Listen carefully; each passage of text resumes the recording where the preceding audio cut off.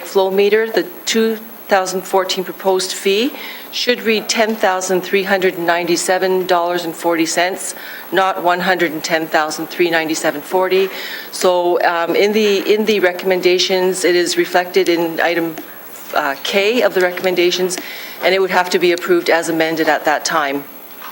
There's added correspondence. Both pieces are from Mr. Mark Giavidoni, solicitor.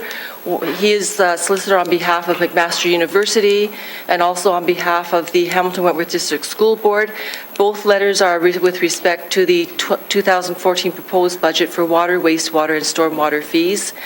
And then I have also circulated to the committee this morning the report from last Friday's GIC capital budget meeting, which is report FCS 13096 on the 2014 tax-supported capital budget.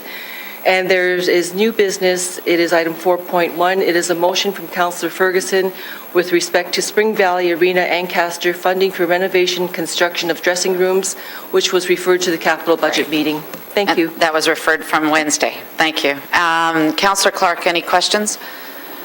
When we go in camera, I do have questions for our legal staff with regards to this paramedic of ours who's facing those charges in the courts. I'm not sure whether or not we'll have time to ask those questions today in camera. I know that this is actually a budget meeting, so I'm looking for advice whether or not we should be I should ask those questions today and put it on the agenda or put it towards another GIC meeting. And just to be clear, we're going to the GIC leftover agenda. That'll be at the end of this entire meeting. So I'm going to refer to the clerk. Can we, at that time when we go into camera for 12.3 and 4, that we add the personnel? Through the chair, it is my understanding that there is a report on that issue in camera being forwarded to the emergency. So Councillor Clark, it's going to the Emergency Community Social Services meeting on Monday. That report. Okay, so it's an in-camera matter, and will council be getting the same in-camera advice? Carolyn? I'm sorry, I don't know what the context of the report is, but I was... So, Madam Chair, leave it the way it is. I'll speak with our legal counsel offline. If I still have the same concerns, I'll bring it to our attention at another GIC meeting. Thank you. And Councillor Whitehead. Just a suggestion. Could we not call the budget meeting to order, recess that, finish the GIC component, and then get back into the budget piece? Would that not be a better way to move forward? Through the chair, that would be at the will of the committee. If you so wish to have the rate budget and then recess that meeting, you would recess the first meeting, reconvene the GIC meeting from Wednesday, adjourn that, and then following that, you would reconvene this first meeting again to complete the capital budget. Before we ask the committee, can I ask the staff up here, who's all here for the rate budget? Thank you. So I think that solved that. Thank you. Councillor Jackson. Madam Deputy Mayor, just to let you know, as you're counting numbers throughout the day, Councillor Pursuit and I, at least the two of us, there may be others, we're breaking away around 12:30 to go up to the Jim K ceremonial plaquing at the Multi-Use Emergency Training Center at 1 o'clock. So just to let you know, but we both intend to be back, just as you're counting numbers. Thank you. Okay, thank you. So can I have a motion, please, to approve the agenda as amended? Councillor Pearson, Councillor Powers, all those in favor? Carried, thank you. Sorry, I should have read this off at the beginning. Members of the public are advised that our meetings are webcast live from the by the City of Hamilton and temporarily archived on the city's website. Other individuals in the media may also be audibly and/or visually recording this meeting. I would also like to remind the committee that once this meeting is adjourned, the committee will reconvene to continue the items that were referred from the December 4th GIC agenda, which I talked about earlier. So please shut off all your Blackberries and electronic equipment. Members of the committee, are there any declarations of interest? Seeing none. Members of the committee, staff presentations now. I would like to now call on Eileen Campbell, Vice President of Customer Service at Horizon Utilities, to provide the presentation for item 3.1.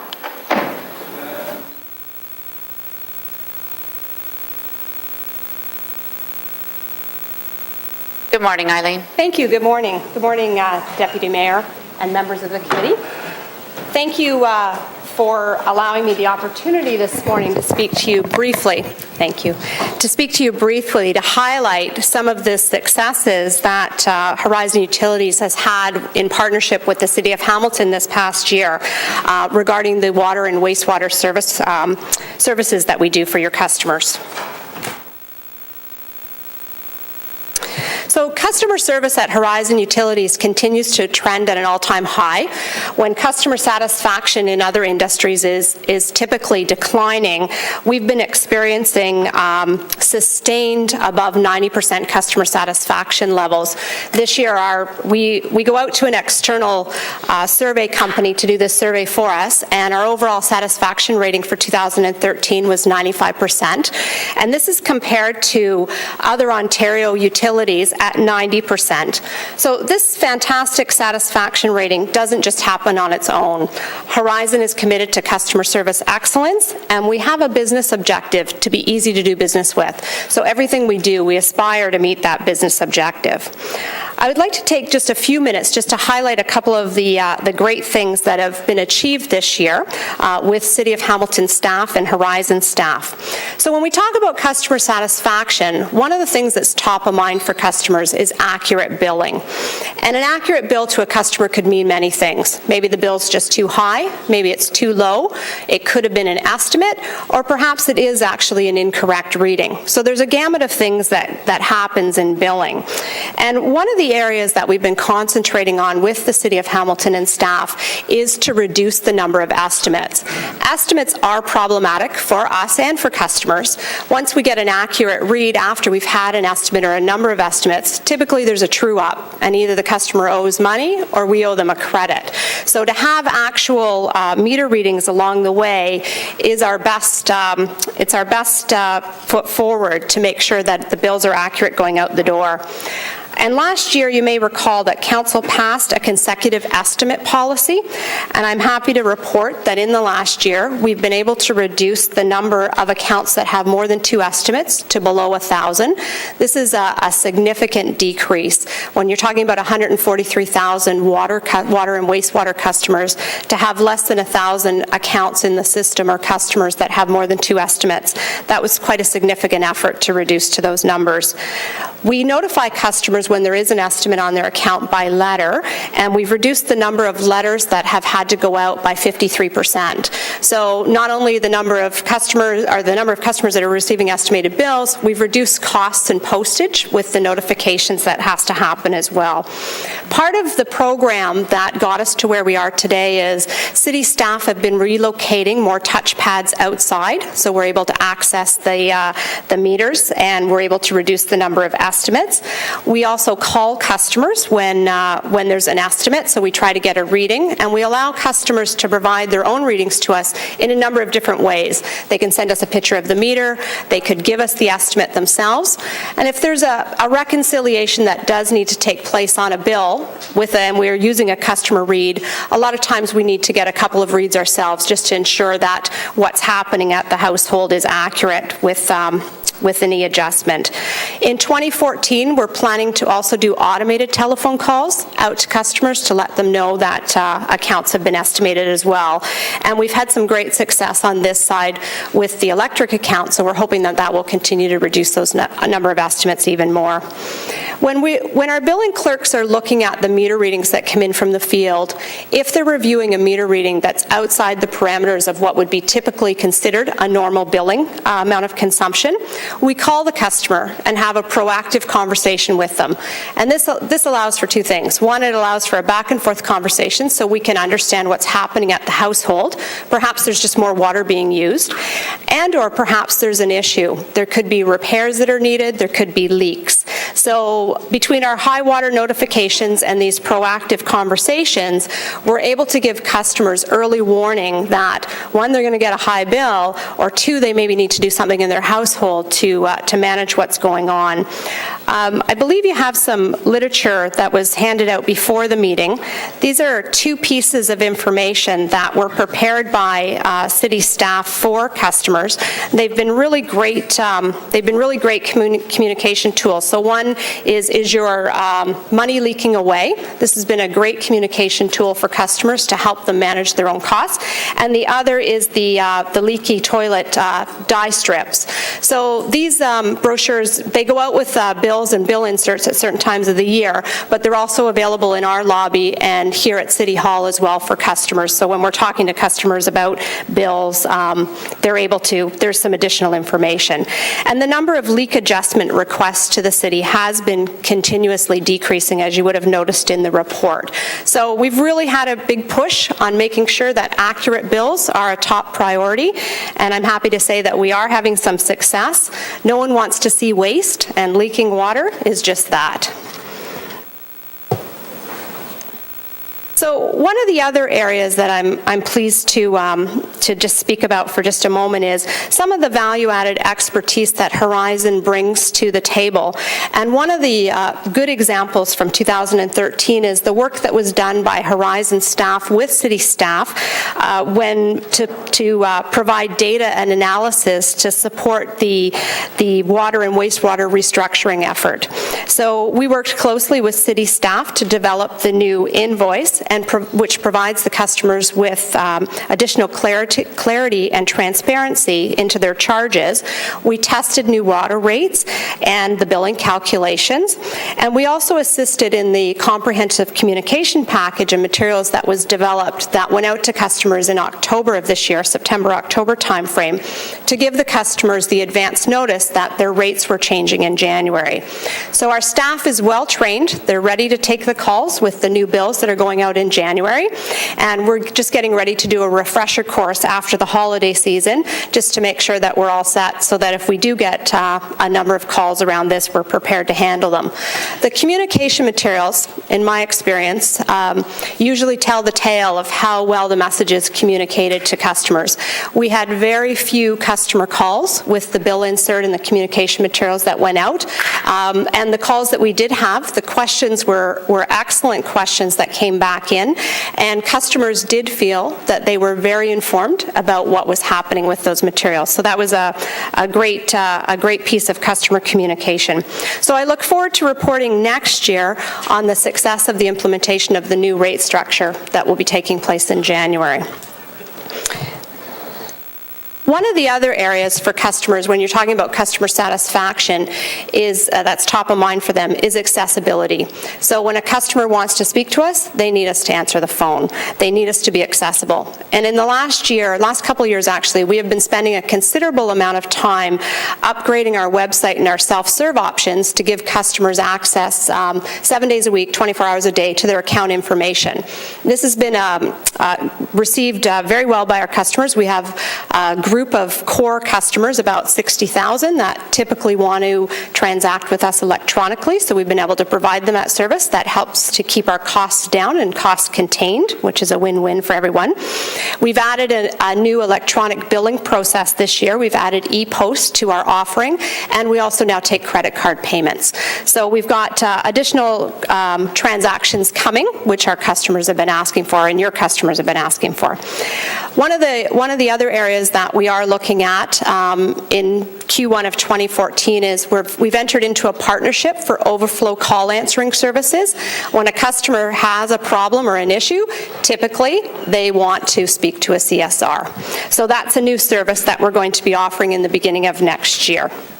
So Horizon takes great pride and appreciates working with the city staff and working with each of you to serve your customers. We're committed to customer service excellence, and I thank you very much for this opportunity to speak to you this morning. Thank you, Eileen. I have a couple of councillors that would like to ask you questions, please. Councillor Ferguson. Thank you, Madam Chairman. Kathy, welcome. It's always Horizon.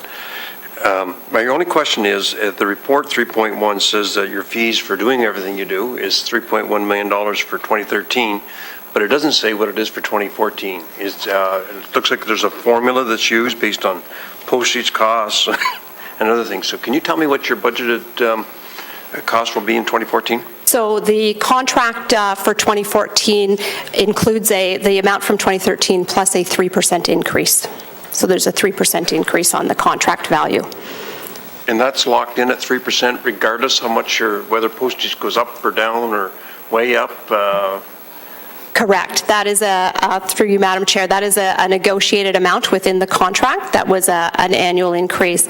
Typically, the contract, the majority of the costs within the water and wastewater contract is labor costs, and our labor costs have been trending just over 3%, actually a little bit more than that on an annual basis. So when we negotiated the water contract a number of years back, there was an annual increase included in it. And that 3% is over how many years? When's the contract expire? Contract expires at the end of 2014. Okay, so we're going into our last year. Going into our last year of the contract, that's correct. Thank you. Councillor Powers. Eileen, mine's not a question, but it's a thanks to your customer service staff and yourself and that for working with us.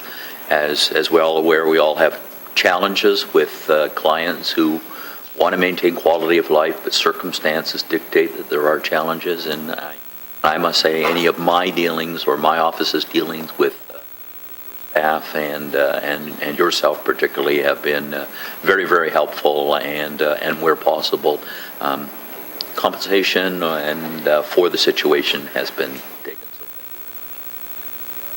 increased hours and availability of customer service staff in order to respond to those over the extended period is also very much appreciated.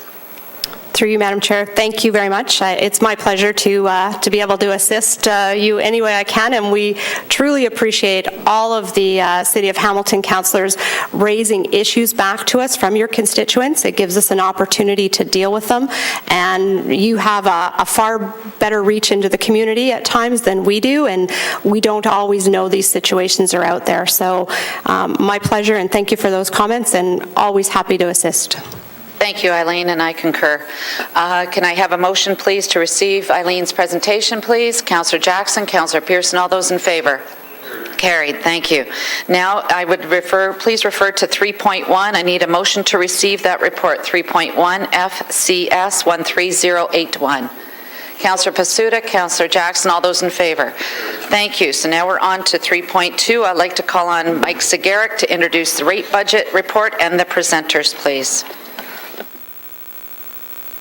For you, Madam Deputy Mayor, I think Dan McKinnon will be presenting first, followed by John Savoya, and I'll be completing the financial presentation.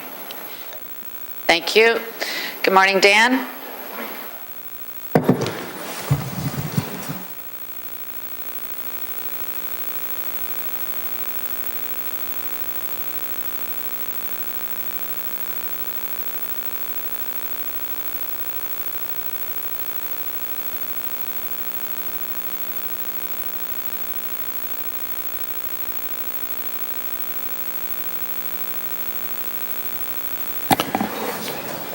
Well, thank you, Madam Chair. Good morning, ladies and gentlemen. Once again, I'm pleased to be in front of you to present the 2014 water, wastewater, and stormwater rate budget request. As Mike mentioned, it's going to be a tag team approach similar to what we did with the workshop that we had. So John will be following me with some revenue and consumption information, and Mike will be following him with some financial information. Before I get started, I would like to acknowledge a couple of people on my staff. First of all, Julia Wagner, who did an excellent job again this year in producing the rate book for us and all the stories that are included therein with all the creative. Maybe Julia, if you could just give us a wave. And also Dave Alberton, who worked very hard on this presentation. I can tell you I was torturing Dave right up until yesterday, making changes to the presentation. So Dave, if you want to give us a wave there as well. So I just want to acknowledge the great work that they've done helping me put this presentation together today. There's just an overview of the presentation today, and I know there's a lot of slides here and there's a lot of information. I won't be speaking to every bullet and every slide. A lot of that information is just for your benefit. I'm going to try to stay at a high level with each of the slides here. And so the overview is as you see it there. I'm going to give you an update on the sectional performance from our managers, an update on the Clean Harbor program, some surge initiatives, some of our higher priority programs, and then we'll get down to complement and budgeting information near the end. You know, a lot of people in Hamilton recognize certainly the building at the top and maybe the other building down below. They're two of the most recognizable buildings in Hamilton, and arguably two of the most important assets that the city owns, being the low-lift pump station that draws water from Lake Ontario, and then the main pump station, which was where every drop of sewage in Hamilton arrives at the wastewater plant in order for us to treat it. So just as a high-level overview, our system provides service to 490,000 residents throughout the community. The replacement value of our water, wastewater, and storm system in 2013 is over $9 billion. We operate and maintain over 170 different facilities. We have multi-year budgets that we plan for the renewal of our systems, and our program is 100% supported by the rate budget. There's no reliance on the tax budget. So here's just a quick overview of some of the breakdown with respect to our assets. I guess the key message on this slide is with respect to stormwater management, although most of the funding for both operating and capital comes from the rate budget, the responsibility for stormwater spreads across a few divisions within Public Works, mainly with us and road operations. We look after the pipes and they look after the stormwater management facilities as the main headings, but it's important to just understand the breadth and the value of the system. A couple of months ago, Jerry did a presentation with committee to a kind of a who does what, so I'm kind of playing off that a little bit, and this is a little more intimate introduction to some of our managers and their section.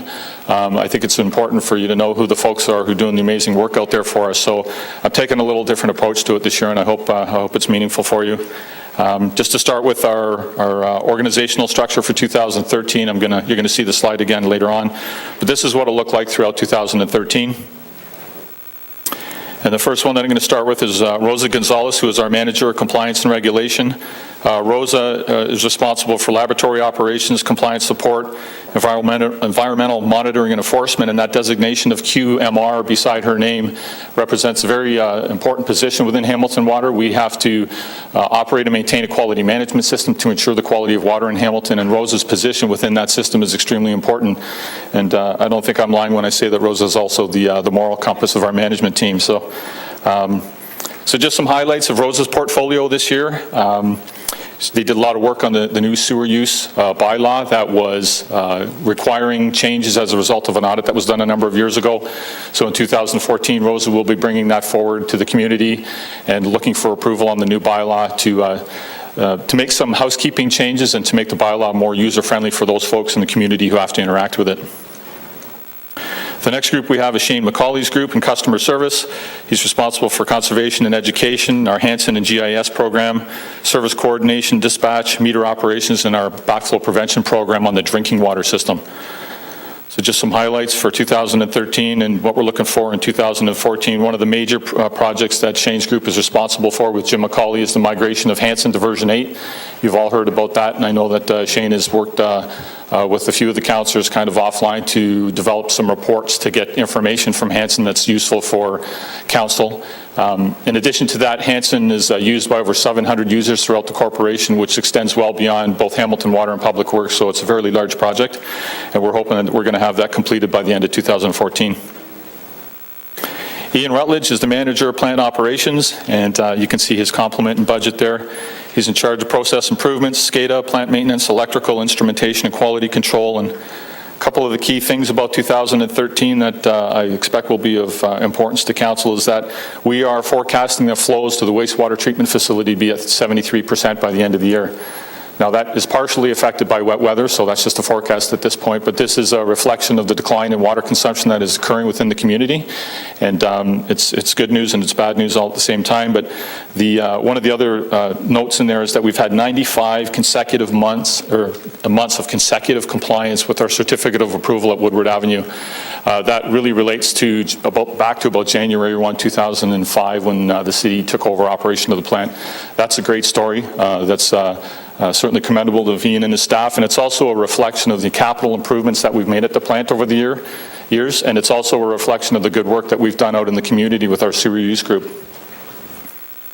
Going forward in 2014, Ian is hoping to complete the SCADA implementation. Some of you may remember this was a $20 million capital upgrade of all our process logic controllers out in the system, and these are the devices that provide the eyes and ears of the system, and we're hoping to have all of those replaced by the end of this year.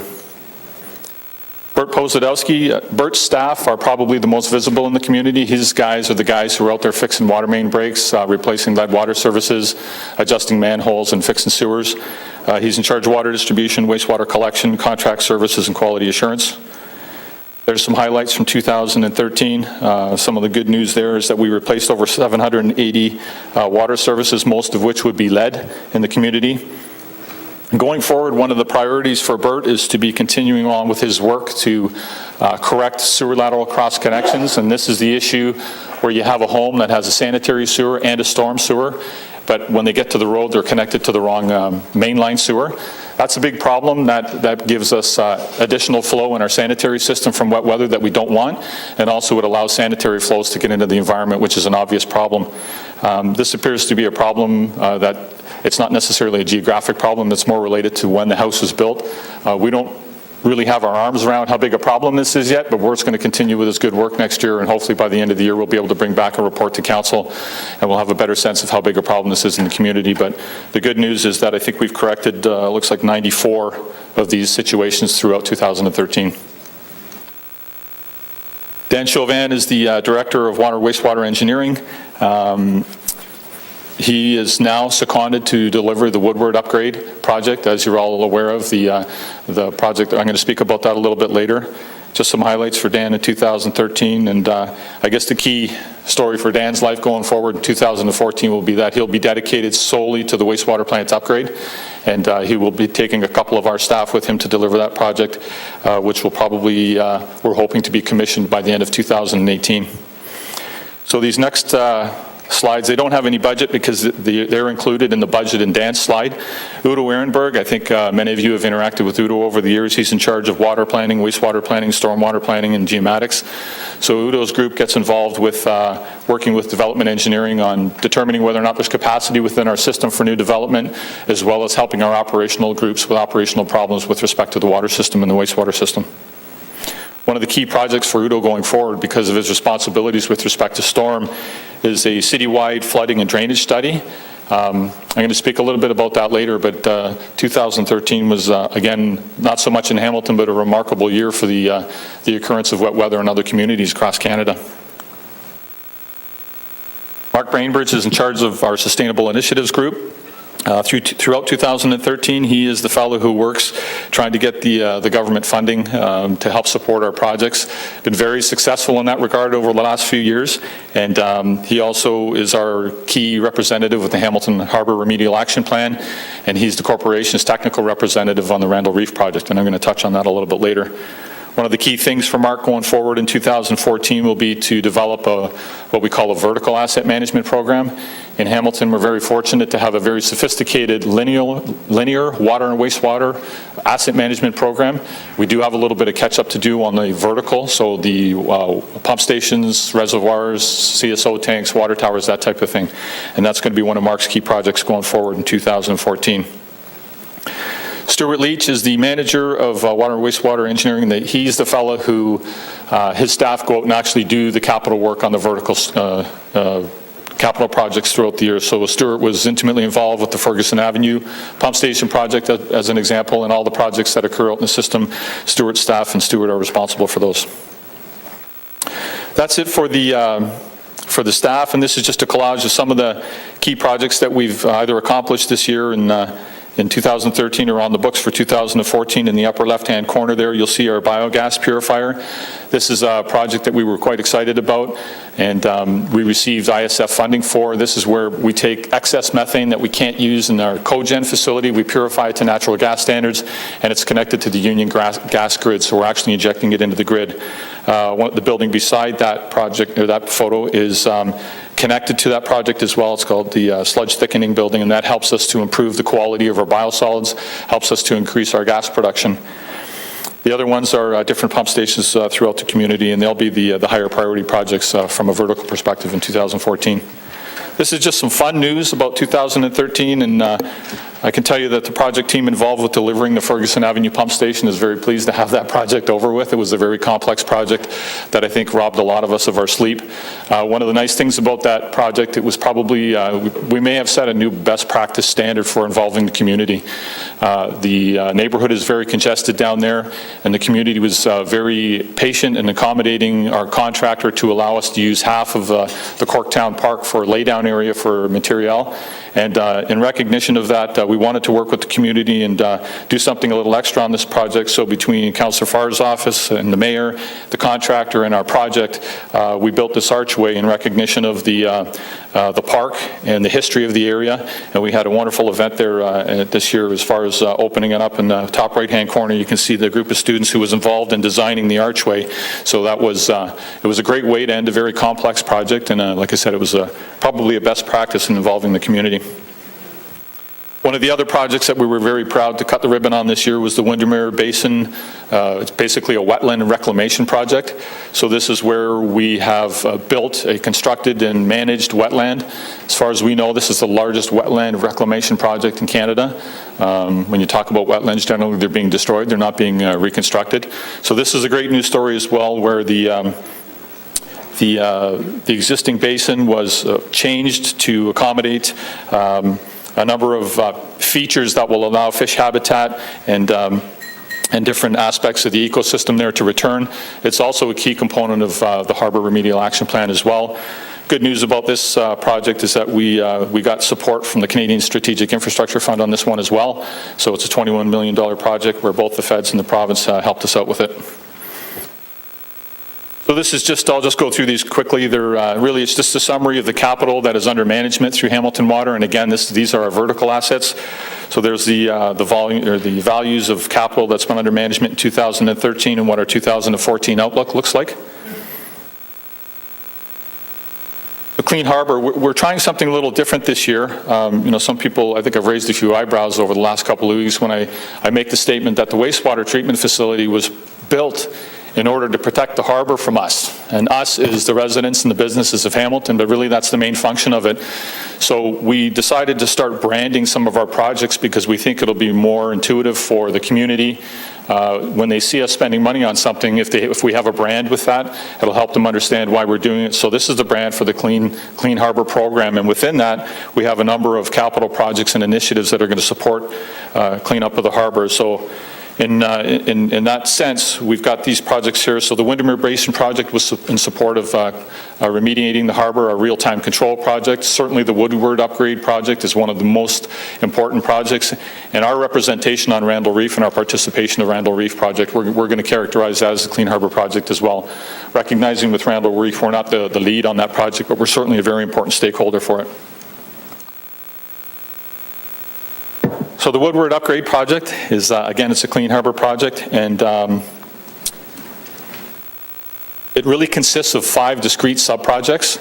The biggest bang for our buck, if you will, that we're going to get out of that is the construction of the tertiary plant, and that is the facility that's going to give us the most benefit with respect to improving the effluent quality leaving the Woodward wastewater plant and improving water quality in the harbor. But we've also got a major electrical upgrade as well. We're looking to do major work and possibly complete replacement on the raw sewage pump station. We need a new chlorine contact tank and some upgrades to Red Hill Creek. So we're very excited that we finally landed on a project the federal government can support in this respect. It's a great news that we've got the $100 million now commitment from the federal government. We already have the provincial commitment, and by virtue of getting that, we've determined that the project is now affordable and we can move forward on it. So the exciting thing about this project is we're really going to start to generate some momentum with respect to delisting the harbor. One of the other Clean Harbor projects is the real-time control. And real-time control includes a number of discrete sites throughout the wastewater collection system. And the intent is to try to eliminate or reduce the amount of discharge that's going to the harbor during wet weather events. This is a great story, and I think it's one of those ones that council can be proud in supporting, in the sense that this is the payback that you're getting on this. So the business case is right here.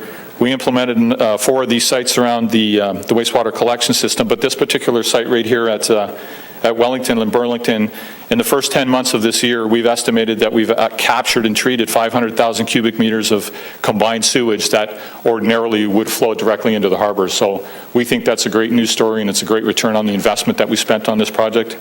And again, we attracted Canadian Strategic Infrastructure Fund money for this project as well. So we had friends from or help from our friends at the province on this and the federal government as well. And I don't know if I'll go too far into the weeds, but that basically, the diagram at the bottom is just a description of how it works. Typically, when we have sewage flows down Wellington Street and dumps into the interceptor on Burlington, during wet weather events, when there's too much flow in this pipe, it flows over a weir and goes in here, and it goes directly out to the system. These systems were static. We didn't have any visibility on them. What we have now is we have sensors that tells us whether or not there's capacity still within the interceptor, and when there is, this valve closes and allows that flow to go back in there until there's not enough capacity, and this will open again and let it overflow. So we're taking advantage of latent capacity that's in the system. We have more eyes and ears in there. We have more intelligence now to help us operate the system more efficiently. Primary clarifier project down at Woodward Avenue. When we hear about the fact that we're bypassing sewage at Woodward Avenue, it's because we're only allowed to put so much sewage through our wastewater plant. And when we find ourselves in those situations during wet weather events, we have to bypass to the harbor. What this project allows us to do is, in future, we'll be able to give primary treatment, or that first level of treatment, to a larger volume of water before we send it to the harbor. So again, this is in support of the Clean Harbor project program as well. And in future, we hope to be commissioning this project in the next few months. And I'm hoping that next year I can come back to you and I can be able to show you how many the loading reductions, how many kilograms of phosphorus and solids we've been able to keep out of the environment and put it through our plant the way we hope to. Another note about that one, that's a $48 million project, and again, Canadian Strategic Infrastructure Fund money for that one as well. So we've had a lot of help from the province and the feds on these last few projects. This is a concept of what Randall Reef is going to look like in 2022. It's going to be a working pier, and we are one of the stakeholders that's involved. 2013 was a good year for this project. As you all know, this project has been hanging out there for a long period of time, and we finally got the legal agreement signed for all the stakeholders. And we are hoping that by the end of 2014, there'll actually be works occurring in water at Randall Reef. And there's just a quick breakdown of the different partners. As you can see, the province and the federal government are participating in this, and then the local stakeholders. I think this is really an amazing story to get this kind of support from a local stakeholder group that we've done. And you know, at the risk of pointing him out, I think Chris Murray deserves a lot of applause for this, because there was times throughout this process when it was kind of it felt like it was kind of teetering. But it's a great news story. We're going to move ahead on this project, and we're certainly looking forward to that. Again, with the branding, I think everybody around the council chamber knows what Surge is. We want to make sure that it's obvious to people when we're doing work out in the community if it's a Surge project, so we've branded that as well. Hopefully that logo is intuitive enough. So these are just some photos, and these are right out of Hamilton over the last few years. A couple of the projects that we've been working on over the course of 2013. I think it's important to point out 2013 was an unremarkable year with respect to wet weather in Hamilton, but certainly not in other parts of the country. But we kept busy there. We are still working on some of the work that came out of the wet weather event that hit Binbrook in 2012. That was a very severe event, very focused, but it was a very severe event. And there's a number of capital projects and studies that are coming out of that. And then on January 13th of this year, we had an event that created a lot of flooding in Ancaster. So we've got some work to do there on the collection system, as well as the pump station in Ancaster. So that work is ongoing. And again, a couple of key things going forward is in 2014, Udo and his gang will be doing the citywide flooding and drainage study. And the intent of this study is to identify what opportunities we have over the long term to make the city more resilient to wet weather, to improve our major systems, improve our minor systems where we can. So this is going to be a very comprehensive study, and I'm confident we're going to learn a lot about what opportunities exist to help ourselves in the future. The bullet at the bottom is MRAT. That's the Municipal Risk Assessment Tool, and this is a collaboration that the City of Hamilton, the Town of Coquitlam, and the City of Fredericton undertook in collaboration with the Insurance Bureau of Canada. We heard loud and clear from council that, they wanted us to do whatever we could to try to help our homeowners with respect to insurance coverage. This collaboration basically is a project whereby the insurance industry is sharing claims data with us, and we're sharing some of our data with them to create a model, if you will, that is another layer that we can put over our analysis whenever we're trying to identify where there's opportunities to improve our systems. It's not perfect, but I think the collaboration has been very productive, and I think it needs to continue, and it really does just give us another perspective on how to improve our systems. This is a quote from the Insurance Bureau of Canada that 2013 represented a record-setting year for insured losses throughout Canada. And the two major events are obviously the floodings in Alberta and Calgary, and then the wet weather event that hit Toronto in July. Both events were extreme wet weather events, and you can see by the numbers there that it definitely was extreme. I always like to give an update on the protective plumbing program. One of the things that Councillor Jackson had asked in the workshop is, what does the program look like, and what does it look like to people in the community who are taking part in it? This is actually a flow chart of what happens when somebody makes an application to the program. And this is what it looks like to the homeowner. So essentially, the change that we made throughout 2013 was compelling homeowners to get 3 quotes, and we did this in an effort to drive down the costs of the backwater valves and to try to introduce some competition and to try to get control of the spending, if you will. It really has helped us in some ways. I'll speak to that in a moment. But as a highlight, we spent $2.7 million on grants this year, so another 1,000 basements just this year are protected with the backwater valves, and we've put $2.8 million in the budget for next year. Since the program's inception in 2009, 5,900 home basements have been protected. People have taken advantage of the program. And in addition to this, in January of last year, the building department started insisting that backwater valves have to be installed on sewers in new construction. So new construction over the last year and a half, about another 1,900 homes have protected basements. Backwater valves don't help our system perform better, but they certainly have a dramatic effect in people trying to keep water out of their basements. They're not foolproof. They don't work 100% of the time, but it is the one thing that homeowners can do to feel as though they have some sense of control over what's happening. I think anybody who's had water in their basement would agree that it can be one of the most emotional things that can happen to you as a homeowner.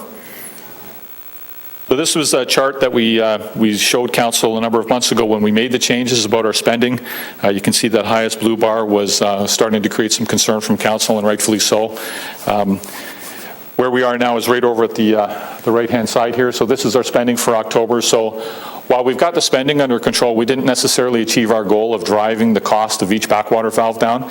The story really is that less people are taking advantage of it now, and that's probably appropriate, because all we're asking homeowners to do is be more involved, get 3 quotes, and really it is a better customer service that they are involved, because they know who's working in their home and that kind of thing. So I think the message with this program is we're always going to keep a really close eye on this, and if we ever see it starting to escalate at a rate that worries us, we'll certainly be in front of council to let you know and to get some guidance. I don't think that we've ever really showed you our biosolid numbers before, and I thought it was appropriate to do so this year. You can see a decline in the amount of biosolids that we've processed over the last 3 years. That is in part responsible because of the drop in flows to the wastewater plant, but it's also it's dropping because of some of the capital projects that we've implemented down at the wastewater plant. One of the projects that we implemented, and I showed you the photo earlier, the primary sludge thickening building, part of the reason we did that was to actually reduce the amount of biosolids that we're producing. So between the drop in flows and some of our capital upgrades, we're seeing the payback on those investments. Corresponding to that is an increase in gas production, which is good news as well, because this provides more gas for us to run through our cogen facility and more gas for us to run through our purifier. So that's a good example of the investments that we've made on the solid side of life, where we're actually seeing the payback on that now. And just as an update for the current program that we have for our land application program, we've been in front of you a number of times talking about this, and I am going to touch on the P3 Canada application, but we continue to have this issue whereby the contractor who currently is under contract to land apply our biosolids, they have an issue with their storage facility. They're establishing a new one, but in the interim, they have to take our biosolids to landfill during those periods of time where they're not allowed to land apply it. So that's not good news. Ultimately, the whole intent of our program is to have a beneficial reuse of those biosolids. I guess the thing that I draw a little comfort from is we're hoping that we're getting to the finish line with our P3 Canada submission, and we're ultimately going to land on a different project anyway. So although this is not good news, it's going to be a short-term situation. So here's a quick update on the P3 Canada funding application. A lot of this information you've seen before. We're basically done. We've done all we can do. We've answered all the questions, and now we're waiting for P3 Canada.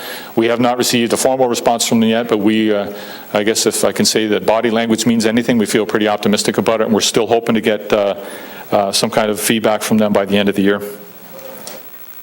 You've seen this flow chart before, so where we are right now is we are waiting for the P3 Canada board approval.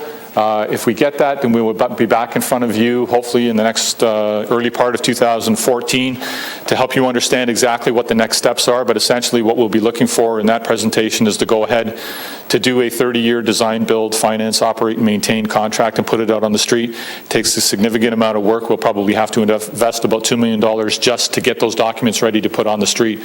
So we want to make sure that it's eyes wide open, and we'll be in front of you to explain that process, hopefully in a couple of months. In the rate budget workshop, we talked about unaccounted for water. Sometimes people are surprised to realize that that's actually a water meter for one of our large customers. So when we talk about our meter program, we have half-inch meters and we have 12-inch meters and everything in between. So it's a fairly robust program. And some of the things that are worth pointing out. This is our water consumption and our water production over the last 7 or 8 years. And as you can see, this is consistent with the story that we've told you about dropping consumption and dropping water production. And the difference between the two is our unaccounted for water, or what is sometimes referred to as water loss. I hope I'm not getting too far into the weeds here, but when we talk about water loss, right now we're at 20%. And I think it's important to understand that a best practice for water loss in most communities is to get to 15%. So the idea that we're going to try to reduce our water loss, the best that we can probably hope for is to get to 15%. So what I've tried to do on this chart is to help you understand what's the value of the 20% water that we lose, and what's the opportunity of getting to 15%. What's the realistic expectation of dollar savings on an annual basis. So the analysis shows that in 2012, to get from 15 to 20, we would save about $230,000 in operating costs. So although the number sounds big, when you turn it into real dollars, it's not as big, but looking for leaks and dealing with water loss is something that we can never go to sleep on. It's something that we do all the time. We're always doing leak detection. Right now we've got kind of a mobile district metering program, and it's something that will just be a part of our operation forever. The good news here is over the last 7 years, the amount of water loss that we've had, we've been able to reduce that by 40%. Now we're at the staff complement. This is what my org chart looked like in 2003 and the associated complement. Here's what it's going to look like in 2014. As you know, we've seconded Dan to the Clean Harbor project. Or the Woodward upgrade, and we posted Dan's position, and I think I may have told a lot of you that Mark Bainbridge was the successful candidate. So Mark is now the Director of Planning and Capital, and Mark's manager position is now currently posted. Throughout 2013, Udo was reporting directly to me, but under this new structure, Udo will begin to report to Mark Bainbridge. So the good news on this slide is we're not asking for any new bodies. All the bodies that we're going to have in 2014 are already approved, and there's not really any increase. And when we look over time, this is what our staffing levels have looked like over the last 10 years. I guess just a quick note that from 2004 to 2005, that's when we took over the plant, so we inherited about 60 staff to do that. Right from 2005 to 2007 was when we staffed up in our sewer use or our environmental monitoring group to help get more resources out into the community, and as well we had to implement our drinking water quality management system. So that is where the spike came between 2005 and 2007, and since 2007 we've only increased by 4 bodies. So I think that's a pretty good story. I'm very proud of the staff who've been able to constantly reevaluate whenever we've got vacancies, if we genuinely need them and if we can use them elsewhere. Getting to the end here. So this is a recommendation that's in the report before you with respect to the operating budget. One of the things in some of my hallway conversations is trying to give council and the community information to help them understand why we're asking for the 4% increase. And really, I think the story here is about the capital budget. If you look at this piece right here, this is what I have to operate the system every year. And within that, there's very, very small portion that's actually variable. Chemicals and power are really the only variable that exists within my operating budget that is dependent on water consumption. The big story here is the capital budget. 58% of the revenues that come in under the rate budget goes right to capital. And it's that big because we're trying to catch up on the infrastructure deficit. And really, I think the message is that simple, that the 4% dictates how fast we're going to catch up on the infrastructure deficit.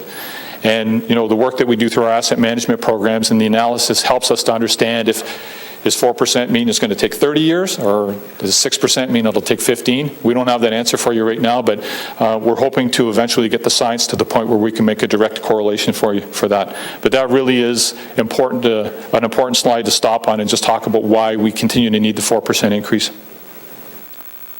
And, you know, another slide that I think kind of goes nicely with this one, this is the age of our system. So if you look at the linear water system, the average life cycle is expected to be 75 years. So you can see we've got 20% of our system is already older than 75 years. So by the time we get this done, we got another chunk coming right in behind it. So I don't want to take all the air out of the room, but the reality is we have to keep making investments in the system so that we don't get behind again. On the wastewater and the storm system, the average life cycle is expected to be 100 years, but you can see there's a very similar story there with respect to how much of those systems are already beyond their expected life expectancy and how many are going to be continuing to move forward when we catch up. So I think that's a key message to support why we continue to ask for the increases. So this is just a roll-up of my budget. I think the numbers there along the right-hand column are fairly low. The 4% increase in vehicle expenses, that's directly related to increased costs to our fleet management group, and I think they're being charged across the board through rate and the levy budget. I think maybe I'll just leave that slide for your consideration. If you have any questions after the fact, be happy to answer them. And this is just a roll-up again of some of the other financial data. The one thing that jumps out there is a 22% increase in sewer surcharge agreements. Sewer surcharge agreements are in place when a customer actually puts more flow back into the sewer than they take in water consumption, and that's typically industry, cooling water, that kind of thing. We have a couple of agreements that have recently been reevaluated, and the reevaluation has determined that they're actually putting more than we thought they were, so that's going to be an increase in revenues throughout 2014. So, having said that, I'm at the questions slide, and I'm certainly happy to answer any questions you might have. Thank you, Dan, because I have a list here. Councillor McCaddy here first. Thanks, Madam Deputy Mayor. And Dan, I think it's an overwhelmingly positive story. We had the time to chat to get some of the details on this when you visited my office, and I brought some other councillors and to ask questions in detail. And it's, you know, the fact that we're moving ahead with Randall Reef, the Woodward upgrades with the federal support, dollar support, and the provincial support along with that are two key ingredients to the achieving the Hamilton Harbour Remedial Action Plan targets. And we're getting closer to delisting, and we need to define what that means in terms of the type of delisting we're going to achieve. But the aspects you're putting up there, along with all the other projects that you touched on, are just extraordinary, I think. And the Windermere Basin one is one of particular interest to me. I was involved in that probably back in the mid-'90s, and it was potentially going to go all industrial at one point, all the land there, with the Hamilton Harbour Commissioners back then. But I remember Jim from the Beach Strip, Jim Hallett from the Beach Strip, and I worked on that together and managed to preserve it as a natural area, and then working with the city and the Waterfront Trust to end up where you've ended up today is, again, an incredible story, a North American-wide story, I would suggest. So you should be very proud of that.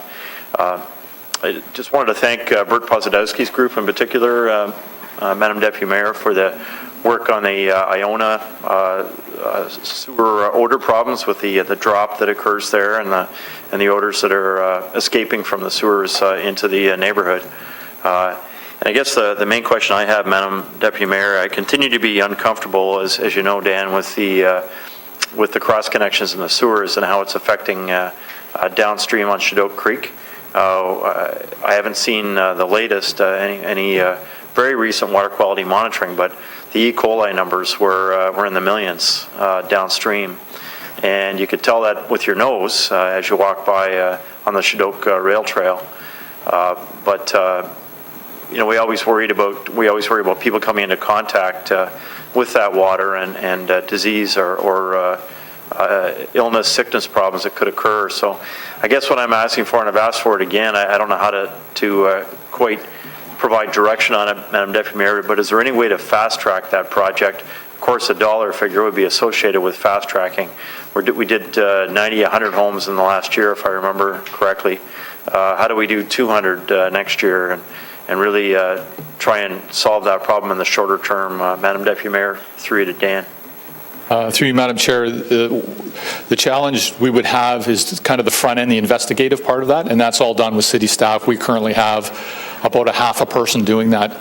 If we wanted to try to generate some momentum on that, we would definitely need another body, another staffer, and there would be a corresponding increase in the capital as well. You're probably looking at about $10,000 to make one of these corrections, so it's not small dollars.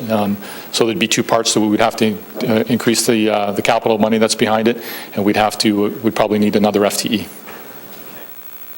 Dan, Madam Deputy Mayor, is there a way that we may be mandated to do that work sometime in the future? I think of public health concerns and just going with those interests. I mean, we're the implementers, we're the folks that are fixing it on the public works side, but public health is the E. coli connection issues.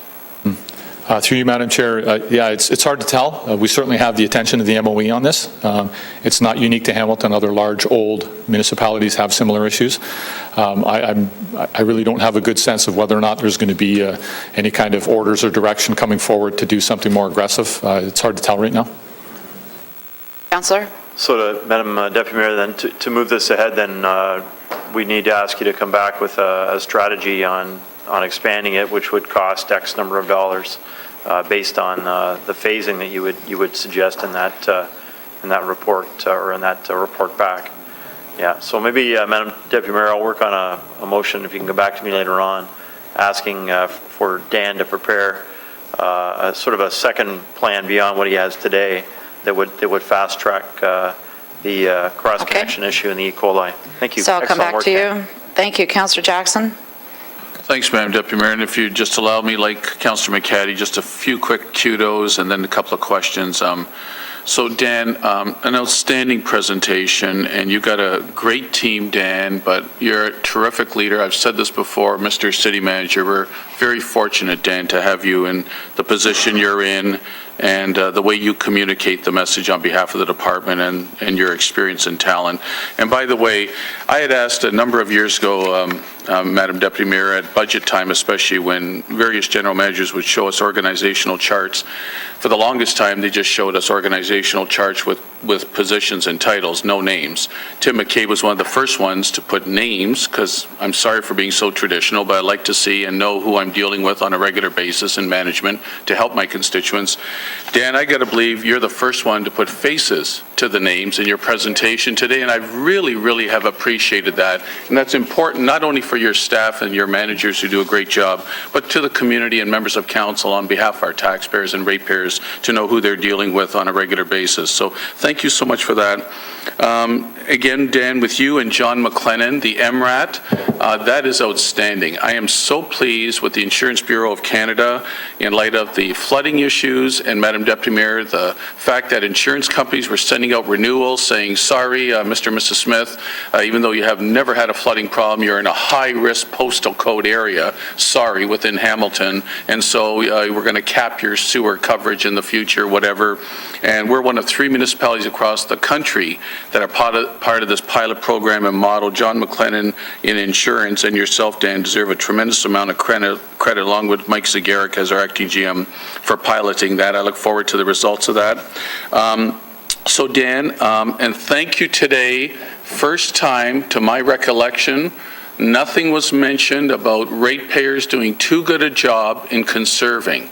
Unless I interpret it differently, I love the messaging today, Dan, about infrastructure upgrades, preventative plumbing program that we're going to continue to support, and helping to prevent flooding in the future. I love the messaging of the 3.7%. Dan, on the preventative plumbing program, my only worry on the 3 quotes, you're monitoring it, and you're more monitoring it, I think, from a cost containment standpoint. My worry is that the ratepayers, are you getting any feedback that 3 quotes is a bit cumbersome, a bit inconvenient, and hence maybe you're not getting quite the uptake? Madam Deputy Mayor, through to Dan, please. Through you, Madam Chair. I don't think periodically we'll get a homeowner who appears to be struggling with that, and we try to hold their hand as much as we possibly can. I guess one of the benefits that you might not expect about this is under the old program where we weren't compelling the homeowner to get 3 quotes. I did have a lady call me one day and said that my contractor had been in her basement and damaged her ceiling, and she wanted us to come back and fix it. When the homeowner's not involved, they don't even know who's in their house. So that was a real, important thing for me to learn, was that we have to have the homeowners engaged. They need to be in control of the process, so that if there are issues that come after the fact, they know who's been in their home, the relationship with the contractor is with them. And I think when we started off, we were too far to the left, and we were trying to save the homeowner too much of the effort.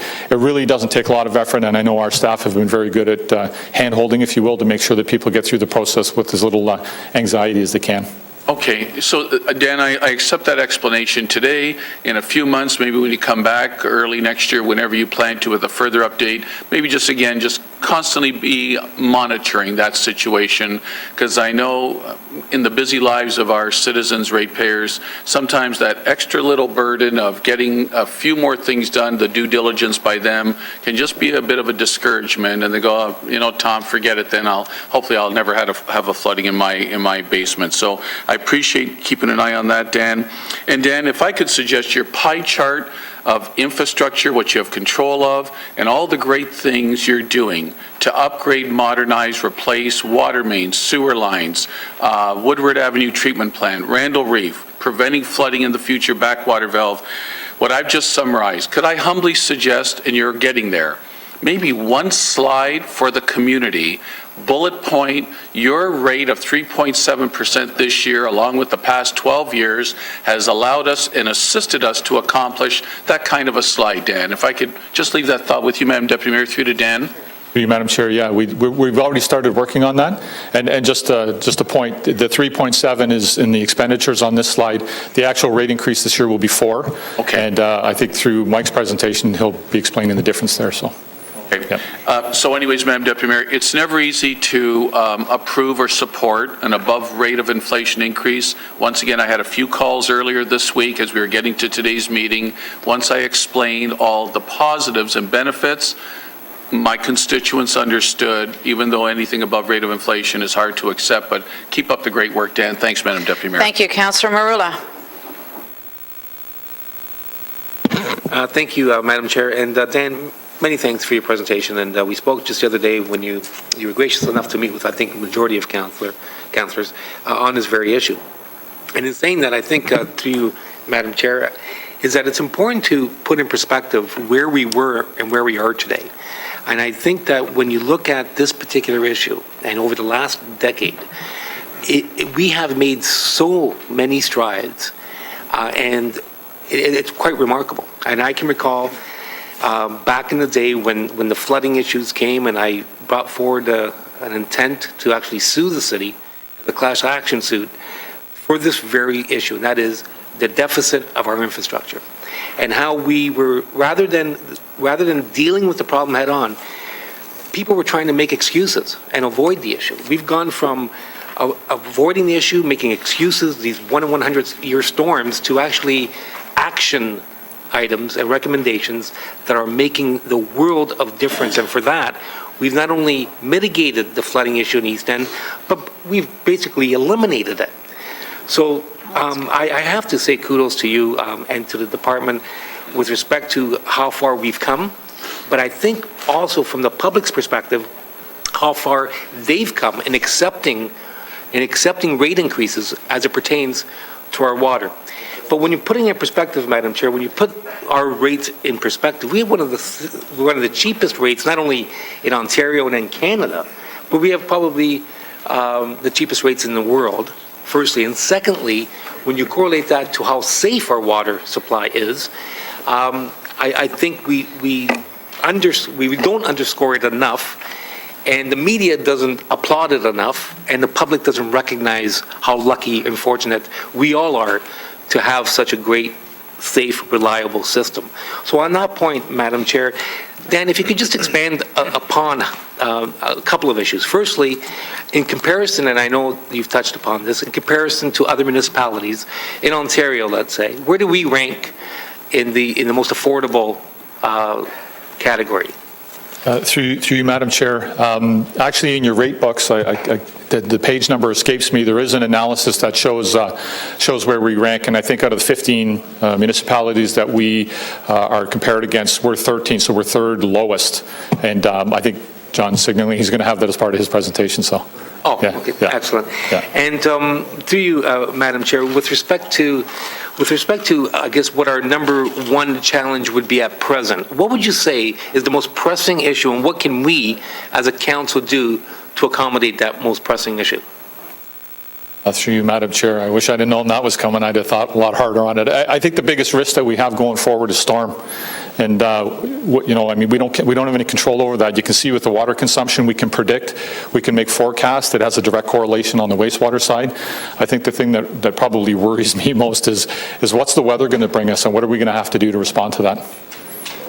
Very, very well said, because I think when you look at the storm events that we're having today compared to that of 30, 40, or 50 years ago, because of that drastic change in the capacity deficiencies that existed over and above the aging infrastructure, we're at a point that we need to increase that capacity due to the climate changes, but also redevelop it with new infrastructure. And in saying that, good governance is all about inputs, which determines the output. And I can assure you that the input that we received over the last decade on this particular issue from the public has changed dramatically, and because of that, so has our staff in their professionalism, proficiency, and dedication to dealing with the problem rather than avoiding the problem as they did in the past. And I truly appreciate your time. Thank you. Thank you. Councillor Partridge. Yes, thank you, Madam Deputy Mayor, and thank you, Dan. I appreciated the opportunity actually to meet with you and go over this prior to today, and so a lot of my questions have been answered, but I just have two. With regards to delisting Hamilton Harbour, can you explain what the process is to delist regarding the contamination, because it's with the International Joint Commission, as I understand it. Do we know what that process is right now? Through you, Deputy Mayor. Through you, Madam Chair. I don't think it's explicitly defined at the moment. I think when kind of the big puzzle pieces are in place and we have an opportunity to watch how water quality and the health of the harbor is responding to those changes, then I think they'll get down to the details at that point. I would expect that conversation will probably start occurring in earnest probably in around 2017 maybe, when we're close to commissioning the wastewater plant. Randall Reef will be half done. The next 3 or 4 years of monitoring water quality in the harbor to determine what the changes we've already made are having, what's the response in the harbor. I think that that process will become more defined in that time. I don't think it's some of the big 100,000-foot checklist is being checked off now. Then as we get closer to it, I think they'll have a better opportunity to define what's the threshold for actually delisting. Certainly these big projects are major ones, there's no question. All right, and thank you. Yeah, because I was thinking there must be a criteria, or certain formulas, whatever, that you have to meet in order to do that. So that's good to hear. Thank you. The only other question I have is around succession planning within your division. So much of what your division does is highly skilled, and I'm just wondering, is that something that you're concerned about? Is that something that we have a solid plan for? Could you just speak a little bit about that, please? Through you, Madam Chair. Through you, Madam Chair. Yeah, we were doing a number of things with respect to trying to identify future leaders and trying to give them the supports and quite frankly, trying to give them some of the challenges that will keep them here and keep them engaged. Public Works is working with our HR department on a program, The Cutting Edge of Leadership. I think you've heard Craig Murdoch talk about that before. Internally within Hamilton Water, we have our own water-centric leadership program. We actually have I don't know if anybody's willing to put your hand up back there who's part of our leadership program within Hamilton Water. So we're working with those groups to help them understand what opportunities exist within Hamilton Water and to help them along the way with some of the leadership skills that they'll need when I catch the bus out of here. And you're not planning on catching the bus out of here anytime soon, are you? I can't afford it. Thank you. This is on tape, so I'm really glad to hear that. Yeah. And thank you to all of your team up there. Some of you have been working with me on some Carlisle issues, particularly around the water tower that's being done right now, and I very much appreciate the good work that you do and how you've been relating to my residents. They appreciate it. I'm getting that feedback. So to Mark and to Stuart, thank you so very much. Councillor Ferguson. Thank you, Madam Chairman. Dan, I'd to echo the comments of my colleagues about great presentation, but more importantly, great results for you and your team, where everybody should feel lucky we have such a capable team running a very important service here, which is water and wastewater. And quite frankly, when I ran a private sector company, Madam Chairman, Dan's the kind of guy I would quietly walk down the hall at Christmas time and give him a $100,000 check. And you can't do that here. He's looking Thank God. It would bounce though. Wonderful, boy, but hold on. But in the private Did you sector, see everybody's that's minds what up you there? do. When you have a high performer, you have the latitude to be able to do that, and we can't do that here in the public sector. So I want to publicly congratulate you and the team for the great work you're doing. And you won't hear me saying that very often, by the way, but What, the $100,000 check? so congratulations again. Just wanted to zero, and of course, for me, the key thing, Dan, is 75 consecutive months of compliance. There's probably nothing more important to job that we do to make sure we have clean, safe water. And so that's a keynote that I can take back to my community of Ancaster, which, by the way, Dan's a resident of, and explain why we're, as Councillor Jackson said, above inflation. But when you have 58% of that budget's capital, which is investing in old infrastructure, it's easier to sell again when we're reinvesting back into an aging infrastructure. And I love the branding of Clean Harbor because everybody gets that part. Just zeroing on a couple of little issues. Biosolids, you mentioned that we're landfilling some. Are we in trouble with our biosolids contractor? Through you, Madam Chair. So the program that we have now is beneficial reuse, which means we want to put it on land. A key component of that with a Class B program that we have right now is having the ability to store it.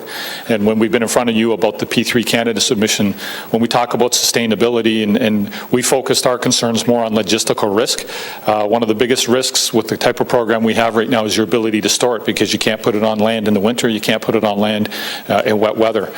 So they've had to move out of their storage facility in Niagara region. So they're locating a new one, but it's going to take a while to build it. I don't have a firm date yet from them, but certainly over the next few months in the wintertime, they're going to have to continue to landfill it. So they're contractually obliged to look after our biosolids, so we won't see any kind of adverse effect of that. It's their responsibility, but it wasn't the intent of our program. We want to have a beneficial reuse program. So it's kind of timely that we're in the midst of this P3 Canada submission, and we're hopefully going to hear from them soon that they're going to support our project, and then we'll go forward with that because whatever we land on won't be the style of program that we have now. Did that come as a surprise to you that we lost our storage, our contractor lost his storage? We knew it was always a risk. I mean, we've been doing this program for 17 years. There was a certain amount of risk that we lived with, and it's a risk-reward type of thing. They didn't own the facility where they were. They leased it, and the owner of the property had the proper approvals, but circumstances around the facility has resulted in them having to move out, so they're looking for another location right now. I mean, I assume they have other customers besides the City of Hamilton. They do, yeah, yep. If they're paying to landfill this all right now, at their expense, is there any insolvency risk in your mind? No, through you, Madam Chair. No, I'm not concerned about from a contractual perspective and their ability to continue to take it out of the plant. I'm not concerned about that. It's just we're not achieving kind of the principles of the program right now. Okay, and my last point is on the backwater valves. It is an interesting bell curve. And the 3 quotes thing, and you know, contractors can be very entrepreneurial, and these, and you need 3 quotes. You know, I can see contractors setting up 3 companies and walking into a homeowner and printing out 3 quotes right out of the same printer. It's just, you know, 3 separate companies, 3 separate letterheads, just punching in a slightly different number for all 3. Are you concerned at all about, are you checking that to make sure there's no like companies, like ownership companies that are continually providing 3 quotes? Through you, Madam Chair, we're going to pay a lot of attention to that, certainly through 2014, to determine whether or not there's anything going on that we think shouldn't be, and if there's an opportunity for us to address it. It's not really cut and dry because there are different companies that may have similar ownership or have very friendly relations with other companies. So we're going to be monitoring the invoices that we receive and to try to determine whether or not there's trends and see if there's opportunities for us to address that issue if it is indeed occurring. Okay, that's all my questions, Madam Chairman. Thank you. Congratulations again. Thank you, Councillor Ferguson. I think you've sewn up Dan's vote. Councillor Whitehead. Thank you, and I'm glad to hear that that Dan can afford to live in the wonderful community of Ancaster. Can I? The other comment I want to make is like the water we drink, it's refreshing to have Dan at the helm. So that was my little joke for today.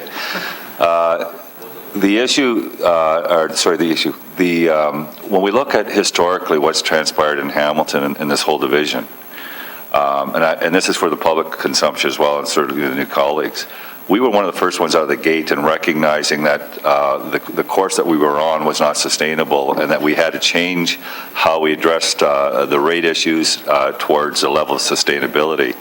The plan that we embarked on a number of years ago is a continuation, and we see it here today.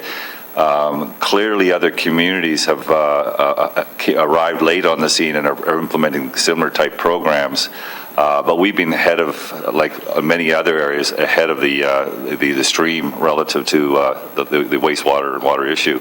So that's a congratulation, a testimony to the leadership from the day one right through to today. So I just want to echo that. And I think the other issue, Dan, or not an issue, but the other thing I really think we need to emphasize and support and a thanks for is, and I think Sam touched on it, Councilor Mirlis touched on it, when I take a look at some of the chronic areas in flooding in our community and how this council and staff responded, and the professionalism, dedication, commitment, ability to work with, a very high group of people with high anxiety relative to the impacts they faced year in and year out. Lawsuits, in my case, that resulted in more catch basins but didn't resolve the underlying issue. I can tell you that what we've gone through, for example, in the Festenton area, and we continue to put the pond in and the piping in, we're at the implementation. I think Councilor Miller characterized it very well. It's no longer lip service. We're actually understanding the issues and making the necessary changes to build confidence in the community and in the services that we provide. And I think the message has been sent, certainly my community, I've heard it loud and clear for the Festenton. They've never been so pleased to actually see action, not just words. So I want to thank the whole division for that. And I would say that your division isn't the prettiest division in the context of, the ribbon cuttings and so forth, but your work is nevertheless very, very important to this community, and I want to thank you and all your team for continuing doing an outstanding job. Thank you. Councillor Powers. Dan, my question is, you had a pie chart up there on the thing, and I think you made a good attempt to explain the realities is whether we've got 1 million liters of water to be processed or produced, or 200 million liters. The differential is in the chemicals and the energy in order to do it. Some people say to me we're going out of our way in order to reduce our consumption. Water conservation is in everyone's mind, but there's a cost of providing the service, treating the waste that's coming back in, and producing the water that can go back up to the houses again. If there's a better way of helping us to share that story with our constituents who ask that question, it would be very grateful. Through you, Madam Chair. Yeah, through you, Madam Chair. We've already done a first draft of a document, if you will, a brochure that we want to try to get that message in a way that is kind of consumable by the community. And I was hoping to have that ready for today, but unfortunately we didn't have it ready. So certainly in the new year, we'll be bringing you some kind of a brochure that tries to explain this this kind of scenario in a way that the community can understand it. Thank you. Councillor Farr. Thank you. And for the record, just before Terry steps out for that call, one of the best ribbon-cutting ceremonies I've seen in 3 years was the Ferguson Pumping Station gateway for the Corktown project. So, just so you know, Chair, well, he stands corrected for the record. Thank you. That's a first for me and him. Anyway, it was a great event, and that's what I wanted to bring up. And very, very briefly, thanks to Stuart and all of the staff who worked very closely with the community. I can't imagine what the previous ward councillor went through when he talked to an already very engaged group of Corktown residents living in a highly dense neighborhood and came up with, probably by working with staff like you, a solution to turn a soccer field in their park into a heavy equipment parking lot for about a 3-year period. I can't imagine what that conversation went like, but it certainly probably was not easy. And I'm glad you highlighted that. I think you said you're setting a new standard based on that work at that very important project as it relates to our water very intense community by setting a new standard on community engagement. There were times in the last 3 years for me where it was not easy, but we all worked together and the community was very, very patient, and that includes all the kids that, kind of adjusted the soccer schedule accordingly over the last 2 or 3 seasons as well. And ultimately, Madam Deputy Mayor, it resulted in a coordinated effort through the mayor's office and my office and some capital area rating funding and work with the consultants and the folks that actually did the project in providing that about $100,000 gateway for Corktown Park. All along, from the day we started the conversation and the engagement that, as you classify here, was precedent-setting, we told them that when you get the park back, it'll be better than what you had prior to this significant project. And certainly, you came through, your staff came through, and I'm certain that the Corktown community, as patient as they were quite grateful. And like I say, Madam Deputy Mayor, Dan, it was a great event. The sun was shining, and you had all your people there, and anybody who was involved in the project. And the highlight, of course, was probably about 100 kids from Kitty Corner, Queen Victoria School, who actually designed the gateway and worked with Stuart and me and everybody else to make that happen. So I just wanted to get on the record very quickly, say thank you for that. And like Councillor Ferguson has noted, this new branding for the Clean Harbor, and already the long list of good qualified people that you're already engaged with, and like the Bay Area Restoration and so on and so forth, I can just see that we're going to continue maintaining the great standards of engagement that you've already shown, in my case, on the south side in the Corktown neighborhood. So thank you, Dan. Thank you. Councillor Pasuta, questions? Thank you, Madam Deputy Mayor Johnson, and through you to Dan. So Dan, I'm going to go back to something Councillor Ferguson brought up with the biosolids. Currently, the contractor doesn't have a place to store them, and that was down Niagara way, correct? Through you? Through you, Madam Chair, the previous storage facility was in Niagara region, that's correct. So, Madam Deputy Mayor, so Dan, he's not, do you know where he's looking for a new spot? It's not in Hamilton, is it, at the present time? Through you, Madam Chair, don't know specifically. I know it's not Hamilton. And I feel like I'm judge and jury here. So Dan, the contractors, we only had one contractor bid on our biosolids to take them away? Through you, Madam Chair, I believe when we closed the current contract, we had 2 vendors respond to the RFQ, but I believe only one made it through. Yeah. And currently we are landfilling some of our biosolids, or all. Do we know? Through you, Madam Chair, I believe right now we're probably landfilling it all right now. Yeah. Contractor is. This was We're something not. that The contractor is. the contractor. Right. In our landfill, though. Through you, Madam Chair, it's not in our landfill. It's landfills that they had to identify through the procurement process. Yeah. Hamilton. Do you know, Dan, through you, Madam Deputy Mayor, the amount of biosolids we're producing? I think I asked this question a long time ago. The amount of biosolids that we're producing, we have enough agricultural farmland out there to accept them all? Farmers willing to accept it? Do we have enough within Hamilton? Through you, Madam Chair, that's a tough question. We don't, not very much of our biosolids gets land applied in Hamilton currently. So with respect to the just geographically, do we have enough size? We probably do. The contractor doesn't get people in Hamilton taking him up on the offer, if you will.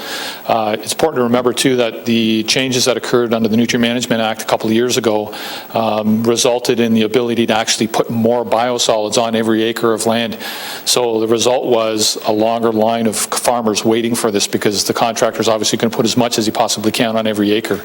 So I think with respect to the question, is there enough land in Hamilton? There probably is, but you have to have farmers who are willing to take it. So Security and everything else, the farmers are being a bit more reluctant to apply this to their property, to their land, particularly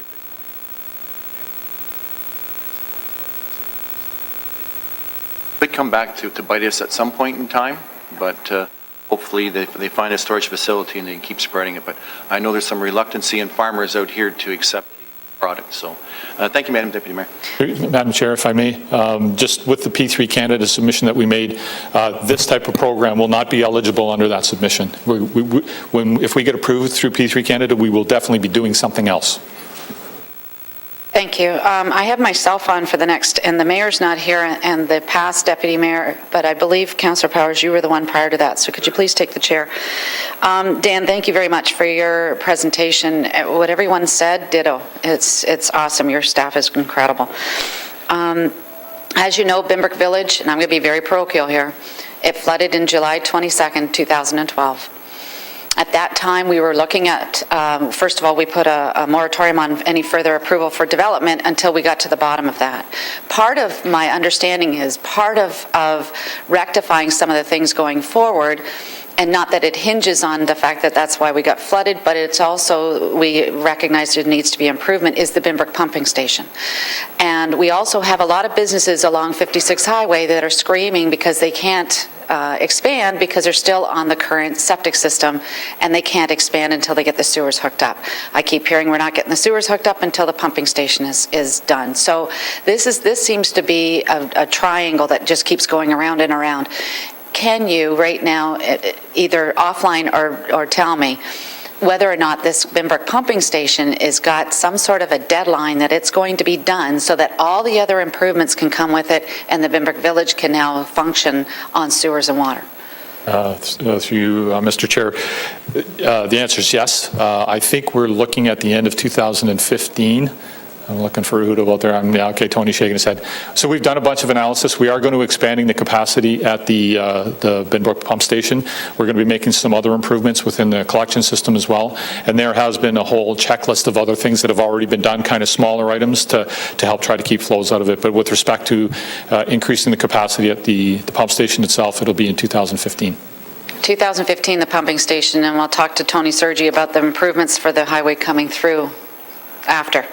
Now, again, being parochial, you go to Winona after the big windstorm or the big hurricane season. It came through, and I think it was April or May.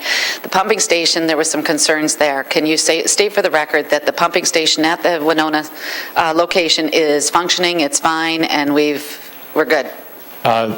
Yeah, I'd like to follow up with you offline if I could, just because I know during that event, we lost power to the station. And I think that was the fundamental problem, was we lost power, but I haven't seen any updates subsequent to that, so I'll check into that and I'll That would get be back to you. great. Yeah. Thank you very much. And also the P3 program, Bimbrook Village was involved in that. I can't tell you how grateful that the residents were for that.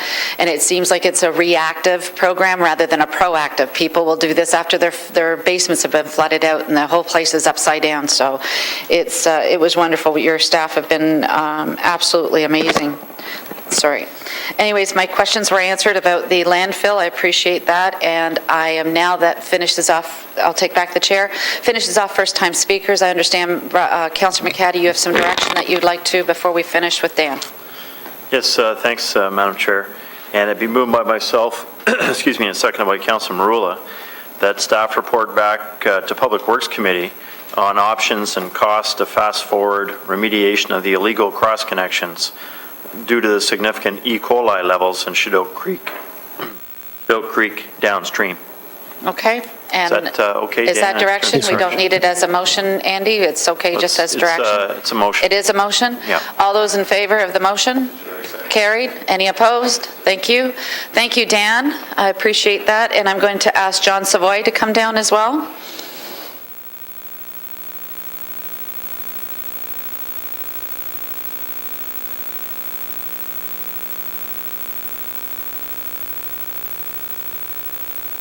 Morning, John. Morning.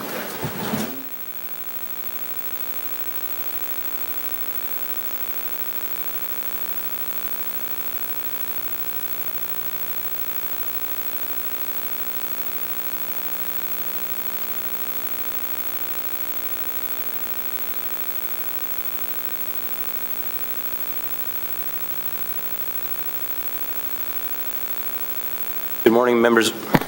Good morning, members of committee. So this morning, I will be taking us through trends in the rate revenues and where we're projecting to be this year and what we have put into the budget for next year. We'll look at forecast consumption. I'll look at rate increases, including comparators with other municipalities. And then Mike will take us through the capital plan, the impacts on debt, and how we're going some of our financing strategy for the rate budget. So for this year, the revenue, so what you have on this chart is all the revenues related to consumption. There are some other revenues that are unrelated to consumption, but the consumption-related revenues we have a projection for this year of a shortfall of nearly $9.6 million, with both residential and the ICI multi-res unfavorable by just over $4.6 million. Haldeman is expected to come in and around $250,000 lower than budget. So for residential, over the past year, you will see that we've had a large drop in consumption. I described that in quite detail in October at the workshop. For ICI and multi-res, the revenue shortfall of $4.6 million is slightly lower than the $4.8 million shortfall we had last year. So this year's revenue shortfall is more than double the shortfall we experienced the last couple of years, at 9.6 versus 4 million and 4.6 million respectively. Just to put it in perspective, in 2009 and 2010, the revenue shortfalls were 18.9 million and 18.5 million. So we've continuously have experienced shortfalls, but we are getting closer over time. So factoring in the expenditure forecast for this year, we have an overall shortfall projection this year of 3.9 million. That compares to surplus positions in the last 2 years. And again, looking back to 2009, 2010, we had unfavorable overall positions in those 2 years of 7.1 and 9.2 million. For 2014, the increased revenues we're showing there over 2014 is 3.2% higher than the 2013 budget. And the reason for it is the recommended rate increase, and the expected increased revenues from the change rate structure that are offset by the changes in the lower budgeted consumption. And I'll get into that in some detail now. So So what this slide provides is the top line is the overall total consumption for the city. And as you can see that back in 2004, we were just in over 70 million cubic meters of water consumed. 10 years later, now we're under 60 million cubic meters. So just to have some kind of appreciation of what that means in terms of revenues, 10 million cubes at 2013 rates, that decline represents nearly $25 million in combined water, wastewater revenues that's simply not available to help fund the system and all those capital improvements. So it's very significant what we've seen in the last 10 years in terms of the revenue impact. The lower bar charts compare the industrial, commercial, institutional, or ICI and multi-residential versus the residential. And you can see there was a bigger gap back in 2004, and as we get closer to today, we're almost equal. So the gap has essentially been eliminated. This next slide just further illustrates what I just mentioned. And what we've seen is that while both sectors have declined, the decline in ICI and multi-res has been far more significant, and now we're essentially 50-50.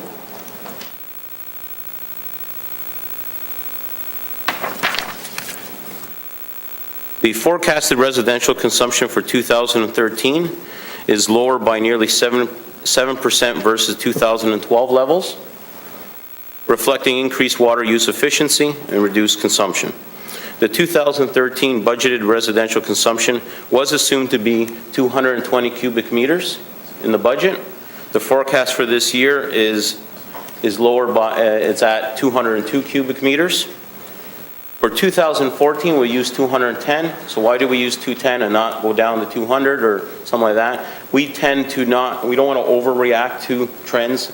So we have the 3-year average of 2011 to this year is what we use, and we don't build in growth anymore, because what our observation is that even though we do grow modestly with the number of residential customers, the conservation efforts and the increased water efficiency of our existing customer base more than offsets that growth. So we don't build in growth. We actually are starting to incorporate that ever slow decline in consumption that we've seen with residential customers. So this year, as mentioned, Hamilton's residential average usage is forecast to be 202 cubic meters of water. For 2014, the average residential customer, their billing is going to be $604, and that's based on that average usage of 210 cubic meters of water for the year. That represents $23 more than 2013, or 45 cents a week.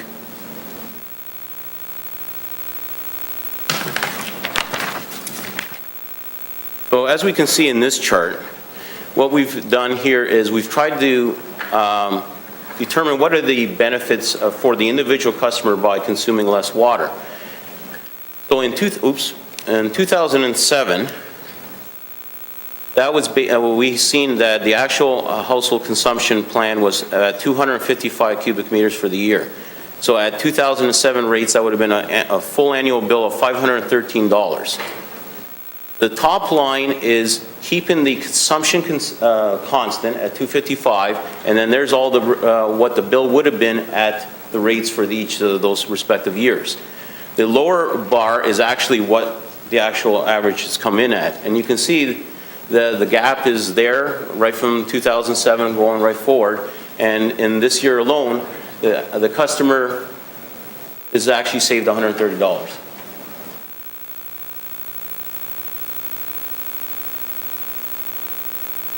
So the bottom line is the result is the average customer is actually spending a very similar amount of their household budget on water, wastewater, and storm services, despite the annual rate increases. So we're projecting $604. If they didn't adjust their consumption, they would have been spending that $600 and some dollars in 2010. So that's a pretty impressive savings there that customers have been able to enjoy. So this just further builds on that last chart. From 2007 to 2013, the volumetric charge rate for water, it has increased by 34%, but the average actual usage for households in Hamilton has decreased by 26%. And so that means the actual bill is gone from 513 to 561, or only increased by 9%. So overall, the customer has been able to mitigate 23% of rate increases through reduced consumption. So I know Councilor Marula was asking about the comparison with other municipalities. So this is a chart we've shown you before. We've kind of added to it a little bit this year. So we've always compared ourselves to these various communities, and Hamilton continues to be in the lower end. We're at just slightly higher than Toronto, but Toronto is having higher rate increases than Hamilton, so we probably might flip spots in another year. So what we've done this year is we've tried to highlight those municipalities that fund their stormwater program with property taxes rather than through rates, because I think that's an important thing as we expand on our bill and customers understand that the bulk of Hamilton stormwater services are funded through their bill. So when you're comparing it, actually to a lot of communities that don't have their stormwater funded from their rates. So in the case of Ottawa and Toronto, they're similar to Hamilton in that their wastewater fees, which are based on metered water consumption, is funding their stormwater services. In Hamilton's case, it's a roughly 85% rate, 15% still on property tax. Ottawa and Toronto, it's 100% on the rate budget. You see that we've colored a few other communities different as well. So London and Kitchener and Waterloo have a dedicated storm fee. It's based on permeability or property size, but not metered water consumption. Peel, which has always been the low one there, the City of Mississauga has approved a dedicated storm fee that comes in effect in 2015. So we might finally see that this little bar start getting closer to the survey average and not look so much as an outlier. Also, I can report that the City of Guelph has recently launched a stormwater funding study, and they're going to be providing their findings to their City Council in the spring of next year. This slide provides a history from 2008 to 2014 of municipal rate increases. This is the combined rate increase. As you know, many communities, and now Hamilton, we may have different rate increases for the water versus the wastewater components, but this is the combined here. And what this chart clearly shows is that Hamilton, over the long term, has been able to maintain lower than average and more consistent rate increases without any sharp swings over the past number of years. And I think so. Again, so what this chart here is intended is to, we always focus in again on the percentage, and we kind of lose track of the actual amount that we're asking the average household to contribute more to pay for the system. So this chart compares the percentage increases that when you compare it in isolation, it can be misleading, and it's maybe more meaningful to compare what is the actual amount that the average household is going to contribute. So for example, Guelph is showing, has approved a 3.5% increase. Their average household, they're reporting, is consuming 200 cubic meters of water, and so that would be a $27 increase for their customer. And again, their stormwater is funded on taxes right now. In Hamilton, our average consumption we're saying is going to be 210 cubic meters for the average household. In 2014, we have a 4% increase, and it's $23. So sometimes we kind of get hung up over percentages and not realize what is the actual amount there. So that $23, again, is 45 cents a week. And we are going to do a little slightly different our bill inserts and provide those comparisons with other communities. We are going to start to really show and explain to our customer base the value that they're getting here in Hamilton. So rates have increased over the years. We all know that. Primarily to support capital investment. And we saw the pie chart that Dan presented where currently for 2014 it's nearly 60% is going into that capital investment. And that's for an infrastructure that Dan showed has an asset value of over $9 billion. To a lesser extent, rates do increase due to inflationary increases in operating costs. And lastly, due to the changes in consumption. At some point we do have to factor that in. From 2007 to 2014, the annual capital investment has increased by 30%, or nearly $24 million. So, and annual operating expenses from 2007 to 2014 have only increased by 11%, or $8 million. So in essence, the capital spend annually in the rate budget is 3 times that of the operating, that increase. So it is going into capital investment. It's not going into increased operating costs. Since 2001, Council has supported a refinancing strategy with the intent to achieve a balance between that required capital investment and to promote rate stability that will provide affordable rates for all our customers. This strategy, for those who can remember, back in 2001, that rate increase was 15.5% and 12% in 2002.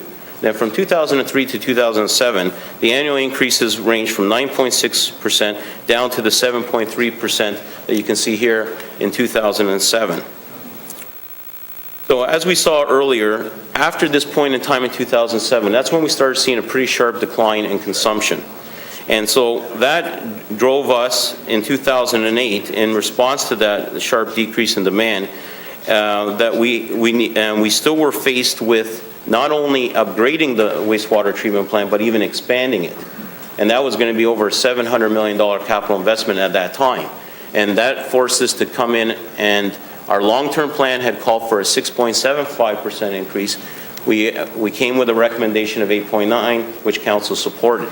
So there's an instance where reduced consumption forced us to seek a higher than planned increase over and beyond in what we were expecting. So the next occurrence we had of sharp decline in consumption was in 2010. But by that point, we had determined that we did not need to undertake that expansion of the wastewater treatment plant, and that's where the benefit of conservation came in. And so by not having to undertake the $300 to $350 million to expand the plant, we were able to maintain the long-term planned increase of 4%, which Council supported. So here we are in 2014. We are reducing our forecast consumption again to reflect the trends of the last few years, but we are able to limit the combined increase to 4% instead of the original plan of 4.25%. And this is because of a number of factors. Dan spoke about the firming up of the $100 million federal commitment, and Mike will be expanding on that, what other benefits we get from that besides not having to raise the rates to 4.25%. We also have a reduced reliance on debt because of that grant. We are going to be using some increased level of reserves and some increased revenues coming from the changes in the rate structure. So the 10-year plan beyond 2014 does call for combined rate increases in the 4 to the 4.5% range with some modest, and that builds in some modest planned reduction in consumption. So I guess the one significant risk then, and Mike will elaborate with other risks, is that if we experience sharper declines or reductions in consumption, it may have unless we can find offsets in the operating or capital plan, we may have to come with higher rate increases, but obviously we've done a good job in not having to do that so far.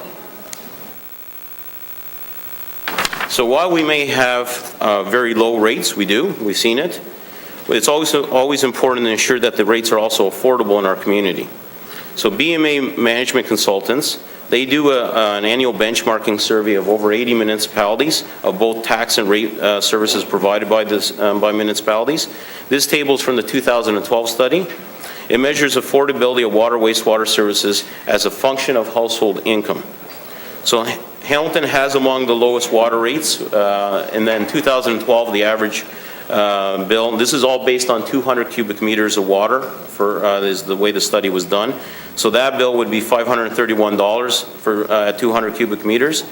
So Hamilton is well below the survey average at 0.9, Hamilton's sitting at 0.7%. Generally, it is recognized that water, wastewater costs of less than 3% of household income would be considered an affordable level of expense. When I showed you this a year ago, Hamilton was 14% lower than the survey average. We've had great improvement, and based on the 2012 figures, Hamilton is now 22% lower than the study average. So that's a function of Hamilton having lower rate increases than other communities, as well as some modest improvements in income, because this is a function of both. So looking at ICI multi-residential consumption, the forecast consumption for 2013 is 2.7% lower than the 2012 levels, again reflecting decreased consumption in this sector. So relative to budget, the 2013 consumption is expected to be unfavorable to budget by approximately 6.9%. You may recall that beginning with the 2011 rate budget, staff had recommended that the ICI multi-res budgeted consumptions be reduced to the levels we saw in 2009, 2010. So essentially, in the heart of the recession, we've seen this drop, and it has stayed pretty well there. Now we're bringing the budget in line with what we're seeing. For 2014, that consumption now, it will be 6.9% lower than the 2013 budget, but we think it will better reflects the current actuals that we're seeing in the sector. We will, of course, continue to monitor this sector because it's a very important contributor to the overall rate revenues. This is a new slide. Earlier on, I had mentioned that it's roughly 50% coming from ICI multi-res and 50% coming from the single residential households. What is maybe a little more unique for Hamilton is that we do rely on a very small number of customers for a lot of consumption and revenue. So we did some analysis on this ICI multi-residential sector, and the top users, which is about 40 customers, is 47% of that half of the pie. In essence, 24% of all our consumption comes from those 40 customers. So it's pretty significant when you look at that. And so what we've tried to do is then categorize them by sectors, and you do see that we got the City Hamilton and City Housing Hamilton on there as well. Combined, the institutional sector is about 31%. And I think sometimes we kind of think that because the steel industry is not what it was, but it's still very, very important to Hamilton in terms of the rate budget. 35% is coming from there. That's more than all the institutional combined. So steel is very important to Hamilton. So this is a cost comparison that is in the rate budget book. It compares different consumption profiles. You see 325 cubic meters all the way up to a large commercial industrial user that uses nearly 23,000 cubic meters.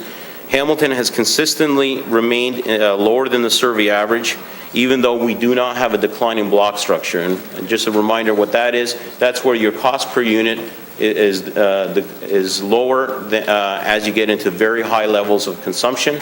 It's usually in place to support certain industries. And with that, that's the end of my section. I don't know if we want to entertain questions of mine, or do you want to move forward with Mike? That's committee's choice. What is the will of the committee? We want to do this now to talk, sorry? You had a question just on the slides that were ahead of you? Okay, Councillor Powers? I believe it was the number 9, John. It was the chart with regards to the rates and just the reference to Peel. I think the other reference to Peel is the fact that the vast majority of their infrastructure is new.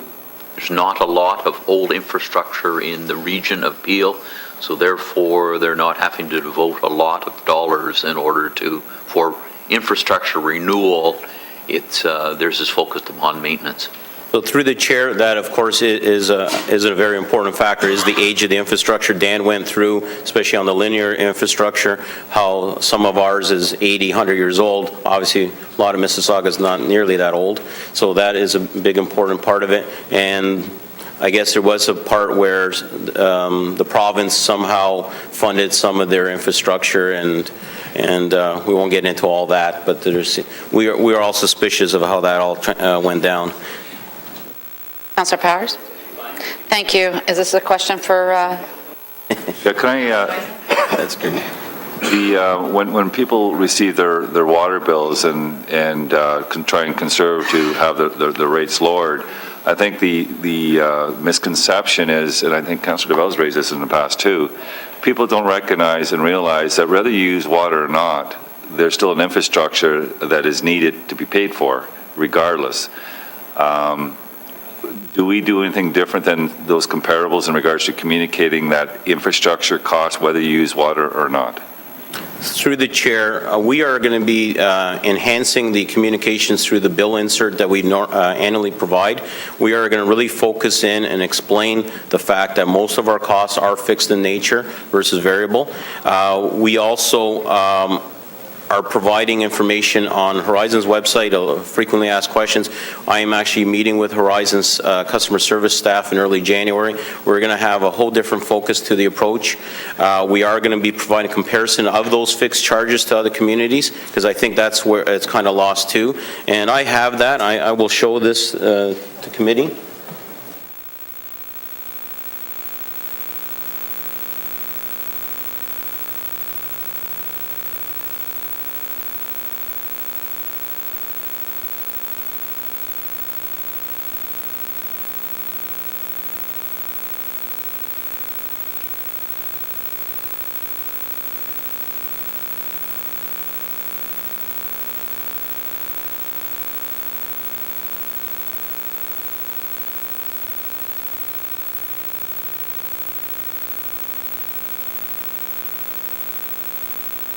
Sorry about that. So this shows the fixed charge comparison for Hamilton versus a number of municipalities. And even though we have, there are costs that are fixed in nature, we are still allowing the customer a great deal to be able to control their bill. For the residential customer, they're at $878. That's expressed on a monthly basis for comparison purposes. It still means that about 2/3 of their bill is within their control. It's variable. So I think customers don't appreciate the fact that our costs are largely fixed in nature. So we are going to be changing the bill insert. We are very competitive, not only on the variable and the volumetric charges, but here we are with our fixed charges, and you can see that we're anywhere from 30 to more than 100% lower than some other communities with the fixed charge portion. So we certainly understand that customers in the past haven't, and that's part of the motivation for changing the bill layout. Now they'll see a fixed charge, they will see their variable charge, and we're going to definitely support that messaging that consumption only impacts so much of our cost. Dan said it's about 6 cents a cubic meter between the electrical and chemical costs. I really appreciate that. I think that is a good emphasis that we need to move forward on, because I think that is where things are misunderstood, and this chart says it all. Thank you very much. Thank you. And Councillor Powers, can you take I'm the last one to ask questions. John, this is something that I've asked every staff person who comes forward with comparisons to please include. Ward 11 is bordered by 2 different municipalities, and with all due respect, the people in my ward really don't give a rat's about Windsor. They really care about the person who lives across the street, who could be either in West Lincoln or in Haldimand. I'm glad to see some of the charts included Haldimand, but not all. And there was nothing referring to Niagara or West Lincoln. So this is just for me to ask you and all the everyone that comes forward. It helps me to explain to the people out in the ward what their rates are compared to their neighbor that just down the road. So that's all I needed to ask. If you don't mind, that would be great. And thanks very much, John. You've done a lot of work with me about the condos. We have condos who have 50 milliliter pipes. And when I add up how many, it's 6 to 8 houses that are on there. Now, if they were to go to individual meters, they were actually going to be paying more for the flat rate, not less, like I'm seeing here, because I looked at it and it would be $72 for 8 houses, whereas you're charging $70. So, I mean, we need to really make sure they understand all that. You've done a great job with it up so far. And those are my questions. Thank you very much. Back to you, Councillor Powers. And John, I think on behalf of all of us, we want to thank you not only for the detail in this, but also the dialogue that you've had with us, collectively with regards to, for example, the development of the new bill, and that certainly with Huck and ourselves, it's much more understandable for the residents who receive the combined bills, and we thank you and your staff for the efforts of making it that much more understandable for everyone. Thank you, John. Just for clarity, can we accept, have a motion, please, to approve both John and Dan's presentations, please? Thank you. Receive, thank you. Councillor Ferguson, Councillor Partridge, all those in favor? Thank you. And Mike Sigarik, you're going to, you're the showstopper. Wrap her up. Thank you, Madam Deputy Mayor. I just want to, again, recognize John's great work as well. So I appreciate committee's recognition of John. John's diligent in monitoring our water, wastewater revenues and has a great understanding of our consumption and our users of the system. So again, I just want to personally thank John for all his work. I think Dan left his bus ticket up here, but I'll hold on to it depending on how the day goes. I just wanted to pick up on some of the positive messaging with respect to the rate increase. Again, the rate increase is 4%. You'll see rate revenues are increasing by about $6.5 million related to that 4% increase because of some amendments around consumption that results in a 3.9% increase in rate revenues. Partly offsetting the rate revenues are some non-rate revenues. There's some general fees and charges that, based on 2013 projections, staff are amending the budget projections for 2014. So a slight decrease in those non-rate revenues. Overall, revenues will be increasing if council approves a 4% increase, generating approximately $6.4 million. What I want to highlight is that $6.4 million investment. And what you see in the top part of this table is that only about 3% of that $6.4 million investment is going towards operating costs. And while Dan highlighted quickly his operating costs, I just wanted to point that out, that the other 97% of that $6.4 million, or 97% of that rate increase, is going towards infrastructure investments in maintaining our infrastructure. So again, while Dan highlighted the operating impacts, I just felt it was worthwhile to highlight the fact that a majority, 97% of the additional revenue, is being reinvested into capital. Picking up on capital, you'll see in the 2014 capital forecast, capital's forecast increased by $154.4 million, and you'll see the breakdown between the programs, water, wastewater, and storm. The $64.4 million in water can be broken down. $22 million is being invested towards supporting rehabilitation, replacement, and upgrade programs.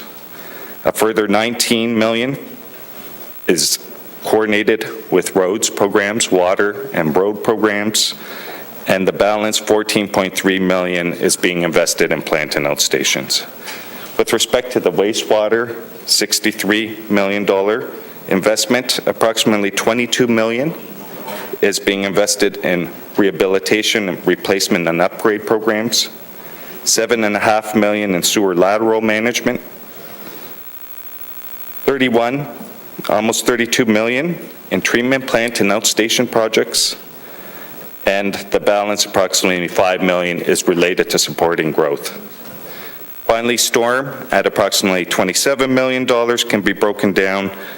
$9 million in rehabilitation, just short of $2 million in surge investments, approximately $3 million in stormwater and road coordinated projects, and the balance, approximately $13 million in projects related to supporting growth. In terms of the financing of the 2014 capital program, you'll see that a majority, approximately 56%, is being funded directly from our rate revenues, from the user fees and charges that our ratepayers pay related to their consumption and utilization of the service. Approximately $22 million is external debt that is rate funded from our user fees. Approximately $30 million is reserves and other internal revenues, and I just want to point out, of that $30 million, just short of $29 million is WIP funding. So again, closing out previously approved capital projects and appropriating that funding towards investments in 2014. And finally, the last part of that piece of that pie is subsidy at approximately $16.3 million, and that's equally split between provincial and federal subsidy towards the wastewater treatment plant upgrades. In terms of the 15-year capital program, you'll see that the 15-year capital program as a whole represents a forecast of approximately $1.5 billion. Or sorry, the 10-year program represents an investment of approximately $1.5 billion, and you'll see the splits between the wastewater, the storm, and the water programs. With respect to the wastewater program, a large portion of that program is related to the wastewater treatment plant and upgrades, plant upgrades and expansion, approximately $372 million. And you'll see later in my presentation the pace of investments in the 10-year forecast, and you'll see a significant reliance on investments in the first 3 years of that 10-year forecast related to the wastewater treatment plant. Just in terms of the funding of that 10-year forecast, again, approximately 60% is contribution from rates, as well as rate-funded debt. Another 6%. DCs represent approximately 16% of the funding. Subsidy and other revenue, again, this is principally the total of the $200 million that was committed from the provincial and federal governments with respect to the wastewater treatment plant upgrades are reflected in the subsidy and other revenue. And finally, the reserves and other internal revenues represent approximately 5% or $80 million. I will be speaking to a higher reliance on reserves as it relates to the capital program. We've assumed approximately $45 million in reserve funding towards capital improvements, principally related to the wastewater treatment plant in our 10-year forecast. And you'll see the positive impact of those reserve investments as it relates to our debt forecast. Just in terms of, again, the 10-year forecast, what you'll see is the higher reliance on debt ramping up and aligned to the investments around the wastewater treatment plant. Again, an increasing contribution from rate revenues. We continue to assume approximately a 4% annual increase in each of the years in our 10-year forecast. And unlike the tax-supported budget, we actually fund DC exemptions in our rate-supported budget. A few years back, I believe it was Councillor Clark who directed staff to develop a water and wastewater sustainability study, and you'll see we budget approximately $8 million annually for DC exemptions, unlike the tax-supported budget where we do not fund our DC exemptions through our tax-supported levy. So again, the purpose for the graph is just to show the higher reliance on debt going forward, and again, aligning with the investments around our wastewater treatment plant. I mentioned previously that in our 10-year capital forecast, the high pace of investments in the first 3 years. In the first 3 years of that 10-year forecast, we're forecasting approximately $667 million in investments. So again, while the 10-year forecast is $1.5 billion, you'll see that a significant portion of that is being reflected in the first 3 years. And some of the projects in those first 3 years are $293 million for wastewater treatment plant upgrades to support the Clean Harbor project, $58 million for storm, and $183 million for water projects. When we look at the 10-year forecast in 2014 versus last year's forecast in 2013, you'll see that the pace of investment is dropping off in the first 2 years. So again, yellow represents last year's forecast, blue represents this year's forecast. Last year, just with respect to the Clean Harbor project, we were reflecting approximately $315 million in investments in 2014, 15, and 16. In this year's forecast, those investments are being deferred, approximately only $293 million in those same years. So again, you can see the deferral in some of the more significant capital projects are causing the capital program to have some benefit in the immediate term, 2014 and 15, but those capital investments will ramp up, and you'll see that in our our debt forecast in the next few slides. When we break down our water, wastewater, and storm outstanding debts, you'll be familiar with the breakdown in terms of our rate-funded debt and our DC-funded debt. And 2014 and our current forecast, you'll see that debt is forecast to peak in 2017 at approximately $594 million, and you'll see the split between our rate supported at $308 million. So those are our debt charges that are funded from our user fees, rate charges, and the balance of approximately $286 million is related to debt required to support growth funded from our development charges. So again, the peak you'll see is 2017. When you compare that to last year's forecast, 2013's forecast, you can see last year we were peaking or forecasting our debt to peak at approximately $714 million. So a couple reasons as to why our debt is dropping in this year's forecast versus last year's forecast. Dan mentioned the commitment from the federal government with respect to the Clean Harbor project. That additional $100 million is helping to relieve our debt forecast in the current 10-year period.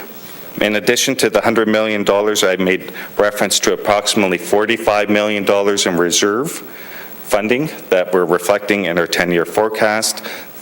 The addition of the 45 over and above the $100 million is having a favorable impact in terms of our debt forecast. In addition, earlier at the start of my presentation, I mentioned the fact that our operating costs were not increasing at a pace similar to our capital investments. The lower reliance on rate increases to fund operating costs means that more of those rate increases can go towards funding our capital program. And so the benefit of directing more of the rate increases towards capital reduces our reliance on debt going forward. So I just wanted to highlight those three factors that are contributing to the lower forecast level of water, wastewater, and storm debt. In terms of the debt charges, again, those debt forecasts represent debt charges. 2013, we're forecasting total debt charges of approximately $5.7 million, and you can see as our capital program ramps up, as we have to issue debt, our debt charges increase as well. And so I just wanted to pick up on some questions that were raised last week when we discussed debt in our tax-supported budget. I was asked a question around debt as a percentage of our revenues. It's reflected in our debt policy. We have some targets, and so what you'll see is what we've captured is that based on our 2014 debt forecast, and again, our debt is forecast at 9.4, or our debt charges are forecast at $9.4 million in 2014. Our revenues are forecast at $178 million in 2014. Debt relative to our revenues is approximately 5.3%. So if you were to look at an average household bill in 2014, we're forecasting that to be approximately $604. About $32 of that $604 is being directed to debt servicing. When we look forward in our forecast, again in 2018, we're forecasting revenues at approximately $210 million. Rate revenues, our rate-supported debt or debt charges is forecast at $34 million. So our debt charges relative to revenue is forecast to increase to about 16% by 2018.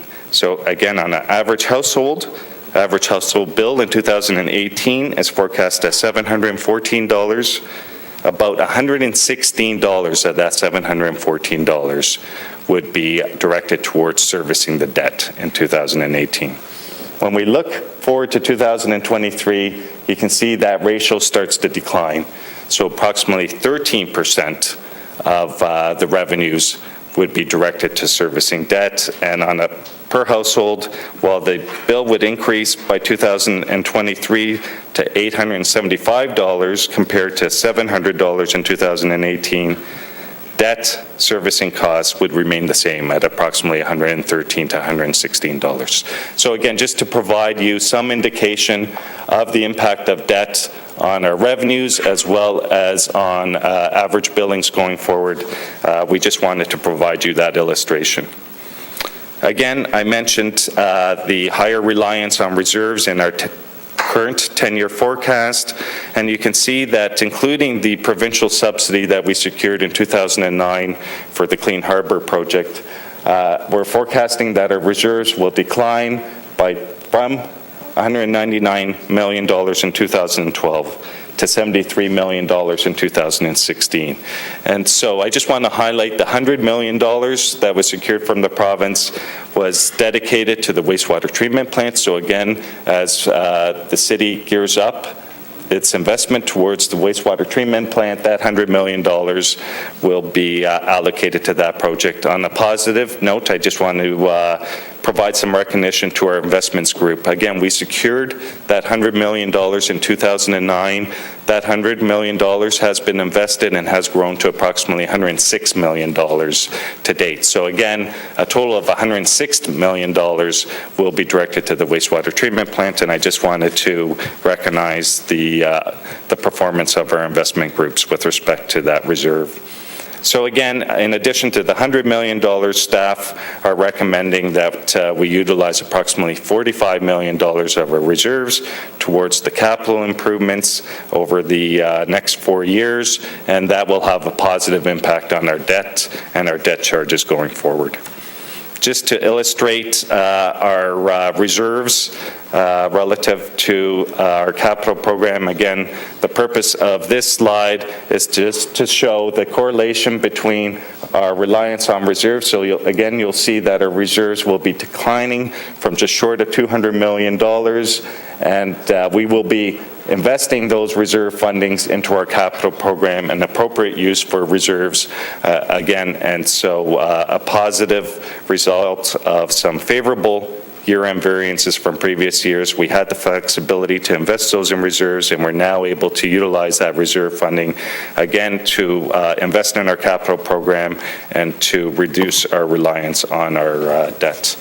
So through you, Madam Deputy Mayor, this is my last slide to the presentation. We spoke quickly around, and Dan spoke to stormwater as being a risk going forward, and John spoke to some declining consumption trends and the fact that we've tried to capture those declining consumption trends in our budget forecast. We hope that those adjustments in terms of our consumption will allow us to realize revenues that are better aligned to our budget figures, and we're hoping that we don't realize the same outcome that we see in 2013, which is a unfavorable revenue forecast for 2013. Nonetheless, consumption continues to be a risk. If consumption continues to decline, not only in our ICI sector, but our residential sector, we may have to come forward with further adjustments to not only our level of investments, but in our rate forecasts. Pace of development is something we continue to monitor. You'll see in our budget books that we are forecasting lower levels of residential and non-res growth in terms of our budget forecast. So again, I mentioned last week, from a budgeting perspective, we don't align our budget to places to grow. Rather, we take the information from our Planning Economic Development Department in terms of realized growth, and we align our budget based on actual growth rather than the forecasts in places to grow. Senior government grants, while we've been successful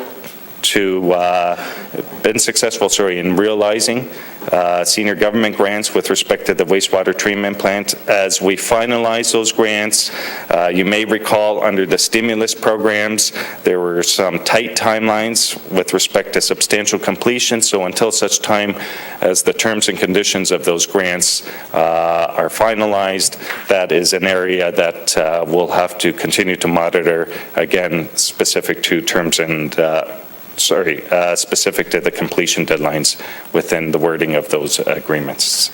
So that represents the end of my presentation. If there's any questions Mike? related to capital program, I'd be happy to Anyone receive having those. any questions for Mike?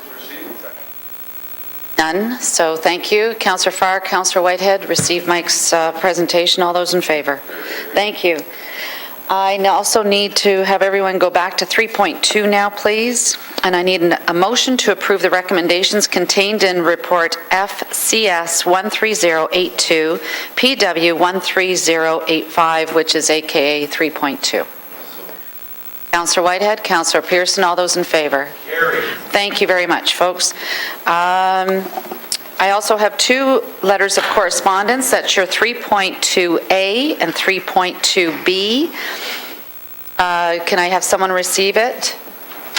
Now, the clerks, nobody needs any comments on this. It's just to receive. Thank you. Councillor Pearson, Councillor Whitehead, all those in favor? Thank you. And I'm going to suggest, folks, we've got a long ways to go. It's almost 12 o'clock. Can we just keep working through lunch, please, and just try to maintain quorum? That's my only request.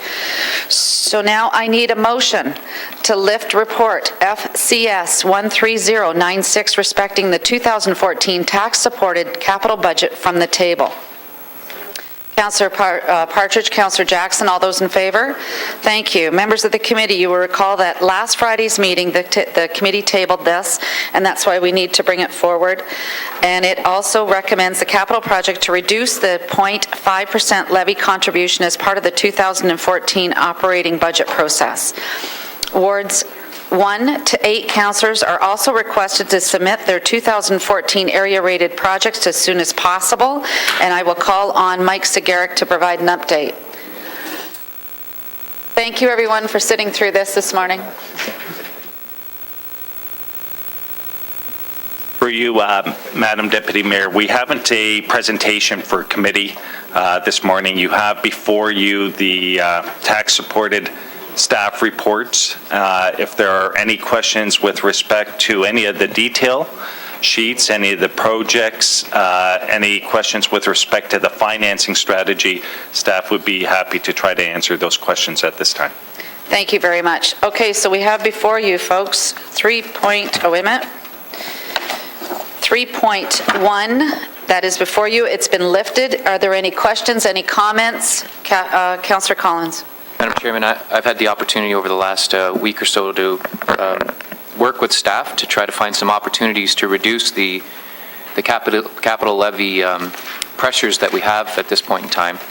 And I've handed out a list earlier this morning that reads a recommended 2014 capital budget reductions. These are just opportunities, and I would seek to move some recommendations from this list. And if you would give me maybe some additional time to walk you through what I'll be recommending, in whole or in part, we can certainly stop along the way to ask questions if there are some. I'll go in numerical order, obviously.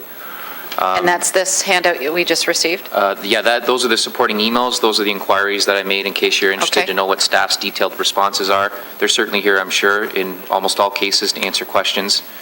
So if you would allow me, I'd start with number 1.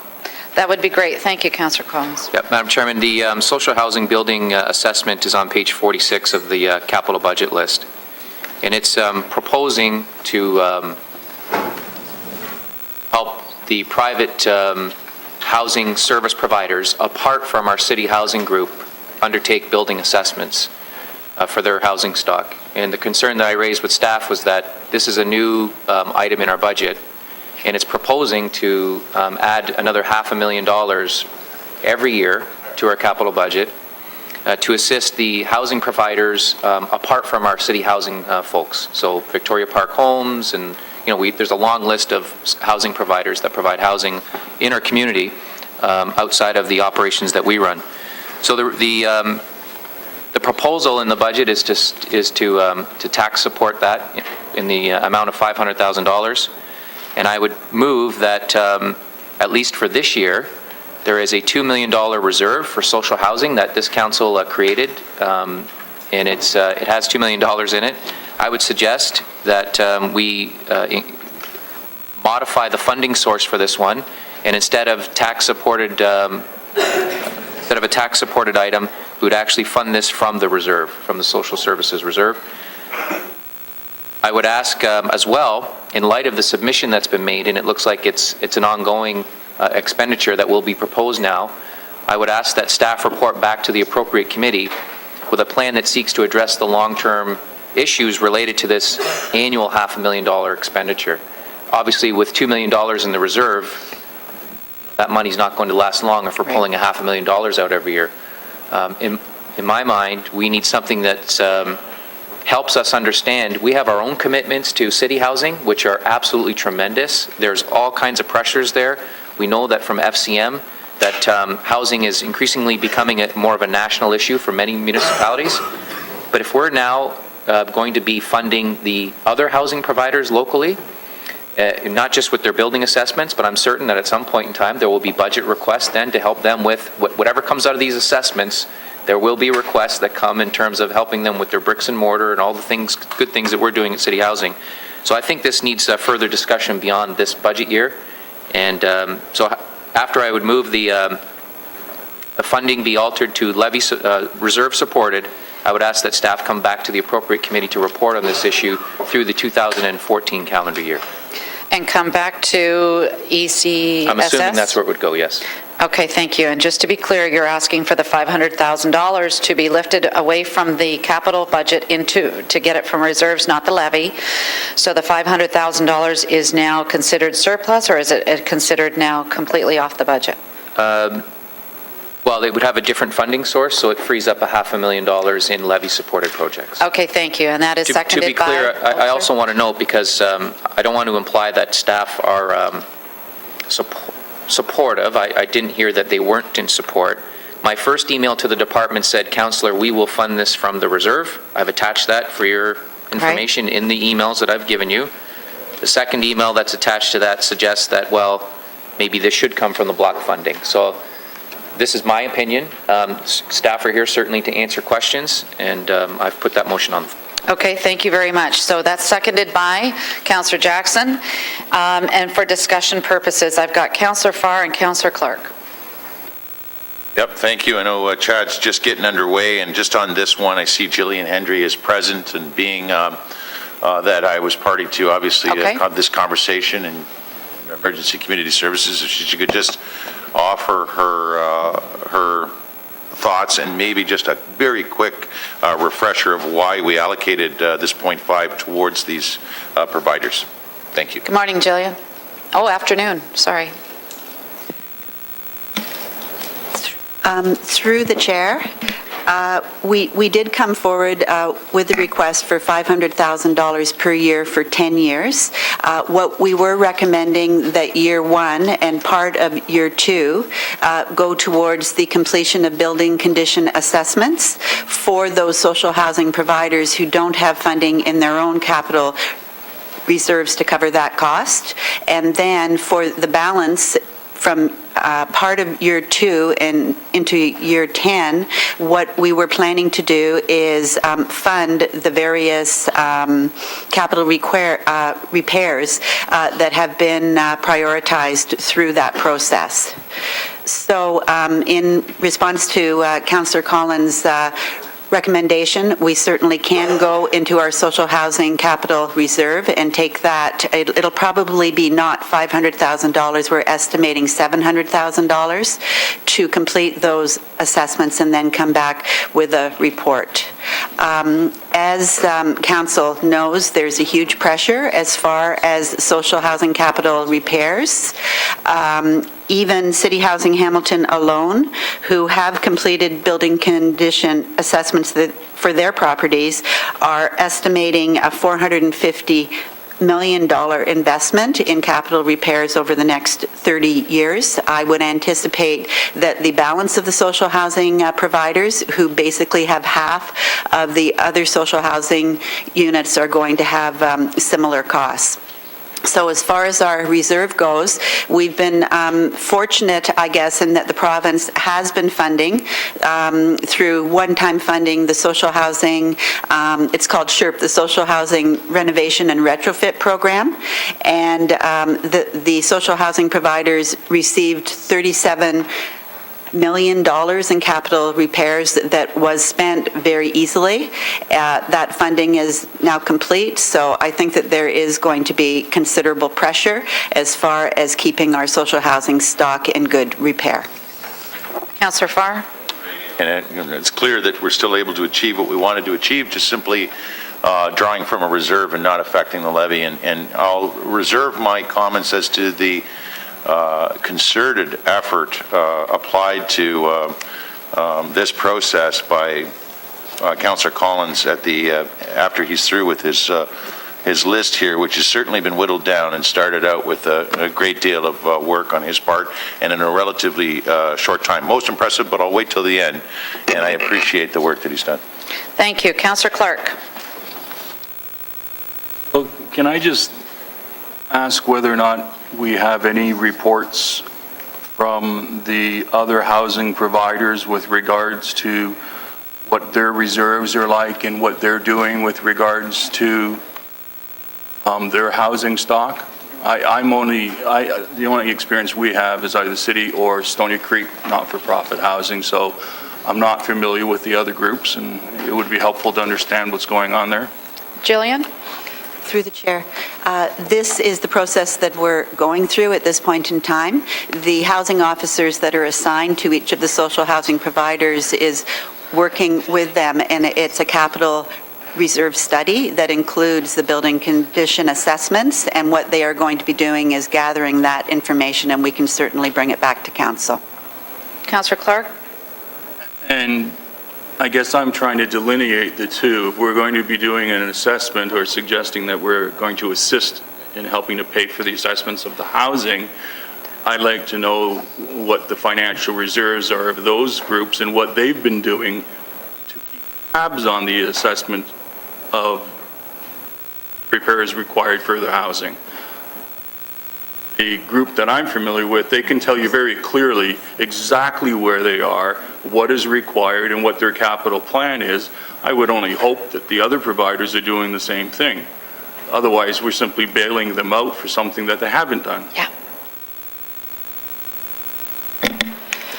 Through the chair, I don't have that information in front of me right now, but I can certainly report back with the balances of each of the capital reserves for each of the social housing providers to council, and we do have that information. Okay, and so, Madam Deputy Mayor, I support what Councillor Collins has proposed, provided that there's no spending of that money from our reserve until we actually get the report back in terms of what the other groups have done and what their reserves are like. I can tell you that it frustrates some not-for-profits who really control the dollars significantly to have others getting money from the city in this regard when others have done what they're supposed to be doing. So with that proviso to Councillor Collins' motion that we don't spend that money until we actually get a report back on what those groups are doing and what their capital reserves are like, I'm fine with the motion. Thank you. Thank you. Now we have a motion on the floor, and Councillor Collins, can you just repeat, and then we can vote? Yeah, I would move that the recommendation is to alter the funding source from levy-supported to reserve-supported for the social housing building assessments, and it's conditional upon, the support of this initiative is conditional upon receiving the information as requested by Councillor Clark. Okay, thank you, and it's seconded by Councillor Jackson. All those in favor? Carried. Thank you. Councillor Collins, number 2. Thanks. That's the retail commercial land inventory update. This was actually requested at committee by Councillor Clark. And when I contacted staff, they advised that due to other workload issues, it'll actually be a 2-year process. So the funding will remain in place. We're just going to cut it in half, so half of it will be funded in 14, half in 15. And I would move that the $225,000 request in 14 be reduced to $100,000, and we would refer the balance of the project to the 2015 capital budget process. And seconded by Councillor Jackson. Councillor Clark. Not sure who's here from planning, I guess. Someone to come The down. guy in the middle of the crowd. I raised this matter, Madam Deputy Mayor, in a planning meeting, and Mr. McCabe indicated that he agreed with it because there was a review that was going to be taking place, and that would be a part of it. So I need to understand, ever an intent on my part to spend $250,000 just on this review. I was under the impression it was actually going to be a part of a 5-year review that was going to be happening anyway. So can I just get clarification where we are with respect to commercial land inventory update and the other reviews that were happening? Steve Robichaud. And I think it was employment lands, if I recall, that Mr. McCabe had talked about a review on. Good afternoon. Through you, Madam Chairman, to the councillor. In terms of, as you're aware, the Ontario Municipal Board approved our urban official plan in August of this year, and we are in 2015 and 2016. The primary focus in our long-range planning group will be on bringing forward the new implementing zoning in terms of the commercial, the mixed use, and the residential. As part of the work that's also going to be going on at the province, they're going to be starting to launch the review of those various provincial planning documents, the PPS, Places to Grow, and the Greenbelt, moving forward in 2015 and 2016. All of that work will be feeding into starting some of the preliminary background work that would lead to the 5-year review of our Urban Hamilton official plan. And this commercial inventory study would be just one of those components that would feed into that background, or the background reviews for the Urban Hamilton official plan. In addition, we're also doing other work such as the Bayfront strategy or the secondary plan for the Airport Employment Growth District, which is looking at some of the employment land issues as well. In addition, to the ongoing employment survey that we started last year, and we'll be continuing each year doing that detailed inventory of employment within the employment areas and the number of employees and the type of employment within our employment areas, which is a multi-year project. Councillor Clark? Two questions from that. The multi-year review with respect to the employment lands, does that include looking at the commercial lands, or is it strictly industrial manufacturing? Through you, Madam Chairman, they're looking at the traditional employment areas, so they would be looking at the non-commercial component. We would be looking at those lands that are designated employment within the Urban Hamilton official plan and the type and range of activities that are occurring within those employment areas.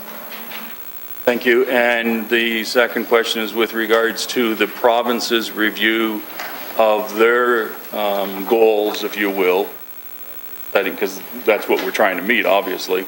When would, I thought I heard you say 2016, when will they be complete with their review? Through you, Madam Chairman, they have the requirement to initiate the review starting, I believe it's 2016, 2015, 2016.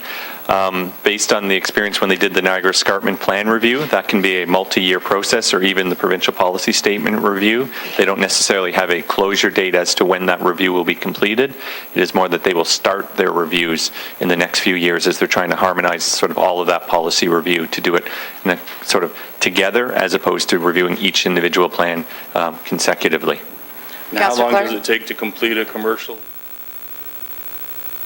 We anticipate that, through you, Madam Chairman, this would be a multi-year project, simply one, because of the staffing resources as well as our experience the last time to go out. It's about 10 years old, so we would have to go and actually visit each of those commercial sites, update our records, and then coming out of that, do the analysis of the data, and then that would then lead into a discussion paper and any recommendations as relates to policies going within the current official plan or going forward for new policies within the official plan. Councillor Clark? Okay, so I understand that what Councillor Collins is suggesting is that we split it up over the 2 years. Given that the province won't start their process until 2016, we may want to start at the same time frame.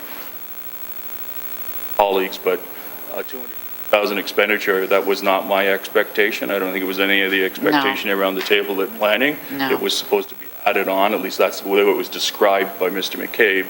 So I think it would be more appropriate just to defer it for a couple of years. Councillor Collins, if you want to amend your motion accordingly, I'd be happy to support it. Thank you, Councillor Clark. Councillor Collins, going back to you for an amendment. I will certainly take that as an amendment and would then, instead of reducing it by the 100, I'd reduce it in its entirety and it be referred to a future budget process. Thank you. All those, and the seconder, you're okay with that? And all those in favor? Thank you. Number 3. Madam Chairman, this one is the streetscape litter containers. It's $100,000. If you're looking in the budget book, it's page 557. There's $330,000 from prior 2 years where we funded the same account. Those funds have yet to be used. The Waste Department staff agree that they have enough money then to support whatever they need in 2014, and we can remove the $100,000 request from the capital budget process. And seconded by, of course, Councillor Jackson. All those in favor? And I don't see number 4, so I'm going to skip right to 5. Well, no, I do want to speak to 4. Oh, you're sneaking one in. 4 is not in the budget book. It's actually a past budget issue that we would have approved in 2010. So as you'll read in the information that I provided, that the James and Hunter Street Public Art Project was originally funded in 2010. That year we spent, or we allocated $200,000 towards the project. It's been sitting in the account for 4 straight years. As you know, we have this unwritten rule where if it's not started or even completed after 3 years, it's under some kind of review. I've attached here the explanations that were provided to committee and council through the budget variance reports that we get several times a year. And for various reasons, certainly through no fault to the department, there have been workload issues and other things that have come up, other priorities that have overtaken their ability to complete this project in a timely manner. We've been through it for 4 years now, and I think it's appropriate at this point in time to take it out of the, not necessarily the budget, but we have a WIP account. It's a work in progress, as staff refer to it as. And I would ask that we take this out and it be referred to 2015. If staff are better prepared at that point in time and still feel it's a priority, it can be resubmitted. Okay, so your motion right now is to take the $200,000 out and refer it to the 2015 budget? It's actually, to be clear, Madam Chairman, it's actually 150 because in 2012, we used this account to fund a farmers market initiative. So it's down to 150 now. Okay, thank you. Councillor Farr and then Councillor Clark. I just wanted to actually speak to that last bit and overall on the public art piece is certainly obviously something that is supported across all wards, most anyway, and something that we're going to continue. And that farmers market initiative as a means of working toward a more successful and sustainable farmers market in downtown Hamilton. This committee may recall probably about a year and a half ago, putting that initiative to the front of the line. We're at the point now where there's over 50 submissions, close to getting that marker, as we call it, indicating you are here at the farmers market, getting that done, which is good. And it does take a while, I've noticed, to go through the whole public art process and get us where we need to be. Speaking to the James Hunter issue specifically, and again, I can't get over the amount of work that has been undertaken just by one of our colleagues here, Councillor Collins, and it's not just in what we see before us. This is just a whittled down version, but the conversations he's had with many of us, and certainly he's reached out wherever it was applicable, and in this case to Ward 2, and we had a good conversation about this. Certainly, Chad has asked, how you feel as Ward Councillor about not proceeding in a timelier fashion to achieve the public art at this particular intersection. And I was able to inform him that if you look at the Hunter Street bidirectional bike lane project, we divert the bidirectional bike lane away from that particular location, which is the James Street South GO station, because the GO folks have in their plans in coming years a complete overhaul of the area. And why not try to time our public art piece, which is also a bike installation / public art piece specifically, to those works. And so it was a good conversation. I much appreciated that dialogue, and support what's before us. So, Councillor Farr, we don't have a second on this. Would you like to second this with Councillor Collins? No, you didn't put your hand up. Councillor Clark, please.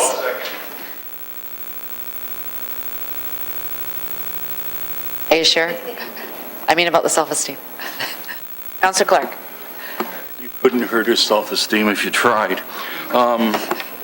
The Battlefield Public Art Project, can I just get clarification? I was under the impression that that was funded from the Terra royalties, so it wasn't a part of the normal public art funding for the rest of the project in the city. So just to be clear. Through the chair, my understanding is 250 came from other sources and 50,000 came from the Public Art Fund. Councillor Clark? We'll have to take it offline with Mrs. Zagarek because the entire thing was to be paid for through the Terra Royalty Fund because that's a part of the urban design plan that we've been working on in Stony Creek. So okay. We can deal with that, and if we need to make another allocation, we can deal with it afterwards. Okay, thank you. So right now, and we're just dealing with the James and Hunter artwork, please. Councillor McCaddy. Thanks, Madam Deputy Mayor. And we've had the discussion about public art in the past because it does take such a long time to come to fruition after being originally identified in a capital budget. So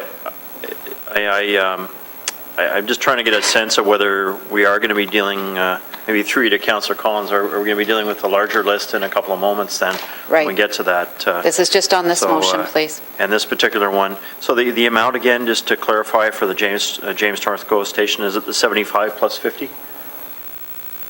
It was approved for 200. We took 50 out for the farmer's market in 212, and now there's 150 remaining in the account.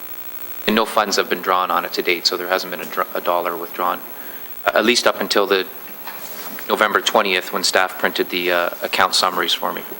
Councillor Thanks, McCaddy? Madam Chair. So maybe just a quick check-in with staff, just to, we've heard from the Ward Councillor, Ward 2 Councillor, Councillor Farr on the GO station changes, which will chew up the street a little bit, perhaps for a period of time, and he felt it would be good to align with their timing, their construction timing. Just wanted to check in with staff. Does that fit with their understanding as well? Anna? Good afternoon. Yep, through the chair. So the particular project that you're speaking of now is an older project that came through downtown renewal. And it was when Ron Marini was here, and there were a few projects that he had, through his funding, identified. So that particular one is not the same as the one that Councillor McCaddy is now referring to, which is the James Street North GO Station area. We do have for 2015 allocated $75,000 from the Public Art Fund and $50,000 from other sources. So if the 150 is eliminated today, we're still fine with that project. Councillor McCaddy? Thank you, Madam Chair. Okay, so we've got the motion on the floor right now that the artwork project for the James and Hunter area, the public art, $150,000 be referred to the 2015 budget, sir. Did I get that right? And it's seconded by Councillor Farr. All those in favor? Thank you. Now number 5, please. Thanks, Madam Chairman. And the number 5 is the MRF roof repair and replacement. And essentially, the summary is that last year, Council approved $1.2 million for the roof, and none of that funding has been used to date, by the way. There's, at least not as of November the 20th. There's also $64,000 remaining in the 2012 account, where we funded a much larger amount that year. And staff have, in their email correspondence to me, they state that they're going to need at least $800,000 in the first quarter of 2014. And so when you start to do the math in terms of what they actually require and what we still have from past accounts, it's recommended that we refer $125,000 from the 2013 budget allotment, and it's to use this amount as an alternative funding source in 2014. Thank you, and that's seconded by Councillor Whitehead. All those in favor? Any discussion? Oh, sorry, I should have asked that first. Okay, I've got in front of me 6, 8, and 9. So which one would you like to deal with? 6, please. Thank you. 6? 6 is the waste R&D. Council, as many of us know, we've traditionally funded this account $100,000 a year through capital, and it helps staff certainly help us with our waste management master plan. If you look in the past budget amounts that we've allocated for this department, None of the $100,000 that we allocated last year has been touched. $70,000 of the 100 in 2012 still remains.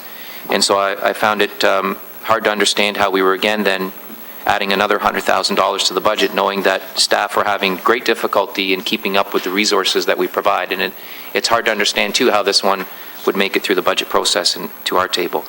So I'm suggesting that in light of the fact that there's still $2,012 that have not been expensed, and there are still $100,000 left from last year, knowing that this is an annual account that traditionally they need $100,000 for, I would suggest that we take the prior 2 years and, again, apply that to levy-supported projects in 2014. And there is the email, I think, attached that illustrates the staff do support this. Thank you. And that's seconded by Councillor Ferguson. All those in favor? Thank you. And number 7, I don't have. Number 7 is the Gage Park Tropical House. The monies that are here are for design purposes only. There are no construction dollars attached in future years. I unfortunately did not have the opportunity to speak to Councillor Morelli, so I would ask that we park this one at this point in time. It's part of the Gage Park master planning process, of which I know Councillor Morelli is supportive of, but understanding that there are no dollars currently set aside for construction, I would like to have the discussion with them to find out whether there's an opportunity to bump this to a future year when we do have the resources to build the project that's being presented. So I would ask to defer this item at this point in time. So we're deferring right now, and that's seconded by Councillor Whitehead. All those in favor? Thank you. Number 8. Number 8 is the green card implementation. From 2005, when we originally started this program, Council allocated over $17 million to implement the green card across the city. There's still $1.6 million left in that account. And when I discussed with staff whether there's an opportunity to close this account, they note that after some expenses that they need to charge to it, that there'll be a remaining $1.2 million that will essentially, because we fully implemented the program, we can close this account and we can apply those costs to levy-supported projects in 2014. Thank you. Can I get back on the docket? Well, all right. What do you want? I'll second it, Madam Deputy Mayor. All those in favor? Thank you. Number 9. Madam Chairman, the Solid Waste Management Master Plan planning approvals is one of those that it's almost one we fund every 2 years. And in 2011, we funded that project to over $300,000. It's one of those ones, again, where staff have been making progress with it. There is a remaining balance, and the recommendation would be to close the account and utilize the funds to offset other levy-funded projects. And as of late last night, and they had suggested that there will be $156,000 remaining. $156,000, Yep. and that is seconded by Councillor Duval. All those in favor? Thank you. The CUP life cycle, same situation. Essentially, after funding this for several years, there are funds remaining in past years. After expensing what's required, staff recommend that there's about $500,000 where we can close these past accounts and utilize those funds to fund levy-supported projects in 2014. Okay, so how much is that again? $500,000. And this is number 10, right? Yep. Okay.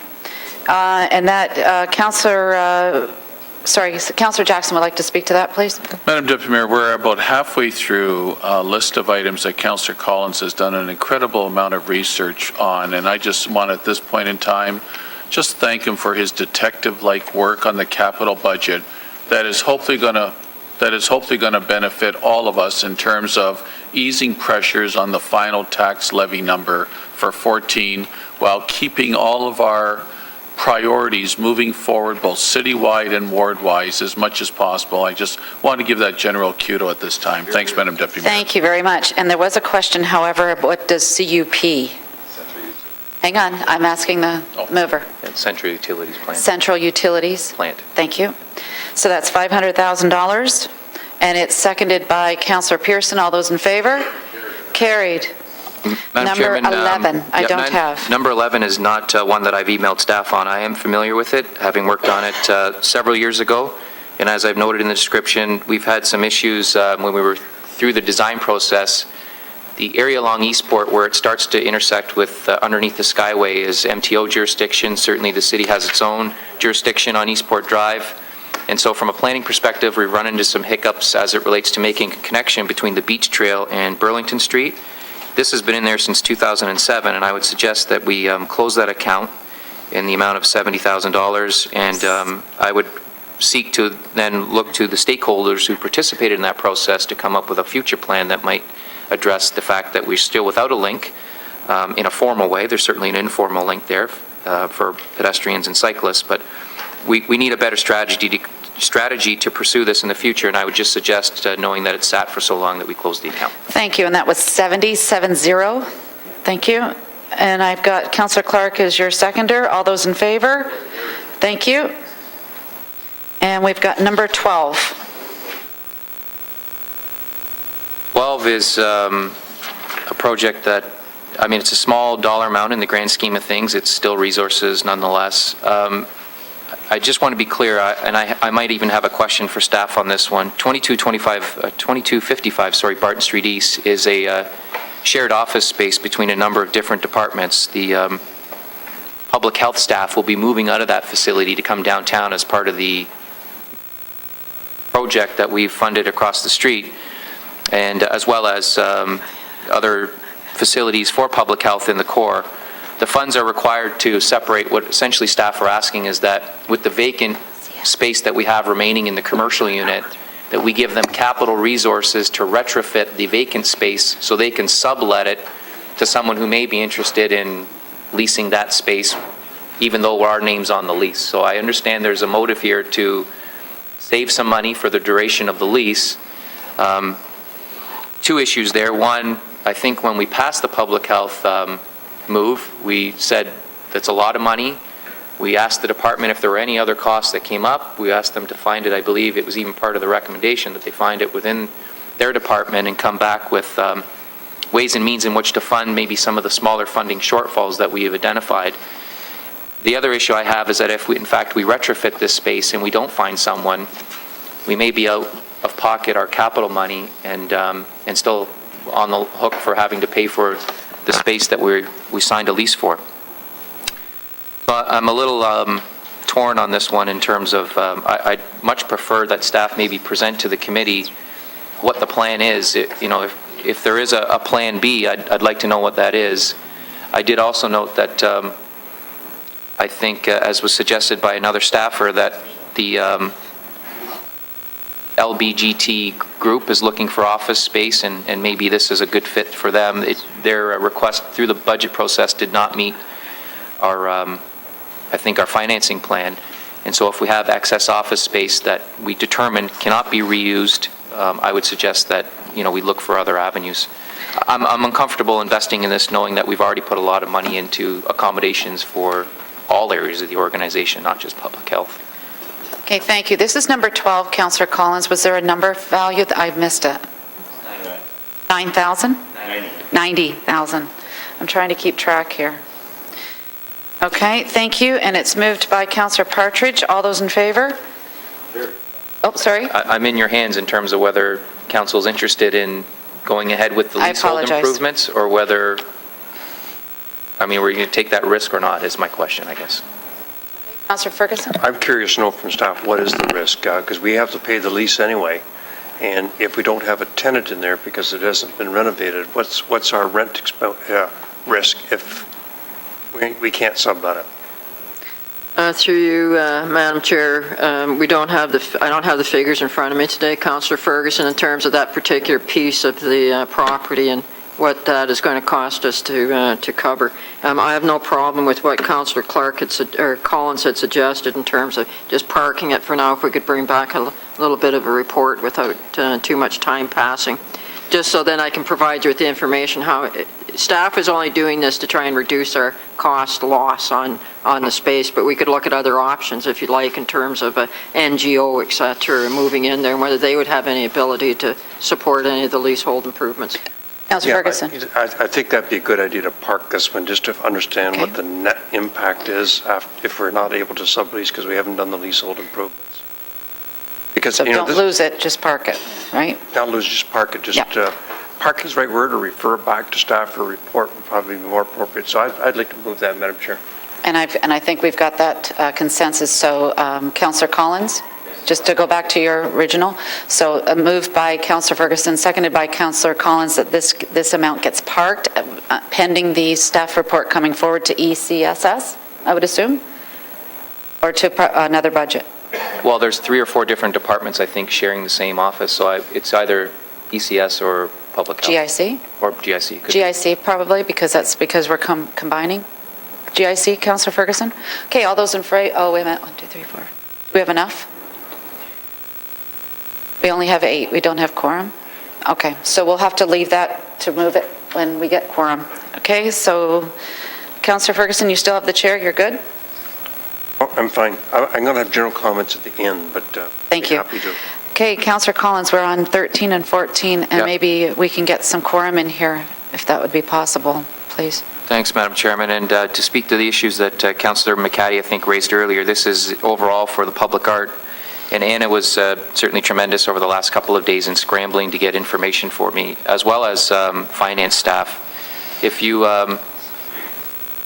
look at the emails, the one package here where I've circled the questions, and it's got 13 and 14 written on it, I had asked staff to prepare for me a trending report to determine how much money we've had in certain accounts at the end of a calendar year. And the complaint that I've had, and I'll raise this at the end of the motions that are being put today, is that in many cases, departments, and we've already approved a couple today where we've cut. Waste R&D is a good example. It's just automatic funding. It's as if these recommendations are on autopilot, and we end up amassing these small reserves through the budget process, and we all know how competitive we know how competitive the budget process is to begin with, but we also know, Madam Chairman, that we have such an infrastructure deficit in all areas that to have money approved at this council and then sit in an account for a couple of years without even being drawn on, I think is problematic. We all understand that in certain parts of the organization, from time to time, we run into hiccups and hurdles. Someone leaves the organization, those files are passed on to someone else. There's maternity leaves, there's people who go on sick leave, we ourselves second people from certain areas of the organization to work on special projects, and things get left. I understand that completely. When I'm looking at public artists, for instance, and I would ask you to turn to that historical spending chart that I've provided. We traditionally have funded this one several $100,000 a year, and we're at a point where if you look at the balances, we are not keeping pace with the investments that we've made. So we're starting to amass a reserve there. Councillor McCaddy appropriately stated earlier that there is a long planning process for some of these issues. And so when I look at the amount that's in the account, there's hundreds of thousands of dollars right now that are in the public art program. And my question to staff and to Ann in particular would be, when do you propose then to spend these dollars? Do we need to make another investment in 2014, knowing that you have a lot of resources in the bank, so to speak? Okay. And Anna was kind enough to provide me with that information. And so I think that based on the monies that we've allocated to date and the work plan that Anna has submitted, I'm not suggesting we take everything out of 2014, but I would suggest that if we reduced it by 100,000, there would still be sufficient funds for staff to complete a number of projects that were already planned in prior years, as well as start to address those that are on the books for 2014. Thank you. Councillor Collins, you said for me to come back to you after all these have been approved or voted on, and that was to give direction? That was to another motion? I'm going to have or- some comments and maybe some direction on the Okay. budget process. Thank you. So I just want to put you down so that I can come back to you. Okay, so we've got 13 and 14, and can you give us a dollar amount at the end of the day, or we're just not? Sorry, I'll leave it at 13 right now if you have any questions on that, and then move on to 14, which is Okay, so we need to vote on 13, and 13 is the amount of? 100,000. 100,000. So moved by yourself, seconded by Councillor Clark for the 100,000. Councillor McCaddy would like to speak, please. Thanks, Madam Chair, and I entirely understand Councillor Collins' thinking on this. We had several years ago, we had a similar discussion on the bike infrastructure, and that's coming up next. So it's a similar thing. So I guess I would ask, just to make sure I understand this entirely through you to Councillor Collins. So if concern is that this amount is automatically placed in our capital budget each year, and I'm more familiar with the bike infrastructure one, but it's a similar analogy, I think. And the actual projects may not occur until 3, 4, perhaps even 5 years later. Would it be Councillor Collins' preference that, for example, this year we might remove $100,000, I guess in this case, that when the project actually comes around to being 2 years from now, pick a number, but 2 years from now, that $100,000 would go back in the budget because it's going back in at the appropriate time, that it would actually be expended in that particular capital budget year. So it's for those who would be concerned about loss of public art money, it's not, as I understand it, that we're actually losing the public art money. It's that it's not being spent now, it'll be spent 2 years from now, and that required $100,000, if we're playing with the number we're talking about right now, would in fact go in at the appropriate time. Staff would have the heads up that they will be looking for that $100K to come back in at the appropriate time. Through to Councillor Collins. That's a terrific summary, and I guess my argument and my rationale would be that there's really no sense taxing the community for monies that we're not going to use. So my message to a lot of the departments that I've been interacting with is that, you know, if you don't have the capacity to utilize the funds that are allocated, then we should probably be doing a better job in terms of determining what resources they require for that calendar year and budgeting along those lines rather than what do I need for the entire project. And a good thing that Council's done over the last number of years through the budget is we started to separate the design component from the construction dollars, because what we found was there was so much pressure to put the construction and design in 1 year, we were inflating the budget process, knowing full well that in some cases those construction dollars wouldn't be used for 2 or 3 years. So this is really no different. It's asking staff what they have the capacity to spend in a calendar year, knowing that there are limits, and then understanding that we try to provide the appropriate amount of resources, as Councillor McCaddy has suggested, in the years where they can finally cross the finish line on those projects. Thank you. Councillor McCaddy, you still have the floor. Okay, so thanks for that explanation, Councillor Collins, Madam Deputy Mayor. So I think this is a larger capital planning process question that we need to work with staff on, and certainly in the case of public art, it is based on this thorough and open and transparent process that they follow through with a jury and that sort of thing. So it is understandable that these projects will take 2, 3, 4 years to implement. I'll have some other questions when we get to the next one on cycling, if you can come back to me at that point. So we've got 13. This is to refer the $100,000 to the year the actual projects appear, correct? Councillor Collins? Okay, seconded by Councillor Clark. All those in favor? Carried. Thank you. Now 14, please. Yep, thanks, Madam Chairman. And item 14 is the bike lane issue, and again, it's the recommendations for $100,000. In 2008, as you recall, that was the first year, I believe, through Councillor McCaddy's initiative that we annually started to fund for cycling initiatives, and that started with about a $300,000 investment. As with public art, annual expenditures have not kept pace with the annual investments that Council has made. And so when you start to look at the amount of funds that we provide on an annual basis, and we use that 300 as the example, staff are spending, again, if you're looking at the chart that was provided by finance staff, the expenditures are not even close to keeping up with the investments that we're making. And so we're almost over-investing. We're creating a mini reserve fund outside of the reserve process. And it's creating, it's not a massive amount of money, but you know, as we're trying to find ways and means in which to reduce the budget, every little bit helps. And so, again, I'm not suggesting that we cut their funds entirely. If you look at cycling, I was actually shocked to read, if you look through the book, that we're almost, at least for this calendar year, we'll be spending almost $1 million on cycling initiatives. Nowhere in my wildest dreams would I would have thought in 2008 that just a few short laters we'd be making that kind of an investment in cycling. And so, and I'll break it down this way. We get $300,000 that they annually get for their projects. Thankfully, the roads department has incorporated, and this is the first time I think we've seen this in the budget book. Yeah. They've incorporated what it costs our construction people to incorporate bicycle lanes in new construction or renovations that take place across the city. That's another $300,000. So immediately, that budget now has doubled just in a matter of a couple of years, thanks to the accounting of, I'm sure, finance as well as public works. Add to that, Madam Chairman, our unanimous support, I think, of the Yes We Can initiative, which was, I think, in the order of about $500,000. And right there, we're at a point where, at least for next year, we'll be investing almost $1 million into cycling initiatives. When I start to look at then the monies that we've amassed in past allocations that we've given them, and I look at their work plan, which includes a very big project with Canon, I find it hard to believe that with all the money they have in the bank and everything that they've asked for this year, that they're going to be able to spend all that money. So I would suggest, and again, it's a guess on my part, but I'm looking at the trends from the past, that if we took $100,000 out of their 2014 request, I'm not certain that they would be disadvantaged to the point where they'd say something won't get done.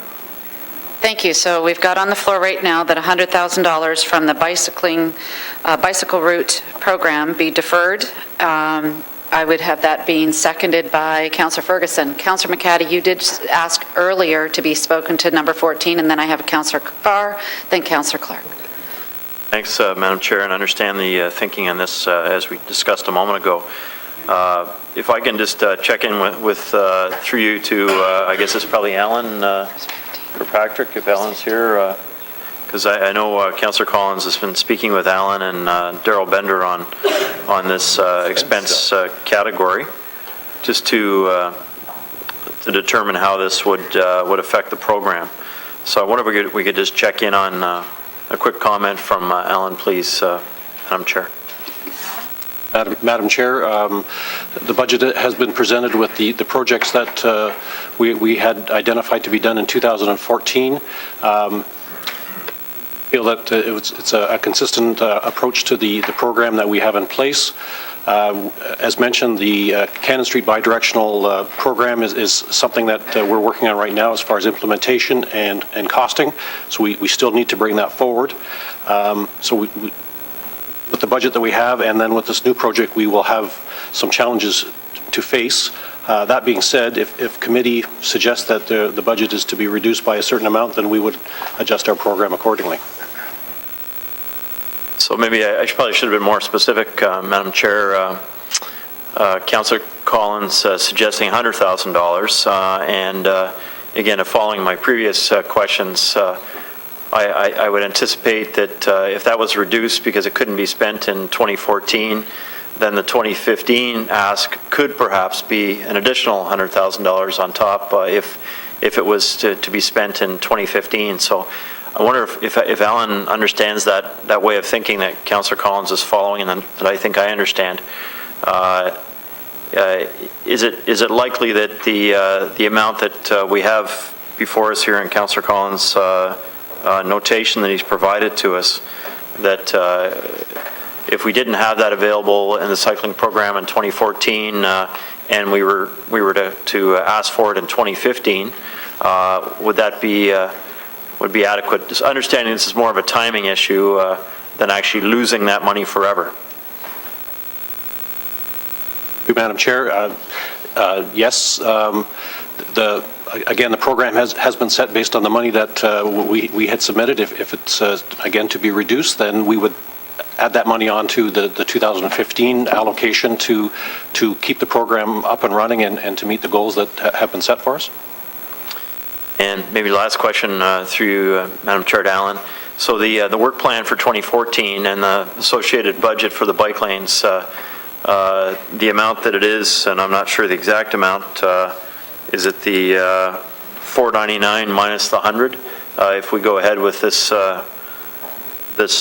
motion before us or coming before us, are you satisfied, Alan, that you'll be able to complete your work plan with whatever amount, because I don't know if I've got the exact amount understood that you have currently minus the $100,000, you'll be able to deliver what you hope to deliver in 2014 with the reduced 100K, understanding that it could come back in 2015.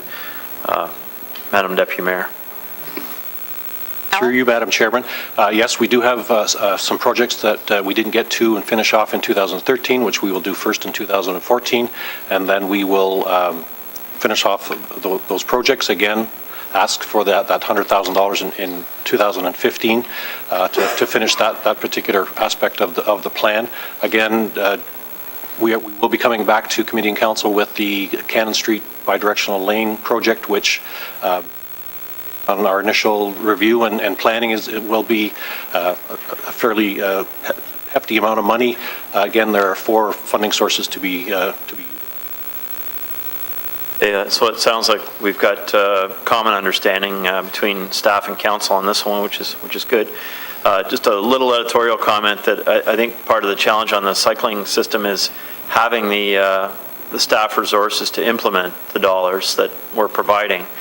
And I've talked to staff about that before, and I'm hoping that there's discussions behind the scenes at the staff level to understand how that happens and whether there's a way that we can perhaps reallocate some staff from time to time on projects that come forward so we can get it done in the timing that we'd like to see. For example, the Hunter Street bike lanes, I know there's some frustration that didn't happen this year. Councillor Farr is a little frustrated. I certainly am, as it connects to Ward 1. We need to continue, Madam Chair, to find a way to move these projects faster. Thanks. Thank you. And I have, sorry. Councillor Farr. Madam Deputy Mayor, and that's obviously what this exercise is all about. You've got some, from a historical perspective, a number of projects which money was approved for, and for many different reasons. And in this case, I would agree with Councillor Collins, Councillor McCaddy rather. They just aren't happening in a timely fashion. And so again, forensic auditor Collins does his work and says, deals with staff, and again in this case, had a good conversation with me about this particular one. You know, we are where we are. One of the points I wanted to make with respect to the savings found in this particular file is, you know, I can speak specifically to our staffer on this file, the bike lane file, and that would be obviously Daryl Bender. He was absconded for our TOL project, which was that quick win monies towards the transit-only lane, the dedicated bus lane experiment that's now ongoing, that one-year pilot. And so he did a great deal of work with people like Christine Lee Morrison on a lane, but in this case not a bike lane, and spent a great deal of months preparing and then dealing with a lot of the initial issues as we implemented. So we see a good utilization of a good staffer on a project that may not be directly related to some of the stuff that he was initially intended, according to his work plan, to work on for specific bike lane projects, and as alluded to by the previous speaker, that being the Hunter Street contraflow, which has, you know, been a long time coming.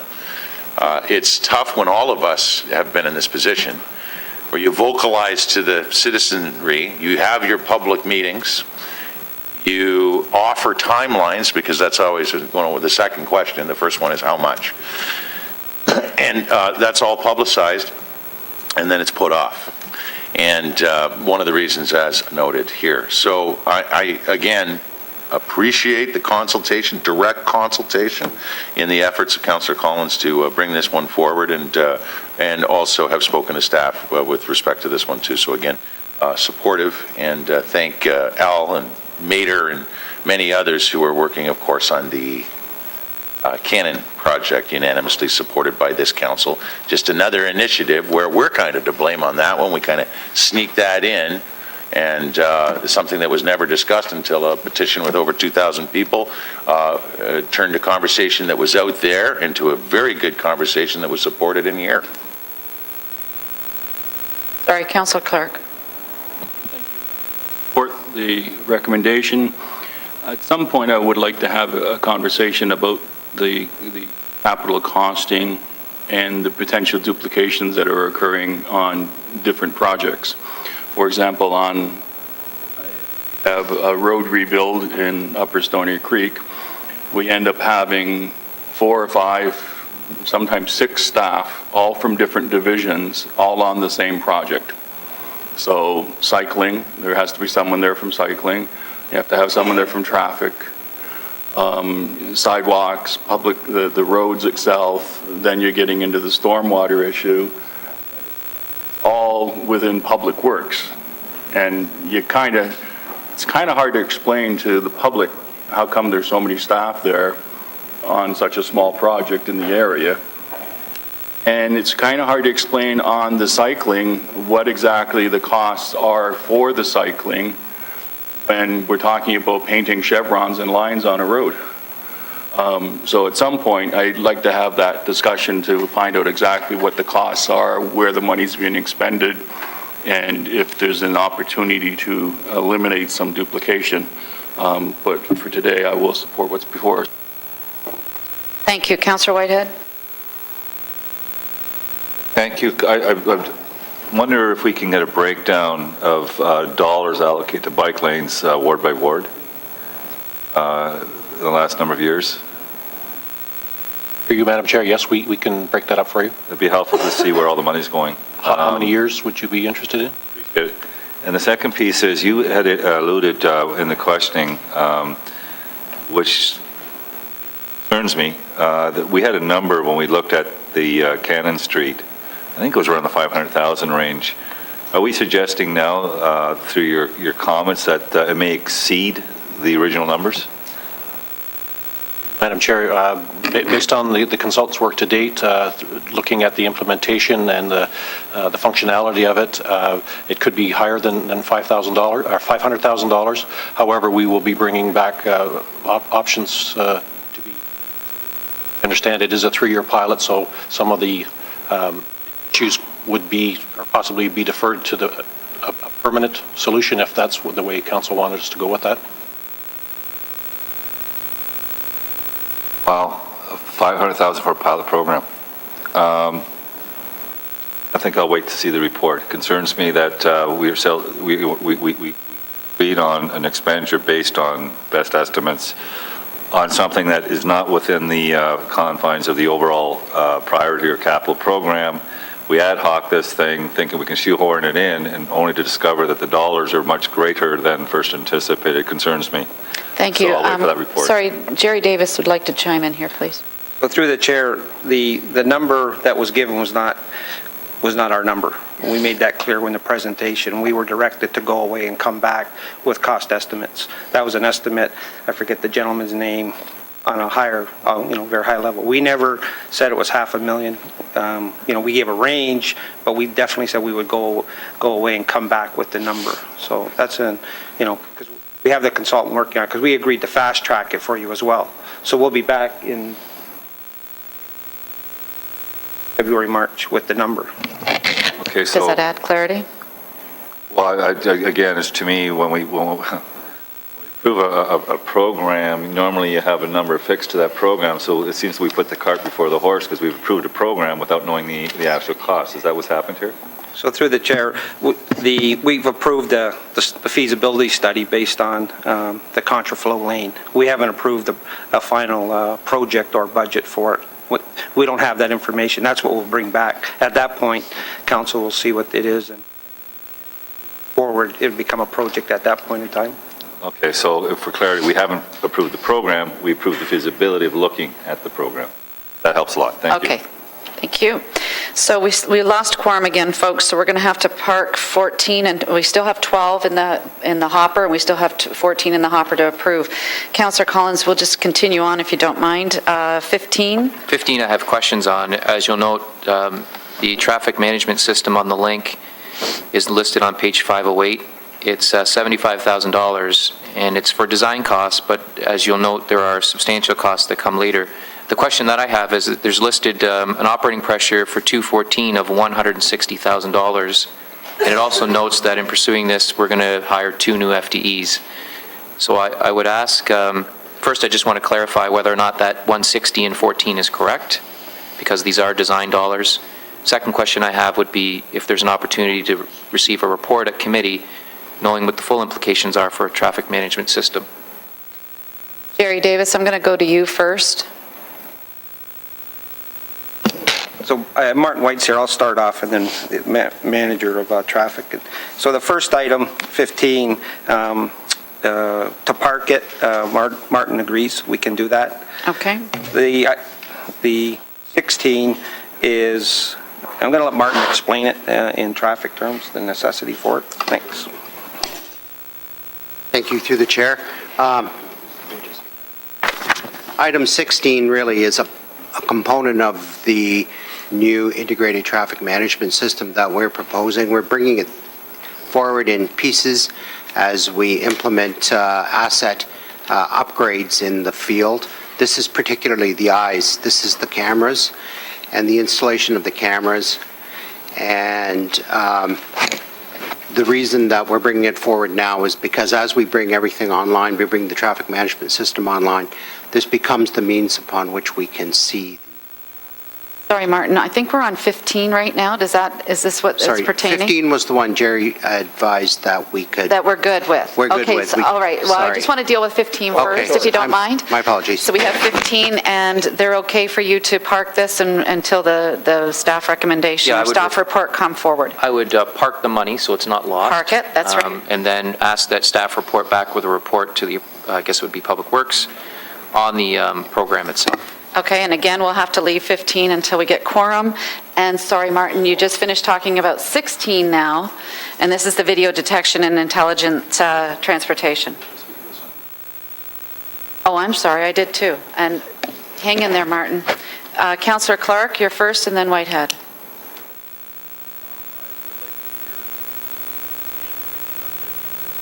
And then I'd like to ask questions. All interrelated. Okay, so we'll do it at the end of 17 then. Okay, Councillor Whitehead? I think they are interrelated. I think to me it's more important where are there immediate safety issues and concerns in regards to implementation and timing. That would obviously be relevant. And I've been pushing on the management system on the link as well. I would actually be comfortable, and I'd look for an answer. Would it not be better? I mean, it's almost like we're putting this stuff ahead of completing a master transportation study of the whole city, so we have a better understanding where the pressures and how we can address those pressures. And we're moving on things in advance of that knowledge, that information. So I guess my question is, a number of these things, if it's not a safety issue, can they not wait till after we complete that master transportation study? Martin? Through the chair, these aren't really related to the transportation master plan at all. The traffic management system is really a replacement of the assets we have in the field today. We have 555 operating traffic signals. We communicate with those traffic signals today via copper cable that we installed in the 1970s. That copper cable is degraded to the point at which it needs to be replaced. It is failing, and we cannot communicate and coordinate our traffic signal system properly. We're doing an asset upgrade. Unfortunately, it's 30 years later, so the technology that comes with this upgrade is a fantastically large leap in the abilities that come forward with it.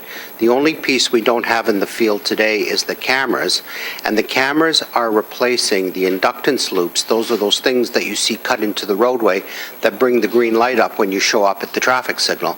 Well, that technology is 20 years old as well. The replacement technology for that is the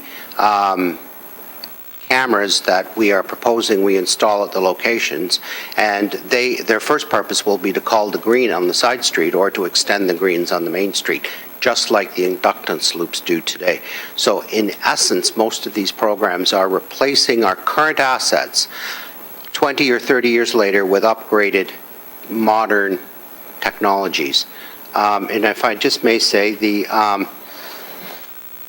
piece that's new is the traffic management system on the link. That's not, I don't want to confuse anybody with that. That is a new program. That is a new program. It's an extension. It's something we don't have today. It's not an asset replacement. The other programs are replacing assets that are in the field that are now aged and failing. Okay. So since we're talking about 15 right now. Since we're focusing on 15, and that was my issue with the traffic management system, because I know I've raised issues in regards to the impacts on neighborhoods in regard relative to how we control the traffic. We're not controlling traffic, understanding the traffic link, and ensuring that we understand the implications on neighborhoods. Did that not wait till the conclusion of the master transportation plan? I see a linkage. The ITS system for the link can be incorporated into the transportation master plan. And this is to park 15 until the staff report come forward, correct? Number 15. Correct. Right. Now, we're going to do 16 and 17, and at the end of 16, 17, we'll do 15, 16, 17 all together as approval. So we'll start with number 16, please, Councillor Collins. Basically along the same lines. There's 2 new staffers required for this. It's $174,000 annually on the operating budget. I was hoping we could get a report on that one as well. Okay, so you're asking that we park that one until a staff report come forward. Number 17? Same thing, 2 new staff that come with it, $274,000 in operating costs.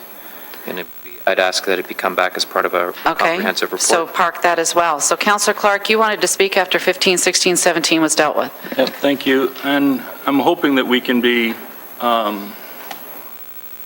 thinking a little bit further out. And I understand very clearly the traffic management systems and looking at the signal coordination and the video cameras and all the rest of it.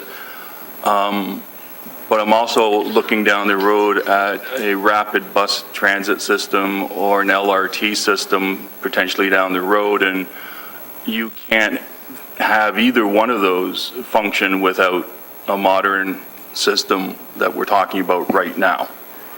So I'm trying to understand why we would be willing to pay $1 million out of the city of Hamilton's pockets on a system that is integral to an LRT or rapid bus transit system.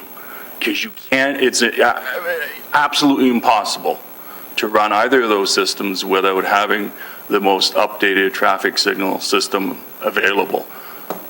You may at some point be choosing that as those trains come along, those signals are going to automatically go red and the train keeps going through, and then they revert back to a normal traffic signal. You can't do that with what we have today.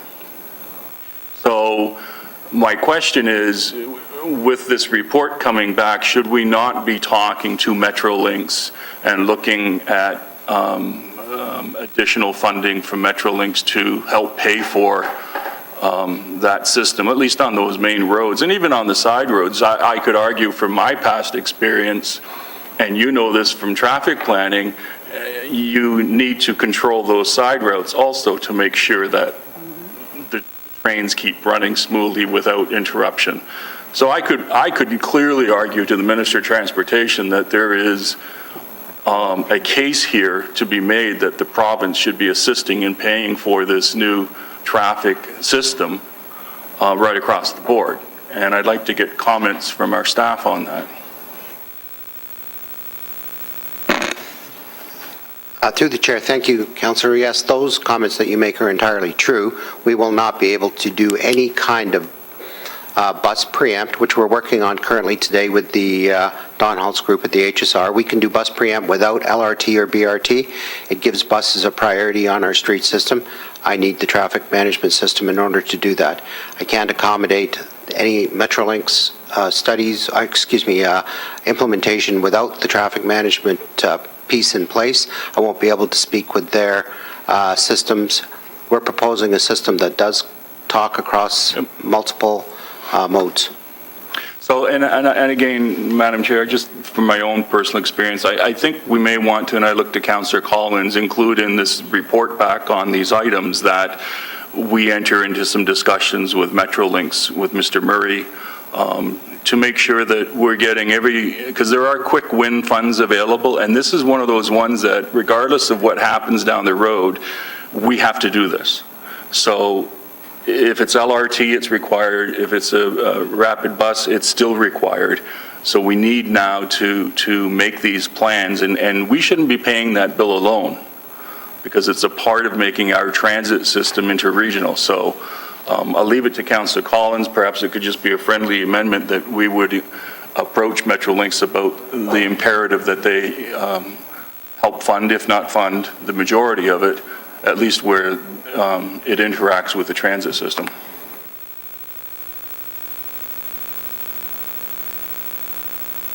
I'm sorry, it was a capital budget question I was asked. Seeing no other further speakers, now that we have quorum, if you don't mind. We had to, number 12 dealt with parking, the $90,000 with regards to 2255 Barton Street. That's moved by Councillor Collins, seconded by Councillor Partridge. All those in favor? Carried. Number 14 was the $100,000 regarding the bike lanes, and that's moved by Councillor Collins, seconded by Councillor Duval. All those in favor? Carried. On number 14, Yes? failed to mention there is a new date for the 100th Street bi-directional, and that is spring 2014. So I think it's important to get that out there. Thank you.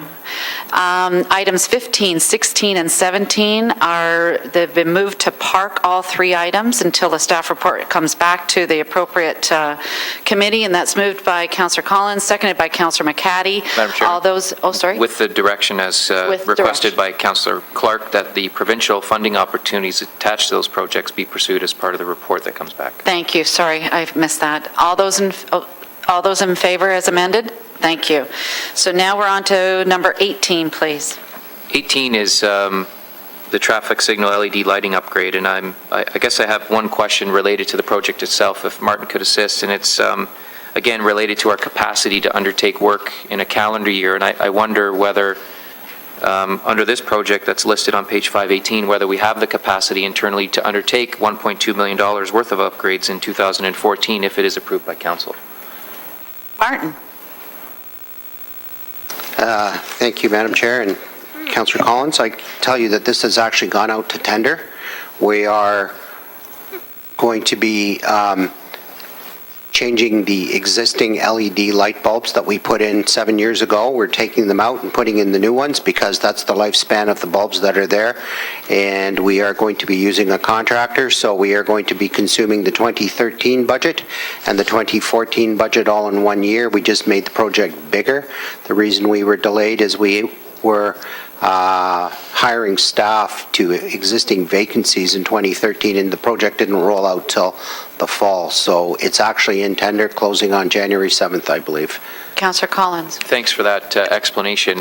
And I would ask as part of this, and I just wanted to highlight that this is one of those projects, and hopefully we'll have a good discussion about this later, where we're actually utilizing monies that we had allocated for resurfacing projects in, I think it was 2012 budget year, that we're closing that account and we're transferring, I think, those dollars to fund this traffic signal one, which is a discussion we absolutely need to have. Maybe it's not today, but the fact that we are, and this happens quite regularly, some of it certainly with our blessing, but the fact that we are closing accounts for infrastructure projects where we clearly have a deficit, and I know all of us around the table, and Councillor Ferguson likes to joke oftentimes that the answer is always no when we ask for new roads and new sidewalks and new everything else related infrastructure, where we have communities, our communities are literally clamoring for more work to be done in certain areas where things are just falling apart. So to know that we fight so hard every year to hit that almost $8 million mark every year, and to know that we've asked in prior years, is there anything left within our resources where we can somehow help this community who's presented a petition, this neighborhood that's presented this deficiency, this resident who's lived with something for so long, to know that we have millions of dollars then that have been reallocated from road, sidewalk, resurfacing in those prior years where we've had those same questions is very discouraging. So I'm not going to penalize certainly the project that Martin has referenced today just because the financing source is something that's related to that topic, but it is an issue that we need, a topic of discussion we need to have around this table because it's happening far too often. In fact, I'll point out later where we've actually budgeted monies for sidewalks in a certain year, new sidewalks is the account label. That money was not even touched. So it's not an issue of we had positive contracts, we've had good tenders. It's actually sat there for 2 years. It's now being closed this year, and it's funding that same account. So we would have thought that year we were going to have some new sidewalks. We didn't spend any money. We were told we didn't have any money in some cases. And now it's being closed, and it's funding that same account this year. And so it questions I don't want to call it the transparency of the budget process, but it calls into question the practices that we keep and the fact that it highlights, I think, there's room for improvement. Well, I thank Martin for it's number 18. So number 18, I'm not seeing any action on it. It's just basically for the staff to come forward with a report on practices. Councillor Clark was the one that wanted to speak to this item. Thank you. I can just trying to get clarification. So 2012's WIP funding was not utilized, so it's being put forward. That's what we're talking about now being utilized here. Was there funding in 2013? Because I heard Martin say 2013 was included. And I need to understand the tender, how much work is going to be completed in 2014.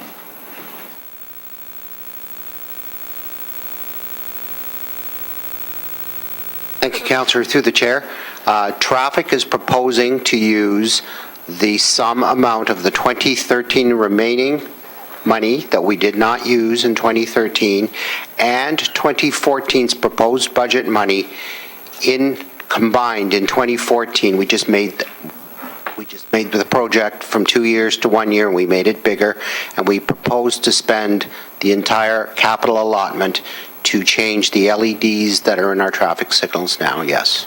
So there will be no money left over in 2015.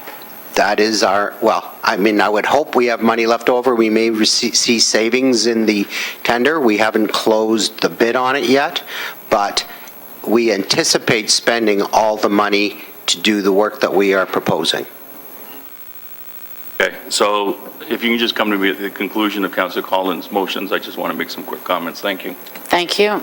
Everyone all right? So we've got number 18 is just a comment for now, and number 19, Councillor Collins. Madam Chairman, number 19, again, a small amount, but it goes back to the public health consolidation issues that I spoke of earlier, and I thought that additional costs that would come with the implementation of this project would be funded from internal efficiencies from the department. This one is related to, adopting or purchasing a time and inventory management program that the department will use to help people book workstations in the new facility that's downtown. And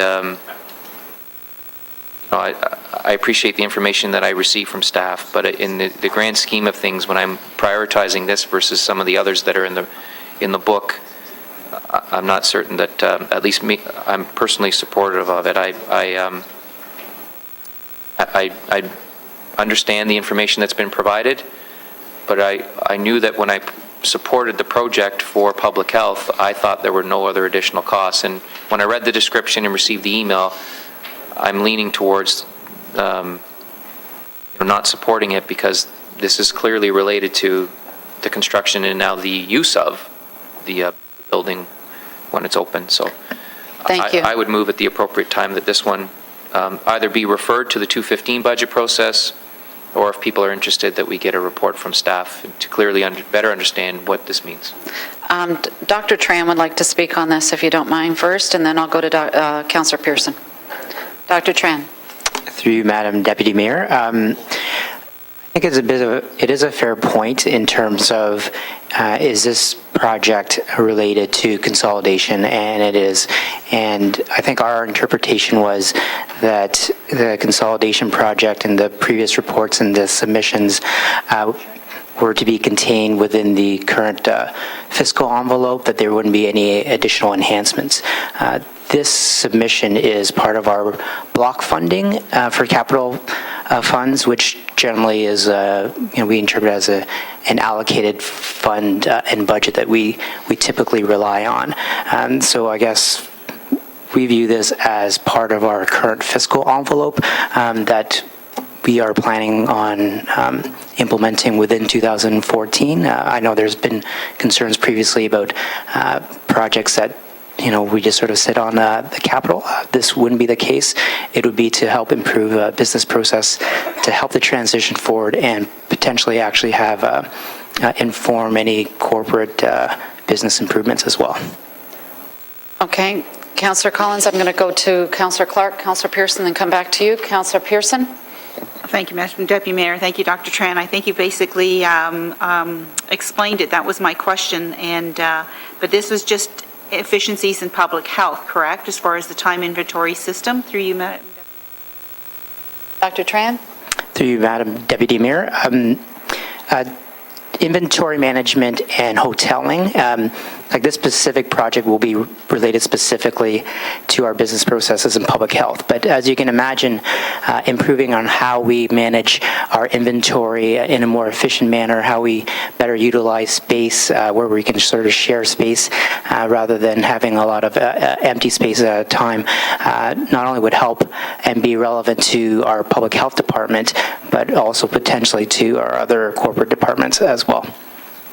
Thank you. Thank you, Madam Deputy Mayor. Councillor Clark?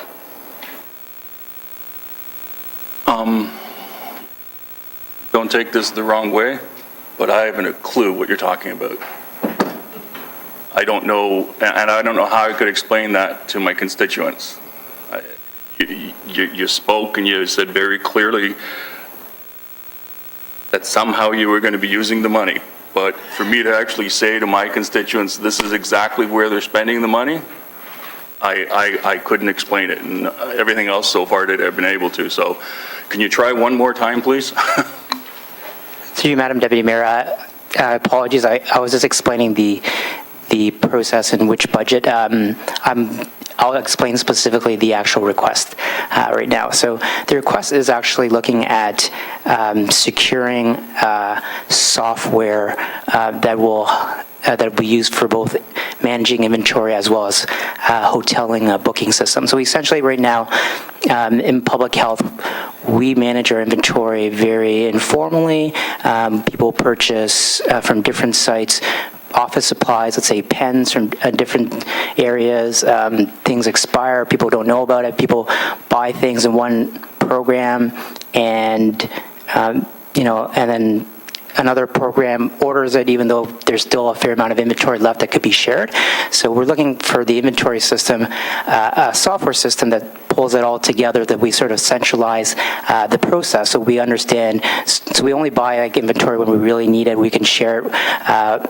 And then we make sure that we use things so that they don't expire. So we minimize the actual storage cost of the inventory, and we improve any other additional wasted time to sort of, waiting for our inventory to come when we actually have it in another department or another building. For hoteling booking system, one of the things we're doing for consolidation is to save space and is approximately 200 of our staff who spend most of their time out in the community rather than having their own assigned workstations.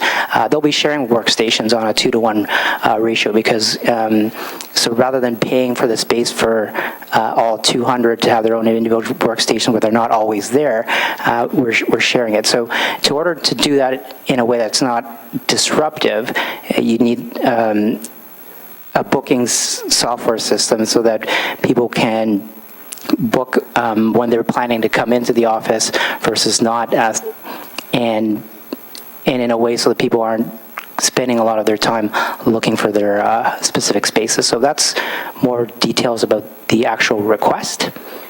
I hope that helps clarify some things. Yeah, it answers the question. I'm still trying to understand how come it's so expensive. It seems to be a significant cost to set up a system that allows for inventory control and when people would be booking a room in a desk, if you will, in an office. So I guess I'd just like more information. I just don't understand the cost on that. Okay, thank you. I'm coming back to Councillor Collins on 19, please. Oh, sorry, Councillor Powers, I apologize. So my question for you to Dr. Tran is it essential that the dollars that you're proposing are required in 2014? The option that Councillor Collins has provided with is consider it in 2015 or just plain get rid of it. So could you help me from a timing standpoint, whether the dollars from your perspective are essential in 2014 or whether we're prepared to put this on the back burner and consider it in 2015 as merit, or whether we just plain discard it and we go back to the old thing of, on a piece of paper, sort out who's got what room when, just as we do here. Through you, Madam Deputy Mayor, I would say it is essential for 2014, and the main reason is from an urgency point of view, we are. This isn't some project we're thinking we'd like to do at some point down the road, when it's nice. We are a number of our staff already, actually, there's two phases of the moves. One is to Robert Thompson, or centralized downtown, and then the second phase is to McMaster. Because a lot of our staff from different office locations will be moving, I think it's by April of 2014, and we're going to have these issues to deal with, including staff hoteling and not having their own workstations. Having a system in place for 2014 is key. Councillor Powers. My inclination is just plain delete it right out of it. I'm sure there's some option or secondary plan they can come back in order to schedule facilities, no matter how many buildings or so many rooms in that. So my inclination is just take it out of the budget right now. Thank you. And I have Councillor Farr first time, and then Councillor Collins and Councillor Clark second time. Yep, just clarity for myself there, Dr. Tran, and specific to our project across the street with the Family Medicine Center. When we're talking about shared workspace, as you've related, and I was listening in the room next door, this is shared workspace as it relates to public health staff workspace, and not this integrated shared space that we're having with the MAC folks. So my understanding is this project's going to include some level of footprint where we're sharing rooms and so forth, common space.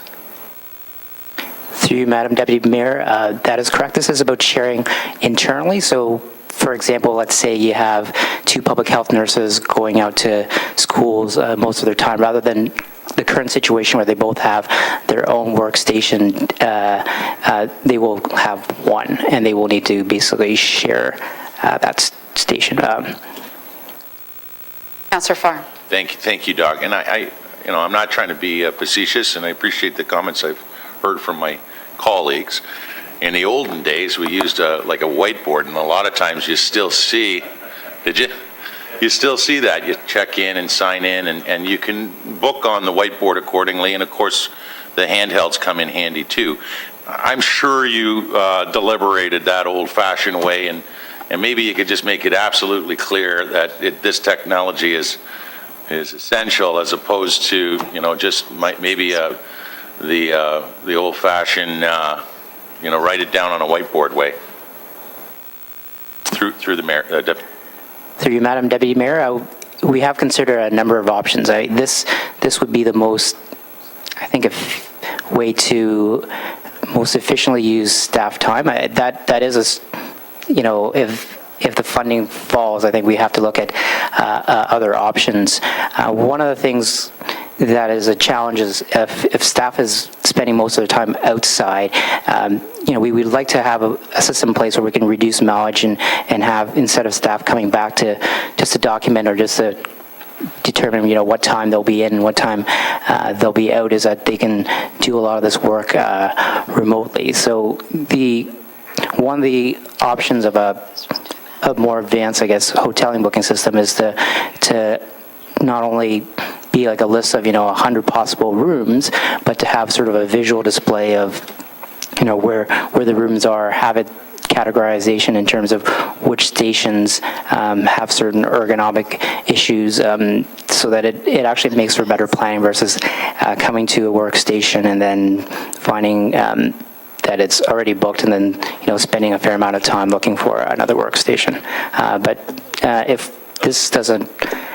the funding falls through, then we'll look at other options. And do all the staff, just out of curiosity, the ones we're talking about here that would be looking at shared workspace, do they have their smartphones? Through you, Madam Deputy Mayor, some have smartphones, some do not. So a number of them have BlackBerries, some have cell phones, and some currently, I don't believe, have either. Thank you. Councillor Collins, please. Madam Chairman, The question I would have, Councillor Farr asked the other question I had in terms of alternative measures and methods to book a workspace, sort of the old-fashioned way. But I'm wondering why these costs weren't included in the original proposal that came to us that clearly spelled out what the costs were from consolidating our staff in central locations in the Corps. Seems like something that should have been part of the planning process and the design process, and clearly it didn't happen. I'm just curious to know why that's the case, and if there are other associated costs that we might expect to see in year or after the facility is open. Dr. Tran? Through you, Madam Deputy Mayor, the issue of consolidation, and we're approaching it not only as a move physically, but an opportunity to change business processes. In terms of whether or not these costs and these plans should have been developed a few years ago when this was brought forward, I think that's a fair point. And sometimes we plan for certain issues that it's very logistical when we thought about in terms of the actual furniture, the actual construction costs. There are times where, we realize after doing that there are some other additional considerations. So this is one that once we had a project team in place to further finalize the implementation, we came across these issues. But I do appreciate the point that it would have been better if we had this planned a few years ago. Councillor Clark? A quick solution would be if there's two people sharing a desk, let them sort it out. One's going to be at 3 o'clock. That's what other divisions do. I don't think we need on that. So, Through you, Mr. Deputy Mayor, just to clarify, I just gave that example to simplify it. It is not a direct 2-to-1 sharing of one person buddy up to someone else. This is basically, it's a 2-to-1 ratio, so it's approximately 200 people using 100 workstations with very different job functions, and at times there are things that occur during the workday that makes planning a little bit more unpredictable. Mr. Chairman, it's 200 well-educated people, and I'm sure we don't need $70,000 to have them sort out how to share materials. Through you, Deputy, Mr. Chairman, I appreciate the debate that went on here, and I agree with all the councillors. We should remove this from the agenda, and we'll take care of any kind of incidences, and I apologize for taking up your time on this result. We would probably like to come forward with our block funding in 2015, though, on other issues not related to consolidation. Thank you. Councillor Pearson, will you take the chair? My motion is that we delete item 19. Second by Ferguson. Councillor?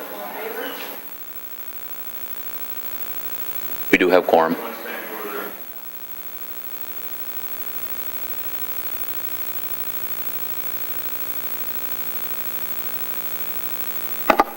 Thank you. Now we've finished off Councillor Collins' list. I have one item as well. Do you want to wait, Councillor Collins, before you speak, and then I'll ask for the item? This is pertaining to page 97, and it's got to do with the Elfrida studies. My understanding is in 2011, when this council, the big one, sorry. That's why I was stealing time, so I can make sure I had the right number. In 2011, this council approved for the future expansion of the Elfrida urban boundary. When the capital budget came forward the following year, Councillor Clark and I both questioned why we were putting money aside for studying that area when studies, as you know, only go to an expiry date of about 5 years. my understanding is that this boundary isn't going to be utilized until at least 10 years, if not 15 or more out. So if we put money aside for studies that don't even need to start for at least another 5 or 6 years, why are we putting aside, and even though it says the net value is only $50,000, you're actually looking at almost $500,000 to do these studies, and we've been putting them aside. And my understanding is that we shouldn't be doing this until the time is when we need to do it. So I know that we don't have, we do. So Tony, or through Councillor Powers to Tony or Steve Robichaud, I don't know if you heard the preamble going forward. My understanding is that the urban boundary expansion isn't going to be on the docket for quite some time, and yet we're putting money aside for studies that theoretically and historically only last and they expire after 5 years. So if you add it all up, and even though it's development charges, and we all understand that development charges is also running into a deficit, so we're looking at totally $500,000 just for 2014, 2015, another $500,000. Why are we doing this now when the studies won't be applicable by the time these boundaries are going to be looked at seriously? Through you to the board councillor, generally when we do a secondary plan process, it's been our experience they take approximately 5 years in terms of the length of time to deal with that, and included in that 5 years would be the amount of time to do the sub-watershed studies that are required to support and inform the land use decisions. This money is being asked for to start the characterization of the site for the sub-watershed study in terms of looking at the water courses and doing that background information that would inform the development of the secondary plan. What is important is, as identified in grids, we said that the Elfrida area would need to be shovel-ready in 2021. So if it's approximately 5 years to do the secondary plan study, and then followed up by the amount of time to go through the Planning Act approvals and then the development engineering approvals, we're now quickly reaching, that would be, say, 2 years on top of the 5 years to do the secondary plan from 2014. That would take us out to 2021, when we need to have the Elfrida area shovel-ready to start accommodating the growth that's within the Places to Grow plan. So that's why we're asking for the money now in order to start the sub-watershed process, so that we will have the necessary information to start working on the secondary plan. Okay, and thank you for that. And I guess my question, however, through you, Councillor Powers, to Steve, the Scooby plan, as you know, took forever in the day to finally come forward. Did we spend $2 million on an area that was clearly a lot larger than this for watershed studies? Through the chair to the councillor.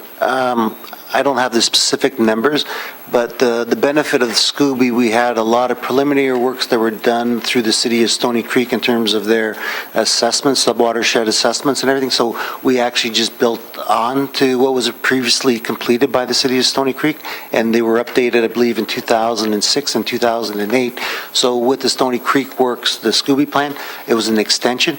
In this case here, the Elfrida node, we're really starting right from scratch, and it's going to be really, I think Councillor Clark asked about the cash flow last time, and that was one of the biggest concerns we have, because these studies, for example, Waterdown was well over $1.5 million, $2 million to complete the sub-watershed study before we got into the master drainage plan. So they're quite extensive, especially when you get into seasonal works related to natural heritage and doing the flow monitoring. So through you, Councillor Powers, to Tony. Tony, my understanding is the Niagara Conservation Authority is the ruling authority up in that area. Have we not got any studies from them? Have we got no background from them? Through the chair to the councillor, I'm not aware of any additional sub-watershed studies completed by MPCA as it relates to that area. So this is really starting from scratch. That's assuming that NCPA has not done any work. Correct. Okay, well, I still have some trepidations on this one. Thank you, Councillor Powers. I'll take it back. Councillor Clark? Councillor Clark? Yeah, thank you. So just some quick questions on the same file.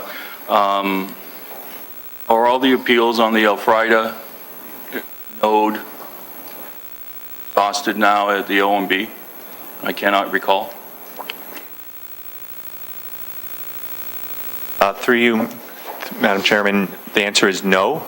In terms of the prioritization of the appeals, the Alfreda area is one that's sort of being pushed to the sort of the later half of the scheduling and the timing process as it relates to the timing of dealing with those UHOP appeals. Councillor Clark? And that was my understanding. Do we have any expectation whether or not those appeals will be finished in 2014?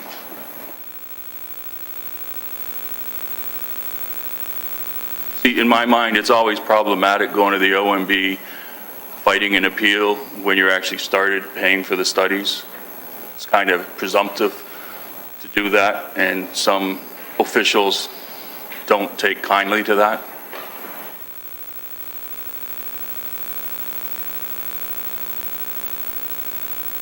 So, through you, Madam Chairman, there are two sort of groupings of the appeals. There's the landowners who are not included in the Alfreda area and are challenging that special policy area, and then there's the province who is questioning the way that the Alfreda area has been characterized. And in terms of how we're sort of dealing with those, because you're really dealing with two sort of different interests on a go-forward basis. And I'm not sure how much. That's what I was just asking Janice in terms of discussions as it relates to legal strategy as to some of the thinking that's been going on. But it'll probably, you are correct, that those appeals will probably not all be completed or dealt with within 2014.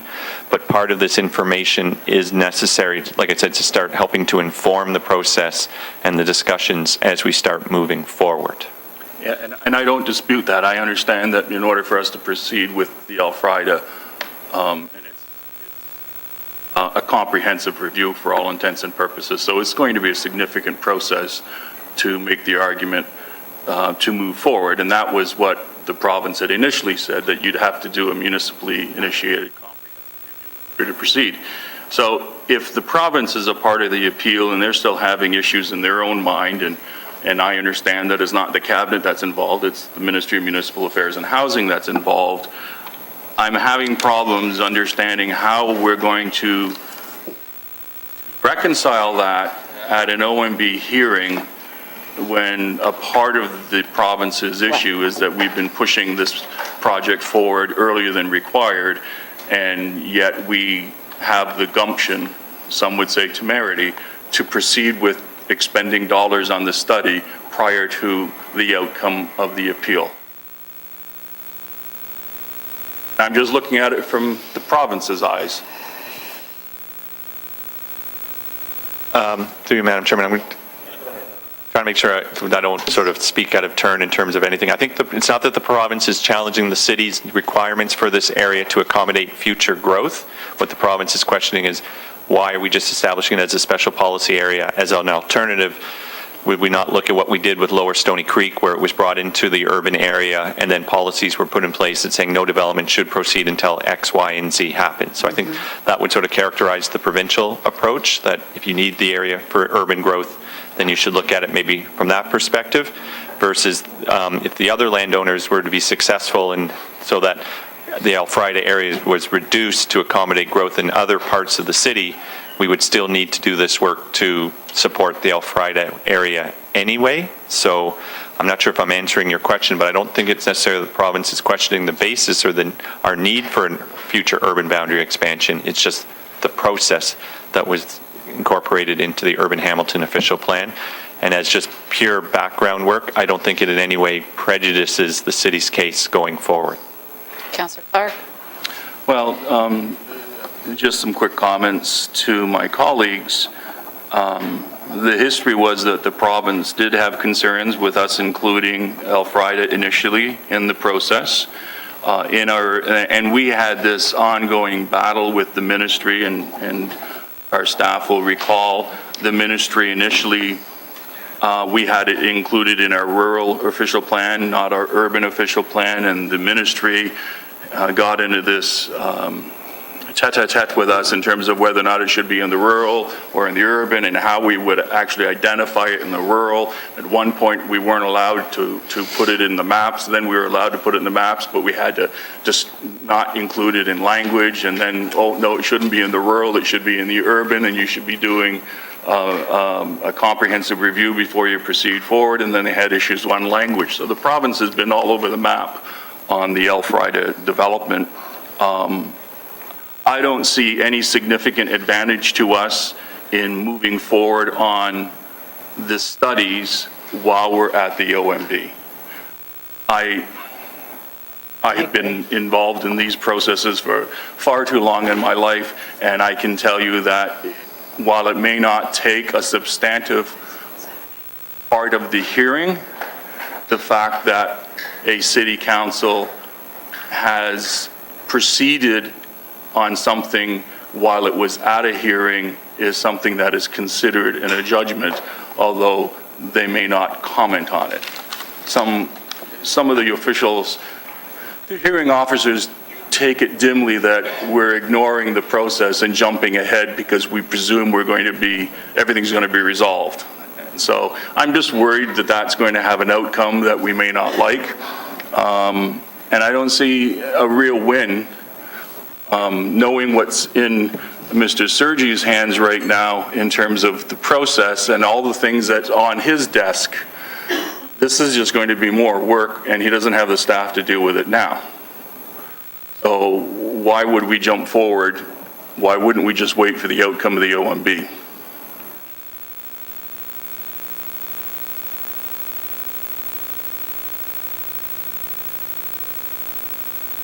Through you, Madam Chairman, as I indicated, the one primary driver is the timing-related issues. As I indicated, if it takes us, 4 to 5 years to complete the sub-watershed study in the background information, and then in the secondary planning process, the adoption, the second approval of the secondary plan, and then the development planning approvals process, we are getting close to that 2021 window where we do need these lands to be coming on shovel-ready.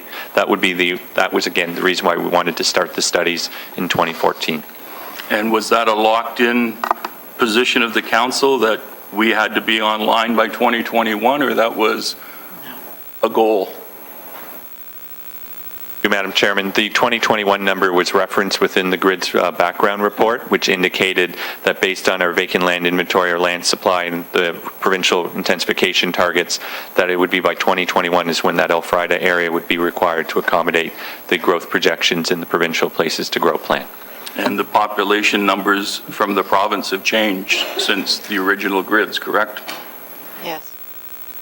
The numbers to 2031, I have the province has not changed those numbers. What they've done is they've now come out with numbers to 2041, which continues to show additional growth for the city of Hamilton.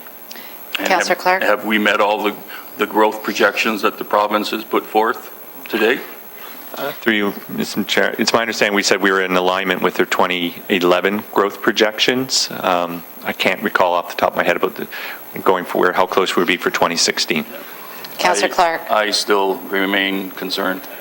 Thank you. And I got Councillor Whitehead, Councillor Collins, Councillor Powers. My question's, we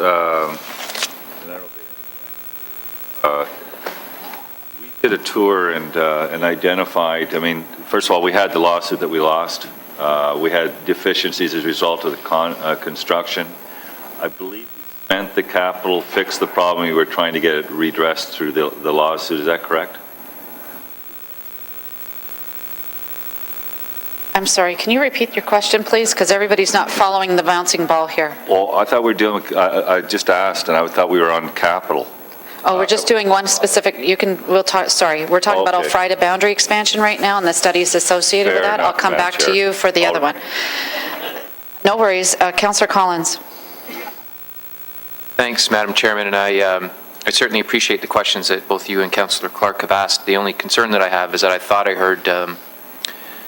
Robichaud imply, I'm not certain whether he came right out to say it, but that not going ahead with the studies will impact our ability to provide shovel-ready lands in this area of the city. Is that correct? Did I hear that correctly?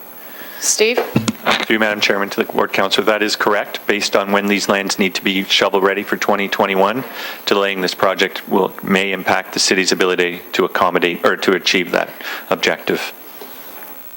And that causes me some concern, and only it's part of a larger discussion that we had last week in terms of where new growth is going to come from and our changing mindset in terms of wanting to see new growth happen inside of our own boundaries in the absence of having a plan that's going to establish something that takes the place of the 0.8, 0.9, or 1% growth we see every year, which we see is coming from Glanbrook, Flamborough, and other places, in the absence of having a Plan B that suggests that revenue sources will come from elsewhere, I'm not certain what the suggestion is. So if you're proposing today to take this out, I would feel more comfortable knowing what the domino effect is. If this doesn't happen, I need to see what happens with assessment. I need to know how that impacts the plan that we have to provide shovel-ready land for development.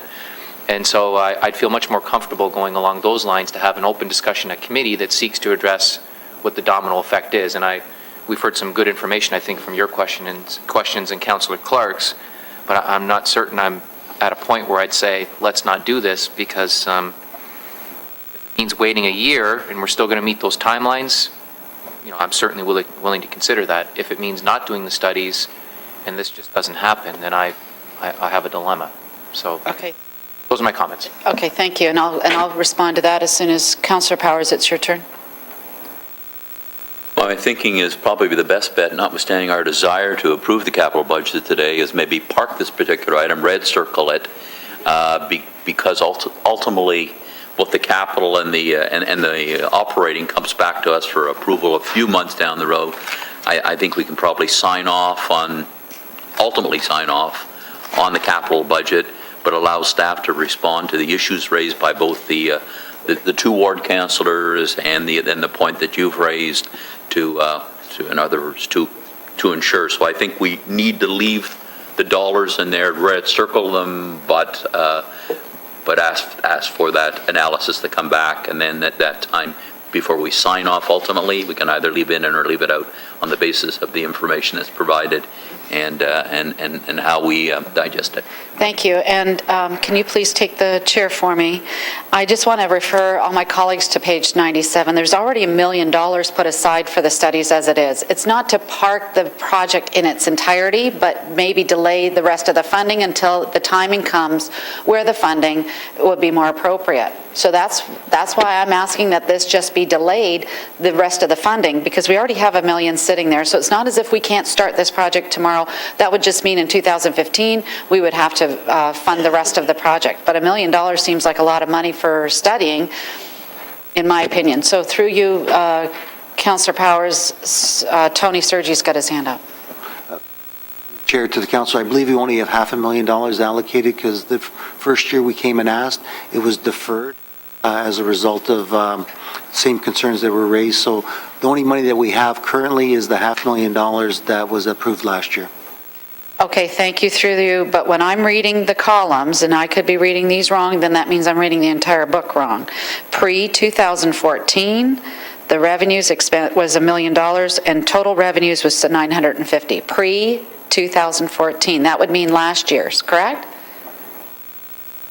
Through the chair, you're correct, but I believe the first money was only last year, so maybe there is an error in the book as it stands. Okay, I'm going to refer, please, to Mike Stigaric. I'm looking at this pre-2014, tells me that there is an account somewhere that's got $1 million sitting in it, or allocated $1 million in it already, and we haven't even approved the further $500,000.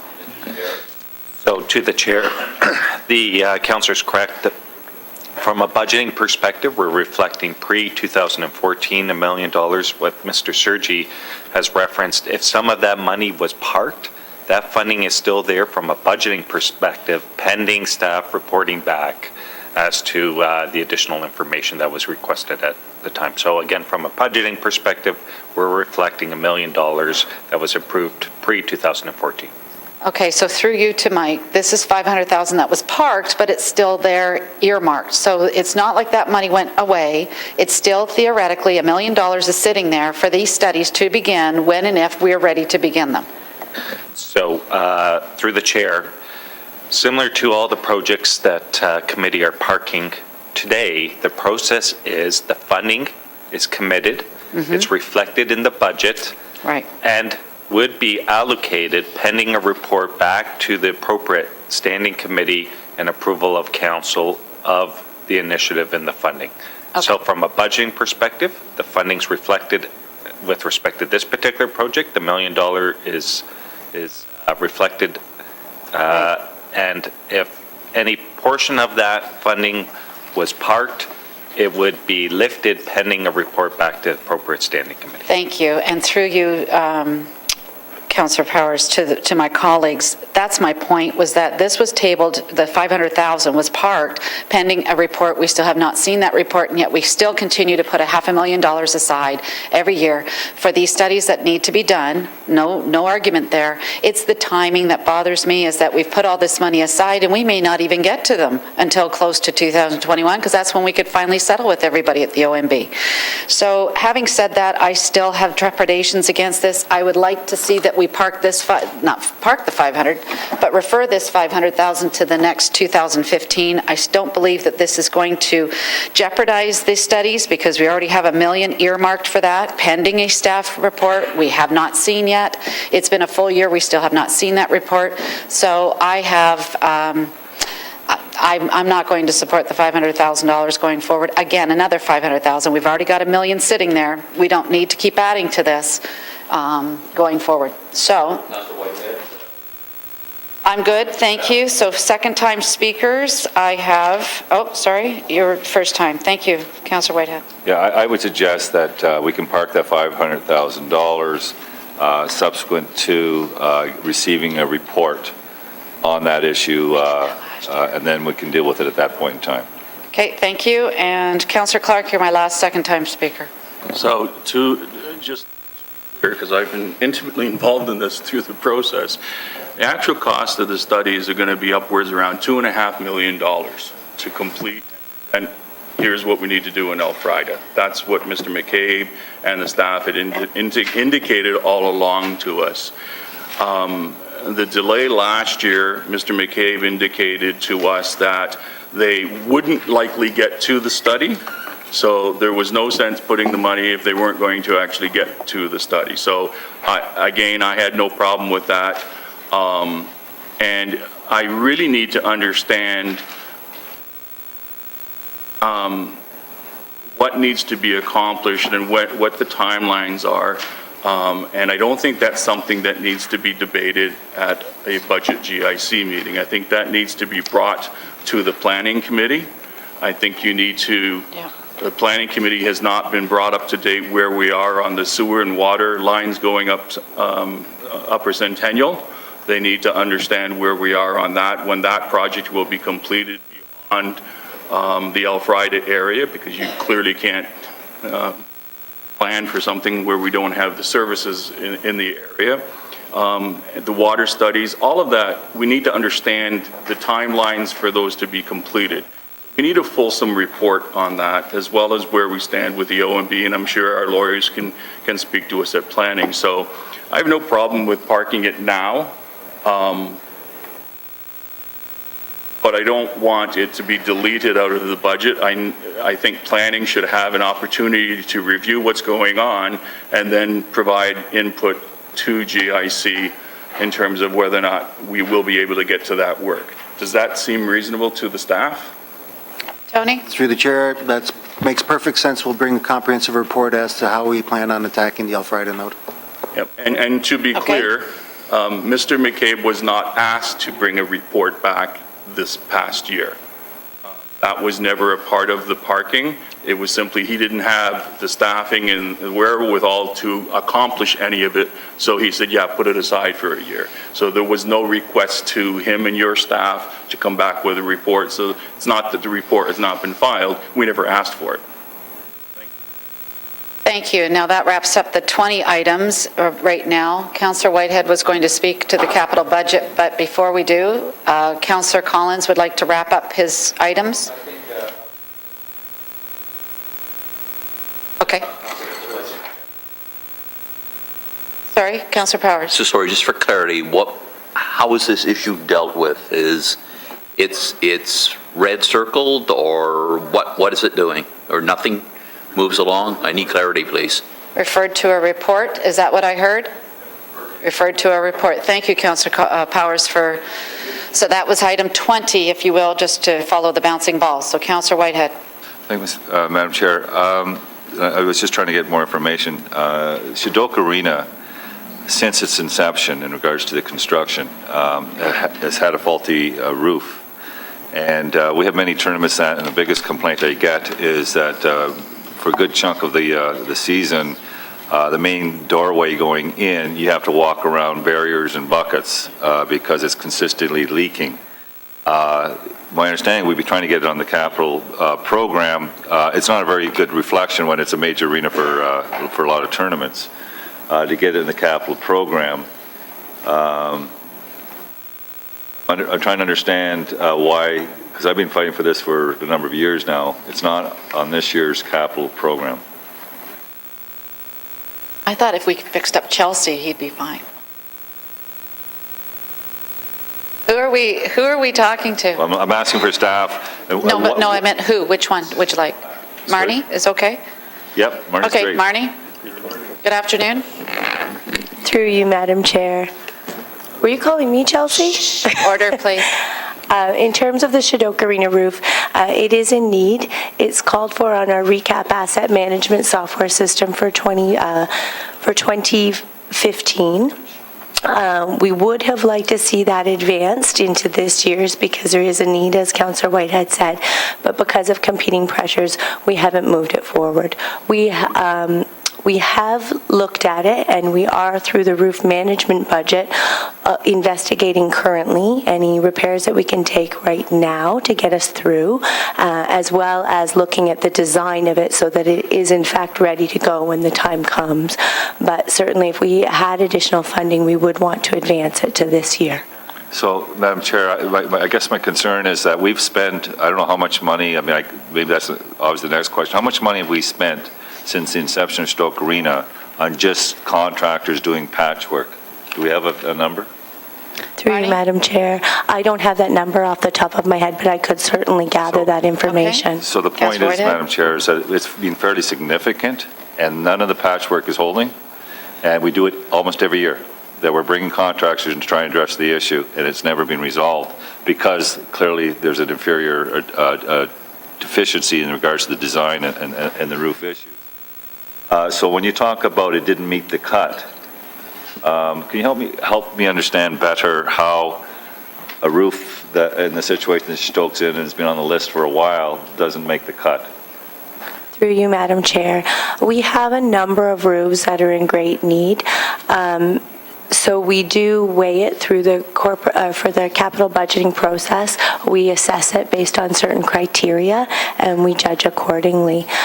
So it is called for in 2015. That's one of the reasons that it did not. As well, we're judging against a number of different roofs. One of the things we did try to do this year that we've done differently is typically we put all the roofs under the roof management program, and often because there's a number of roofs there, it's typically 800,000, which doesn't cover the big roofs. It tends to get cut as a result. So this year we actually extracted it from the roof management so we could highlight this as a big concern. Also then if there's any funds that are found, because we typically get 5 million in recreation, but if there's any additional funds like there were from last year, council may choose to advance that item. Okay, and certainly I can appreciate that my councillor colleagues probably have very significant priorities in their wards as well. I know it's a competitive process. My only concern is this has been on the radar for several years. It's been bumped, so I don't know if my comfort level is quite there yet when I hear it's in 2015 block when it's been bumped for several years, and yet it's not getting any better, and we're spending a lot of money. Maybe it's the process, Madam Chair, and it shouldn't be competing with the small roof projects because it's a big dollar, I understand, in regards to replacing. I just want to highlight for the, many of the people that are watching live stream and raise their concerns year in and year out about the fact that they can't come to the gate, the main door without running into obstructions. People carrying their hockey gear can't pass through. It's embarrassing, quite frankly, and to have it like that for so long, I'm going to be held accountable in the upcoming election because 7 years I haven't been able to get it resolved, and it's unfortunate. But I would hope that we get some guarantee that it gets done next year. Thank you. Thank you very much, everyone. I just realized that number 19 on Councillor Collins' list. I'd stepped out for a minute, and Councillor Powers, I'm going to refer to you as to what the decision about 19 was, please. The decision was to delete it from the... To delete it. We couldn't vote on it because... We did. Oh, we did? Yep. Okay, I'm sorry, I didn't know if we had, so Carolyn, I think all 19 have been voted on accordingly. All right, thank you. And if I look at my numbers correctly, I'm looking at $3,321,000, Councillor Collins, that you were able to find savings. So I'm going to go back to you, please, and you wanted to comment. I did. First, I want to thank staff who have been very diligent and very responsive in terms of answering a number of the questions that I have, and specifically Mike Zagaric, who unfortunately, or fortunately for me, was the recipient of all the emails that I sent out. I copied Mike on all of them, and he assisted me in terms of a number of the financing questions that I had. And so apart from all the departments who were very helpful, I really want to thank Mike as well as Joe Speiler and their staff in the capital budgets area. Madam Chairman, I guess one of the issues that I wanted to raise first and foremost is that the capital budget, for as much as we made tremendous progress in terms of implementing some policy changes over the last, since amalgamation, as we created a new budget system, this block funding system that guarantees departments a certain amount of dollars every single year. We've experienced a lot of growing pains with that system. And I think it's evident when you start looking at some of the stats that we have. And I had the opportunity going through all these line items in the book. And I think what would benefit council in the future is that it would help everyone if we had actually a list attached to the capital budget book that shows you all of the projects that we've funded in the past. And this probably proves more valuable than the book that we have in front of us that's almost as thick as a dictionary. This list here, I think, is very telling in terms of some of the trends and some of the problems that we're experiencing with the current capital budget process. And when you start to look through this, combined with the book that we have in front of us, you quickly realize that, as we try to find a way and means in which to adopt a multi-year budget process, the one that we have in front of us, as I said the other day, is almost a 1 or 2 year process. There's, I'm just trying to find the figure here, 50% of almost all the projects in this book were put in either 2013 or 2014. I mean, I think it speaks to the fluidity in terms of how quickly things can change, and we do know that we run into problems that are unanticipated and new issues come up every year. That's granted, but the fact that nearly half the projects in this book come from within the last 2 years, I think is an issue for us. There are 60 new projects in the book from 2014, so those are brand new ones that you wouldn't have seen in last year's book. And when I start to look at the list in terms of all those that we've approved this term of council and in past terms of council, there's 137 projects representing $50 million worth of work where we as an organization, we haven't pulled a dollar out of those accounts. And so it starts to speak to some of the issues in terms of when we get these books, it's so tough for us to determine when we see figures like that, what is really a priority. And if we're going to grant resources to a department or divisions or anywhere in the organization, I think council wants to know that when we grant it, that it's come to us as a priority and not something on a wish list. And it's come with the expectation that that project will be started that year, that budget year. We don't expect or anticipate that everything's going to be finished. We know that some of these projects take years to complete. And as Councillor McCaddy noted earlier, in some cases they take even years to design or to plan. But the fact that we have that amount of money floating around in projects where we've yet to start it, I think raises all kinds of red flags for me. And I know that finance does their best in terms of keeping the operating departments abreast of, you've got all this money, is there an opportunity to close an account as we did today for a number of projects and take that back and utilize it in areas where there is a real sense of urgency in terms of getting things done. And the fact that Joe Speiler and Mike go through that process, not just on an annual basis, but I think it happens almost quarterly because we receive those budget variance reports at committee. The fact that there's that much floating around and they don't have the ability at this point in time from a policy perspective to address it, I think is problematic and is something that needs to be discussed either at GIC or at AFNA. We really need to establish policies that encourages not only the start of those projects, but the completion of those projects in a timely manner. And if you're to look through, again, the past projects that we have approved, you'll see that, and I don't say these things to pick on anyone, I'm not meaning to single anyone out, but I think it's important to know the statistics that are in there. For all of the resources that we put into I'll use waste as an example, we funded waste, I think it was just over $4 or $5 million, $4.87 million last year. We supported 11 projects, and of those projects, only 7% of the funds have been spent. And so under a block funding scenario, as I suggested earlier, because they're traditionally getting that $4 to $5 million every year, we have a $5 million ask in this book. And so we have a department that's asked for $5 more million when the $5 million that we had granted last year has barely even been touched. And then you start to go through the years prior to that, there are funds in 212, there are funds in 211, there are funds in 210 that haven't been used. And so we have a lot of money that's really sitting in areas of the organization where, and again, it's not just us, it's our staff, and we hear it at the committee where they come to us and say, we really need to start this project, however, there's an infrastructure deficit. And the fact that we have all this money sitting around really being underutilized, I think speaks volumes to the fact that we need to improve the budget process. In addition to that, we have transfers that are occurring, and I referenced earlier the fact that we were using resurfacing funds to fund Mr. White's or the traffic department's LED conversion.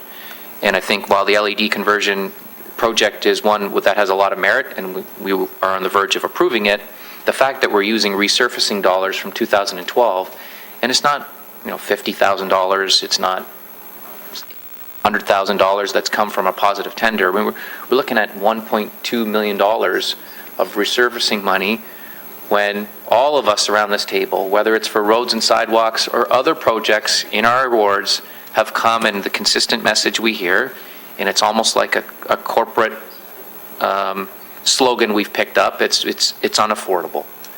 And we don't have the resources. And so when I see those transfers take place, especially from areas of the organization where most of us are fighting to get more, it is frustrating to see. And then the other example that I had raised earlier, we're almost recycling money in some cases. We allocated monies for new sidewalks in 2012.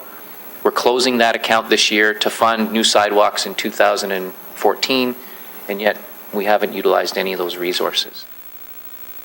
So those, Madam Chairman, for me are issues that need to be addressed. The block funding scenario, this sort of autopilot process that we have that just guarantees areas of the organization money every year. I understand why it was implemented. I was here in the late 90s when certain staff, and I like to use the reference of Dan Weiss, who used to be in our facilities section. He'd come to council every single budget year through capital and say, councillors, people are getting trapped in the elevators. We need to fix those elevators. And he'd make recommendations to set aside money for facilities, and council would, and this is a very political process, would utilize those dollars for the projects that our constituents were advocating for, rec centers, libraries, roads, sidewalks, the list goes on in terms of those projects that would be considered politically popular and those requests that we receive most often from neighborhoods. And so invariably what would happen is Mr. Weiss would come to the committee and say, we need these monies to fix the elevators, and we'd say, it's not the year. We have all these pressures in rec, public works, the areas where I just referenced those other projects, and then those elevators wouldn't get fixed. And so when we amalgamated, the transition board sought to revise our budget process. They created this block funding system. And I think at this point in time, that pendulum that was maybe far too, on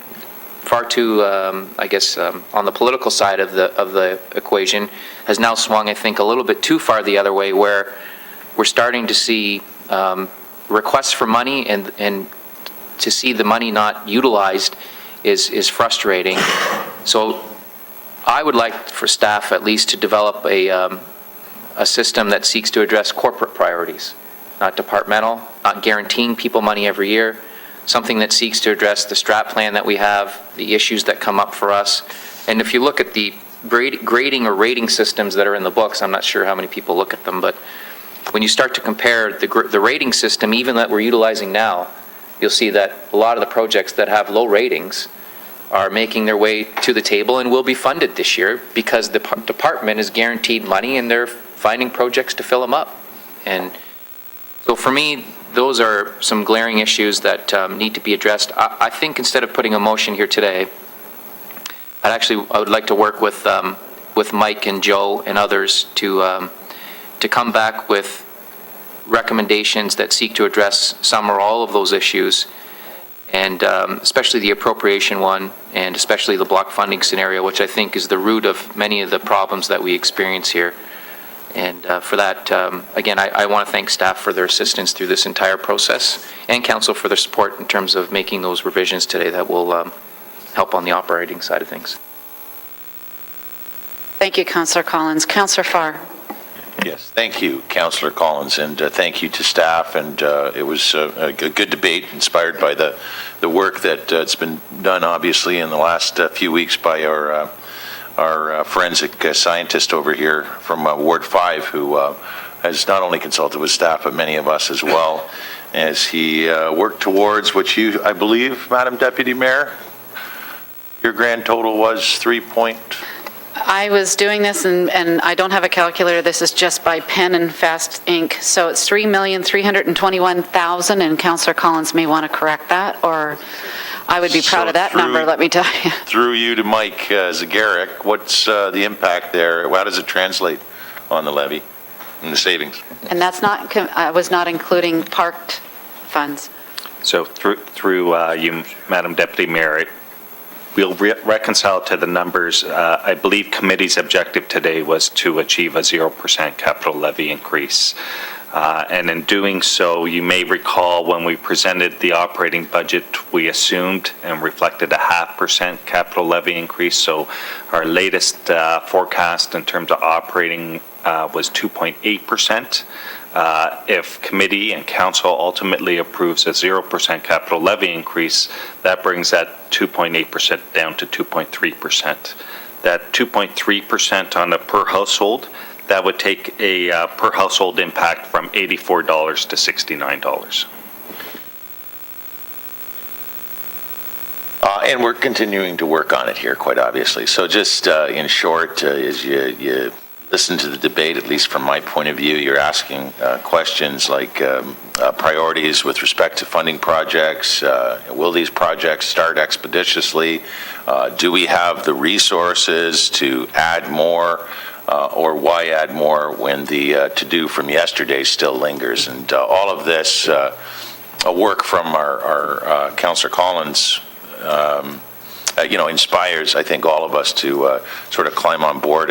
And maybe, and I was having a sidebar with Councillor McCaddy just near the end of what Chad was just saying, but if it's not through a motion or direction to staff, it's sounds like we're just going to continue to have the conversation, and maybe we do get to that point and sort of change our approach where we're all, staff and council, working together, and maybe start with that list of the corporate priorities, the capital projects, as Councillor Collins had attained early on in helping him with his research and assisting all of us here today. So I applaud his efforts. It's encouraging to see what it does, the impact it makes for all of us in Hamilton as we try to achieve these budget goals, and I'll continue to work with them.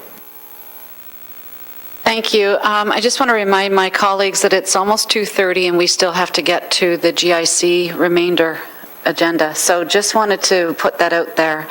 Next speaker I have was Councillor Clark. We'll wait, and Councillor Ferguson, you're next. Well, very briefly, two things. Number one, I just wanted to publicly thank Chad for the time he's committed in donating it to help us come to bring this. Right here. I wouldn't have the patience to go through this with a cold fine $50,000, and have to go through 564 pages and try to come up with these sort of numbers. When you see the aggregate total of some $3 million, it was worth the exercise. And I hope someday I can do the same thing for council, to set aside probably 3 or 4 days to, or even longer, to do that outside our normal commitments that we get involved in our various committees and ward issues. So I just wanted to publicly thank them. And secondly, I assume we're going to come back and have further debate on that 0.5% that we've put in the capital budget, or on the operating budget every year for capital, to try to aggressively go after the infrastructure deficit. I unfortunately missed the last 2 capital meetings, so Madam Chairman, that's still on the agenda to come back at later on in this meeting or another meeting. I'm going to look to Mike right now to find out where we're at right now, because my understanding, Mike, is that we've, with the help of Councillor Collins, we were able to get to 3.321 at the end of the day. So So in through reflection you, with that- Madam Deputy Mayor, at some point this afternoon, I will need some clarification as to what the objective of these savings are. If the objective is to go towards, to be applied to achieve a 0% capital levy increase, so in doing so, we would remain at $90,177,000 in terms of a capital levy. That then would be reflected in a lower overall tax operating impact. So previously, I made reference if the capital levy increase was 0%, so if these savings were applied to reduce capital levy increase to 0%, we would reflect in our next operating update 2.3% increase rather than a 2.8%. So I think what he's saying is, depending on where we want to put these savings, that's what reflects the final Let me number. try to come back this from a different direction then. Okay. So you included in the operating budget, which is around 2.9% last time I saw it, included the capital that was before us before we made these cuts, and in addition, that included 0.5% to increase for capital or infrastructure deficit. Is that correct? So through you, Madam Deputy Mayor, the latest update, and Councillor Ferguson might not have been at the latest GIC update, we were at 2.8%. That 2.8% includes 0.5% for capital, or $3.6 million. If it's the decision of committee today to apply the savings to reduce that to 0, we would be reflecting in our next update to committee a 2.3% forecast. Okay, so the savings that were found today, the $3 million, that 0.5% then, if you go from 2.3 to 2.8? So through you, Madam Deputy Mayor, that's one option, and that's why I'll be seeking clarity this afternoon from committee. One option is to reduce capital levy increase to 0, bringing the forecast to 2.3%. Another option is to park that money as unallocated, and the final option would be to reduce, for instance, our reliance on debt and increase our contribution. So there are some options on how to apply the savings. If it is committee's preference to apply it to reduce the tax impact, then committee has built in enough savings based on decisions today to reduce the capital levy increase to 0, which would result in a more updated tax operating forecast of 2.3%. Councillor Ferguson. I'm just going to repeat back to you what I think I just heard, just so we're all on the same page. You're saying that the capital impact, if we decide to take 100% of the savings today and capital budget, the impact of the operating budget would now be 0 rather than 0.5. Right. Are you, Madam Deputy Mayor, correct? Okay, and the 0.5 is something that we put in place to try to attack our infrastructure deficit every year for this council term, the last 3 years.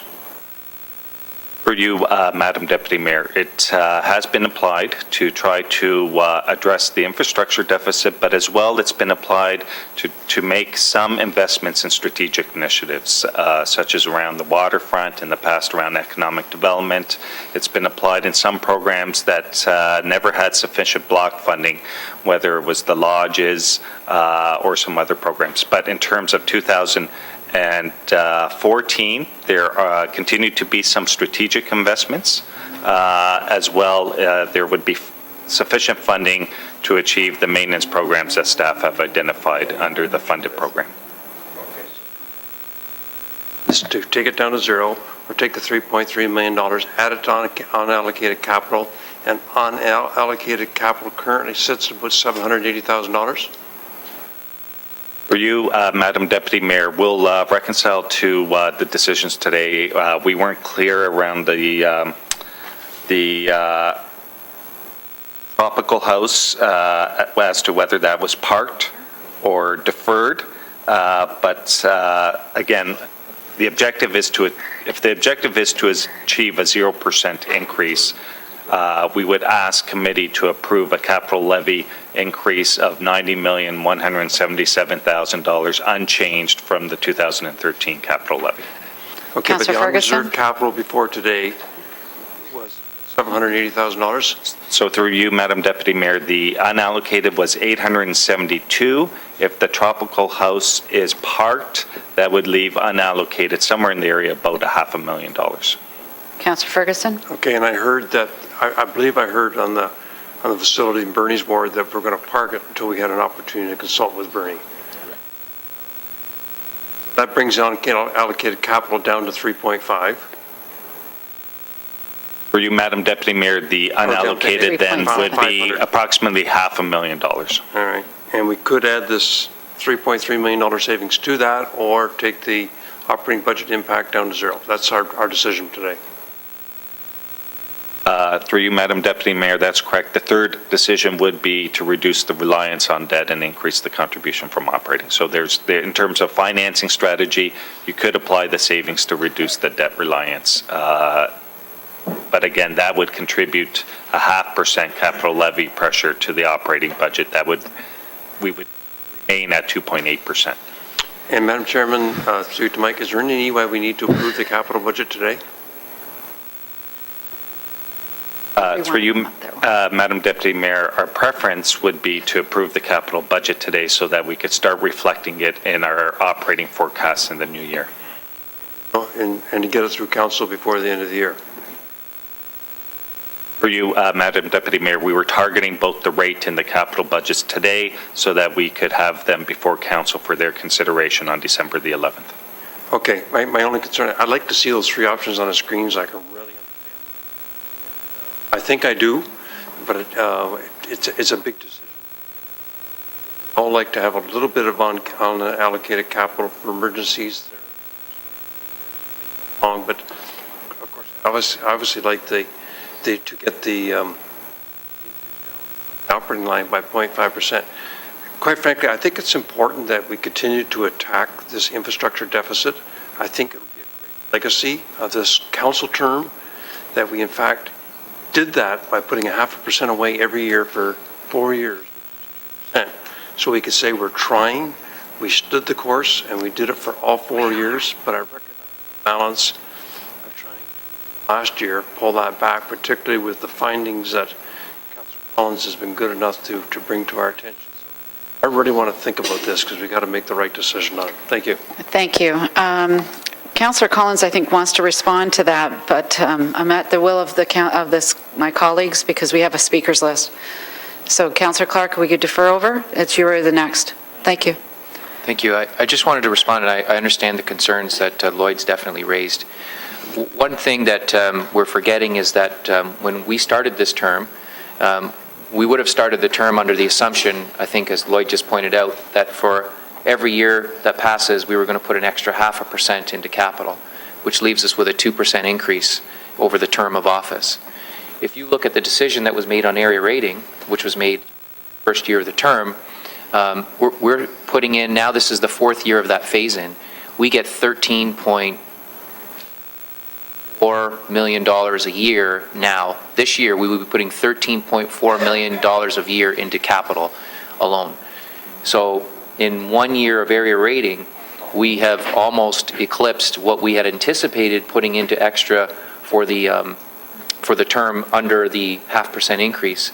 So that's why the second part of my motion 2 weeks ago was sooner that the inner city councillors submit their projects through area rating for the calendar year, the more infrastructure we're going to get at. And when you look at the total envelope then at the end of the term of office, we're well beyond that extra 2% that the community would have anticipated and that's as a direct result of the compromise that came about from area rating.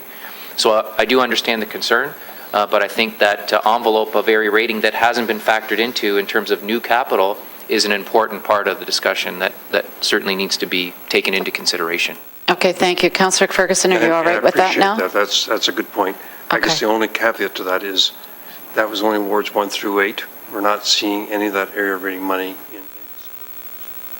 in what we get through the capital budget. I was conscious not to cut anything out of the suburban areas on that list that I presented. That's fine. And we Councillor appreciate Ferguson. I think those threats you got in the mail were good. Councillor Clark, you're next on the list, please. Councillor Collins and I had a good conversation about looking at it within the ward that we could, so we also looked at our stuff as carefully as we could. I do want to thank Councillor Collins. I was speaking with one of the reporters earlier, and he said how much work you had done, and I said, you do this every year. And he has historically, since I've been here for 7 years now. Councillor Collins is excellent numbers cruncher and truly does dig in, which gives us the opportunity of thinking outside of the box on a number of files. With regards to the good councillor's comments about the capital budget process and looking at that, I'd be happy to participate with the conversations with Mr. Zegarac. I've never really been comfortable since I came here about the block funding and about the process in terms of where the funds are spent and how all of a sudden you have these funds piling up because we've approved them in year, but they're not spent in year. I can tell you from my past experience, deputy ministers were, it was taken into consideration in their performance reviews if they had actually approved things in their capital budget and it wasn't spent in year. I mean, they looked at it very seriously, and there was never things that were brought forward. In the Ministry of Transportation, it was over a $1 billion budget for capital. 50% was done up front with the tenders, so we knew every year we started with an automatic 50%, but everything else that was added to it, we had to make sure that it actually was done in year. And if you were budgeting over years, then you indicated that there would be additional funding that would be required in years 2 and 3. But the money had to be spent or it was clawed back. That simple. So if a ministry didn't spend the money, it was clawed back. And it would go back into general revenues. And that's why Mr. Zegarac will tell you, municipalities frequently, when they receive money up front on something, they're told you got to have it spent by a certain period of time, usually March 31st, or it'll be clawed back. School boards are told that, et cetera. That's how they take it very seriously. And I'm not saying that we don't, but there needs to be that tension to make sure that the money's being spent in year and that is not just accumulating somewhere because it is tax dollars that is charged in year. So I'd be keen on looking at that. The reallocations, I thought last year we had that discussion about reallocations. And the decision was made that, money wouldn't be reallocated if money was approved for a specific line item, that it wouldn't be reallocated to another line item. We have to clearly clarify that sometime this year, because you really need to make sure that each division, each department is being treated equally with each other division, and they're not moving funds or asking for funds in one and knowing they're not going to get to the work and then they move it into another division. It's just not proper. So I think we are getting further along in the process in terms of being very clear and transparent on it. I think we still need to do some work to make sure that we're not taxing people for money that's not going to be spent for 2 or 3 years out. That's problematic and not necessary. A fourth option in terms of where this surplus would be to our reserves, I'm growing more and more concerned about our depleted reserves. In some of our divisions, it's quite significant. And we need to be cognizant of that. We need to know where the reserves are being spent. We need to know which employees. I was surprised to hear that we actually have employees being paid out of reserves instead of out of the general revenue. So we need to come to grips with how the reserves are functioning, and a process to replenish those reserves, I think, is required, because that is those that is our contingency money. When things go wrong, when there's a huge flood somewhere, then we need the money. A tornado hits and we need the money. That's our contingency funds. And if they're depleted to the point where we can't handle those natural disasters, we already know the province will not help us. The province will not help any large urban city on any natural disaster because of the way the funding agreement is set up. So we need to have those contingencies in place to deal with those issues. And I'm worried that they've been drained over time. And thanks to Mr. Zagaric, he's been pointing out exactly where we are, and we need to set a plan in place in terms of how we would replenish them. So those are my overall comments on the capital budget process. I'm not at a position where I feel comfortable approving it today. There's still a few more things that I have questions about, but I'll leave it to my colleagues. Thank you. Councillor Powers. I'll be brief. I'll certainly, at the appropriate time, look for some guidance from Councillor Collins. I mean, it was through his efforts we got the savings that we now have a savings in that. So I'll certainly look for his suggestion. I mean, we'll make the decision based on his advice, but what his intentions are. Okay, I'm opposed to that one.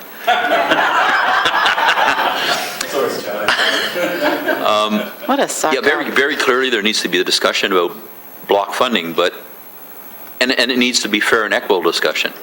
I mean, one of the things, and I continually have a concern, and I probably sound like a broken record, is the element of the block amount of money we invest in infrastructure and our roads and things. I mean, we're kind of stalled at $48 million, and it's going to stay that way for a couple of years, and it's going down.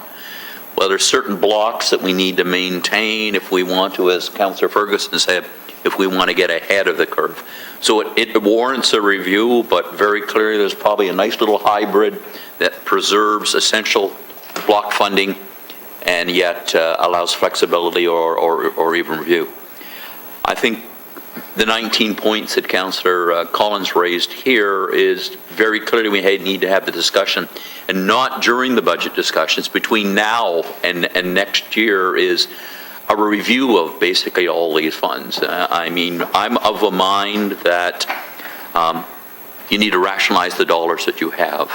And if legitimately you're going to spend it 5 years away and you need to, take a little bit here and a little bit there in order to come up with the money in order to fund it 5 years off, that's justifiable.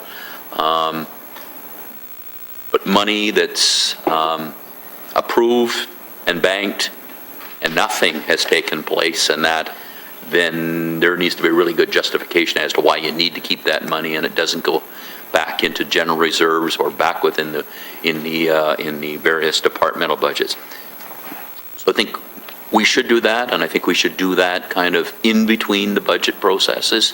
I mean, we've got enough stuff to now. We haven't really got into, we're going to start to drill down into operating, sooner rather than later. And I compliment, all of you for your efforts. Every year we make the process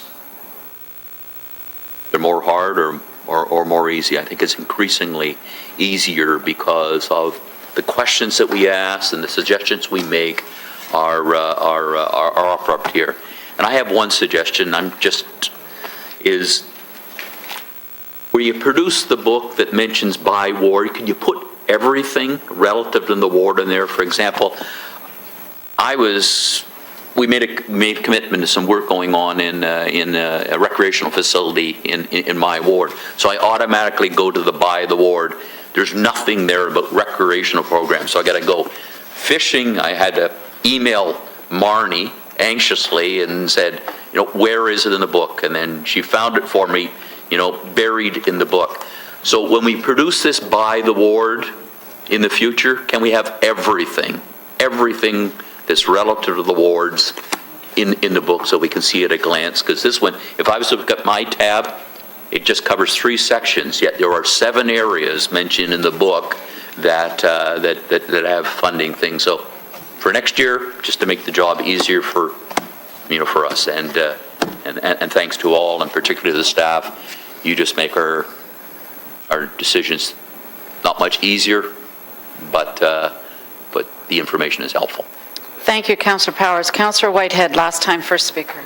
Thank you. I just want to say to Gary that for all those years I've been advocating strongly for resurfacing of roads. I found it a bit surprising when you said there was no money, and I'm finding there was 1.2 million that was allocated for a different project outside of the roads resurfacing. So hopefully that's clearly an issue of function and an issue that I think Councillor Collins so adequately described as we have to address. If we're funding something under a particular category, then to move it, I don't think, and I'm not aware of policies that allow those dollars to be reallocated for what they were actually budgeted for. So I'm not sure if the policy is there, but clearly that's part of the review that we're going to go forward and what I think is needed.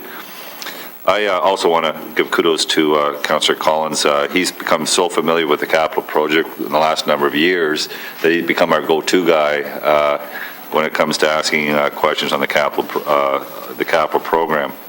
I was going to raise, consistent with the issues, the council strategic investment fund. I think it's around $3 million now, and again, here's money sitting that's not being allocated. But Councillor Collins remind me once again, which is actually accurate, is that just wait till we start getting into the land acquisition of the school surpluses, and clearly we're more likely going to have to rely on the very little dollars, probably not even adequate, in that particular fund. So I think that question's resolved. So all in all, I think that what is presented today and where we're at today, I'm happy with, but I think it is prudent. This is when you step back a little bit from the cooler and think about what transpired today and finally look at the options that have been suggested. I think there's 3 options that are suggested that Councillor Ferguson and Mike had identified, that we can have those discussions and come back to the table and more than likely have consensus or very close to consensus on what option is preferable. So again, I thank Councillor Collins and staff. Thank you. That was the last of the first-time speakers. Now, we have a choice right here. I'm going to go back to Councillor Collins to get his thoughts on because I heard that earlier that people wanted to hear what Councillor Collins thought about the savings that he found.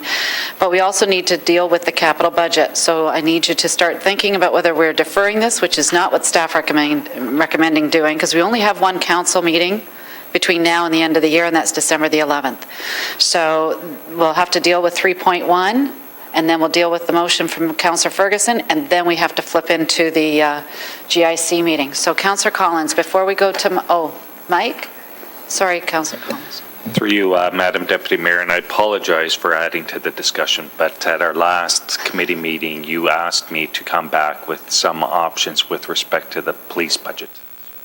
$430,000 that's reflected in the 2014 budget for police. And so one option is, and just in terms of how it is being presented relative to the Police Act, is the Police Act states that the board shall submit operating capital estimates to the municipal council, so it is appropriate in how it is being presented as a capital project. But going forward, one option is, and again, I'm just referring to language in the Police Act, is that council shall establish an overall budget. So it may be appropriate, based on that language, to park those 2 projects and refer them to the new year when the police, Hamilton Police Services present their overall budget, and you can consider both their operating and capital budget at that time. So again, this is just in response to council or committee's direction last week. I'm seeing nodding of the heads, so I've heard Councillor Clark and I've got Councillor Ferguson being the board member to park the police capital projects till the new year. Sorry? To park them until the new year when we get the presentation from the police department, correct? Okay, all those in favor? Thank you. So now I'm going to come back to Councillor Collins just to wrap up everything that you've wonderfully done today. Thank you for that. And I thank you for the kind words that members had reference to.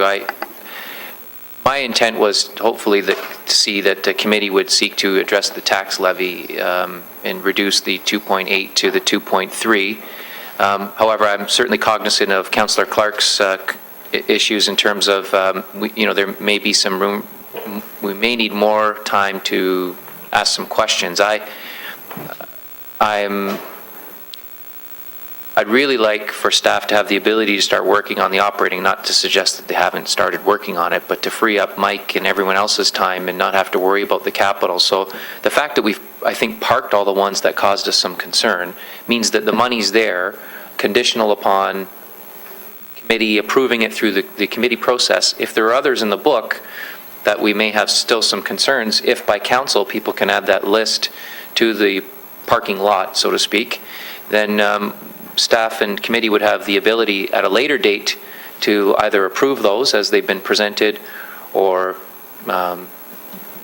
take another course of action as they see fit. So I'm hoping that next Wednesday is the date that we will pass capital. And, we're all anxious as our staff. We see projects that are in these books that we'd like to start so we don't run into the scenario where they end up in this book. But I'm certainly cognizant of the fact that we have those options in front of us. My preference would be to apply it to the tax savings, knowing that those area rating dollars more than make up for the 0.5% that we originally talked about. And I have a seconder, and Councillor Powers, can you please take the chair? I, for one, am all for that. If you'll notice, Ward 11 does get hit the hardest with the tax increase because of bringing all the assessment up, but also from the firefighters and getting everybody to pay the same amount. It always looks like Glanbrook's getting hit the hardest, and that's the reasons why. So I would be all for putting that towards the tax savings, especially when we know all the other projects have all been accounted for and the money will be put aside. So that's my vote on that. So thank you, Councillor Powers. I'll take the chair back. I've got a mover and a seconder from Councillor Collins and Councillor Farr to apply the savings that Councillor Collins found and presented today, that we approved today, to be put against the tax levy, the 2.8, which would bring it down to 2.3. So having said that, that's just starting now, getting into the operating, right? That's our first base. So Councillor Clark, you're first. I don't have an issue with Councillor Collins' motion with regards to capital budget. I guess my only point is I really would like to have that confidence that what's in the capital budget is actually going to be spent in 2014 year. And I didn't get to ask all of the just different divisions, but we'd hate to have increased taxes and then find out in 2015 that a certain percentage of the money was not spent. So that's still my trepidation, but if the council colleagues want to proceed, and now between now and council, I guess I can reach out to a few of the department heads. Thank you. Thank you. Councillor Ferguson, did you have your hand up to speak to that motion? No? Anyone else had their, Councillor Partridge, please? Yes, thank you, Madam Chair. And I too support that. Certainly in Flamborough, similar to Glanbrook, we have that area rating phase-in amount, which I think is around 1.7 or 1.8, which is on top of whatever the tax increase is. And we had, just very quickly, we had a Chamber of Commerce meeting last week. Chris Murray came out, did his presentation, and, everyone in that room said the same thing. We've got to get as close to zero as we can, because that let's call it 1.8% area rating phase-in that goes on to the backs of Flamborough residents is on top of, now at this point, it would be 2.3. So it isn't just $69 on their tax bill. It's a heck of a lot more.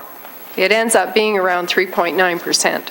So they're not happy about that, and I wasn't really happy that we settled on 1.9 last year. So those are my comments, but I would be supporting this. Thank you. Thank you. So the motion's on the table right now for Councillor Collins, seconded by Councillor Farr, Councillor McGetty or Councillor Farr? Farr, thank you. And all those in favor of applying the 3.321 onto the tax levy for now? Thank you. All right, so now we have the capital budget in front of you, folks, and we need to either approve this or defer it to council. What are we doing?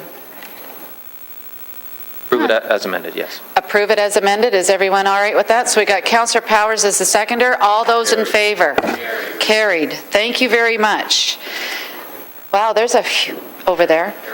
Okay, now we're on to motions. Spring Valley Arena in Ancaster, funding for renovations, construction of dressing rooms. Counselor Ferguson, do you wish Yes, to thanks, speak Madam to your Chair. And this has been motion? before committee for about 3 straight meetings. It got deferred off, and for very good reason. We were running out of time. But this is an issue that first came to my attention about 4 years ago. I'm sorry, Counselor, hang on. We've got a lot of motion going around here, so can you just either speak up and yell, or are we going to ask everybody to keep it down? Thank you. I can speed this up. Council Powers says just move it, so I just move it. We're going to move it. All those in favor? Carried. Thank you. Now, as there's no further business, I'd like to have a motion to adjourn this. What? Sorry? What? I didn't, you said in favor, but you didn't say opposed. Was this on the motion? I'm sorry. This is about the Spring 400K? Valley. Yes, the 400,000. Let's do that again. Moved by Counselor Ferguson, seconded by Counselor Powers. Okay, no, I agree. Okay, that's, yeah, we did it. There was, and there was too much motion. You're right. All right, so Counselor Farr, you're first. You wanted to speak to that? Oh, well, sure, very briefly. I very much appreciate where the good counselor is coming from. And in fact, if you have a good tour inside and out of Eastwood Arena, you would too. I can't support it given the circumstances of the one and only rink here in downtown Hamilton and its considerable issues as it relates to the facility's poor conditions. And I do appreciate where he's coming from, but I can't support this. Thank you. Councillor Whitehead. Thank you, Chair. And I do support it. I did talk to Councillor Ferguson, and I talked to staffing. My understanding it was in the block funding for 2015. I'm not sure, could I get clarification, where would this funding is coming from on the immediate, on this particular motion? So Councillor Ferguson? Motion. Unallocated capital reserve. Unallocated. So I think there was consensus that on that block funding in 2015 that we replenish that unallocated block so that that funding becomes available in 2015 for other emergency type projects. Okay, wait a minute. Folks, we have too many conversations, and we're trying to deal with almost $500,000. Please be patient. Go ahead, do that again, please, So Councillor Whitehead. basically, because it's already block funding for 2015, it was just to replenish what we're moving up forward in the unallocated. That's all I'm asking for, and I think there was Clearly, consensus. if we're doing it now, we're not going to need it in 2050. Correct. I think Rome would agree with that. So there's consensus on it, Madam Chair. I just wanted to add that piece. Thank you. to it. So the motion's on the floor. As All amended. those in favor? As amended. As amended. All those in favor? All those opposed? We have one. All right, it's moved. All right, so now we need to adjourn this capital/rate budget meeting, please. Can I have an adjournment on that so we can continue on to our GIC? Councillor Pearson, Councillor Partridge, all those in favor? Thank you. Now, if you'll refer back to your December 4th. Uh-oh, she's coming back again.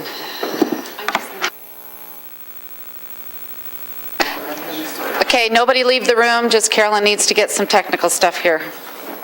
And in the meantime, we'll just start passing things like crazy. Christmas gifts from last term? Oh, hang on a second, I got a list here.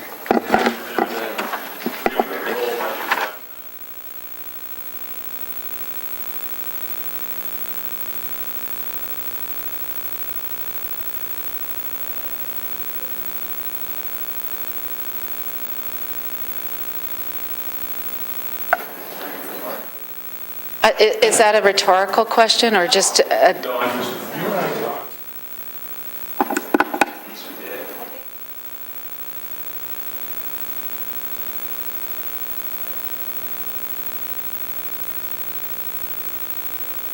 Okay, you know what? While Carolyn's getting ready, I'm going to go through what we need to do from the December 4th. If you scoot up, oh, look at this, you got a new one now.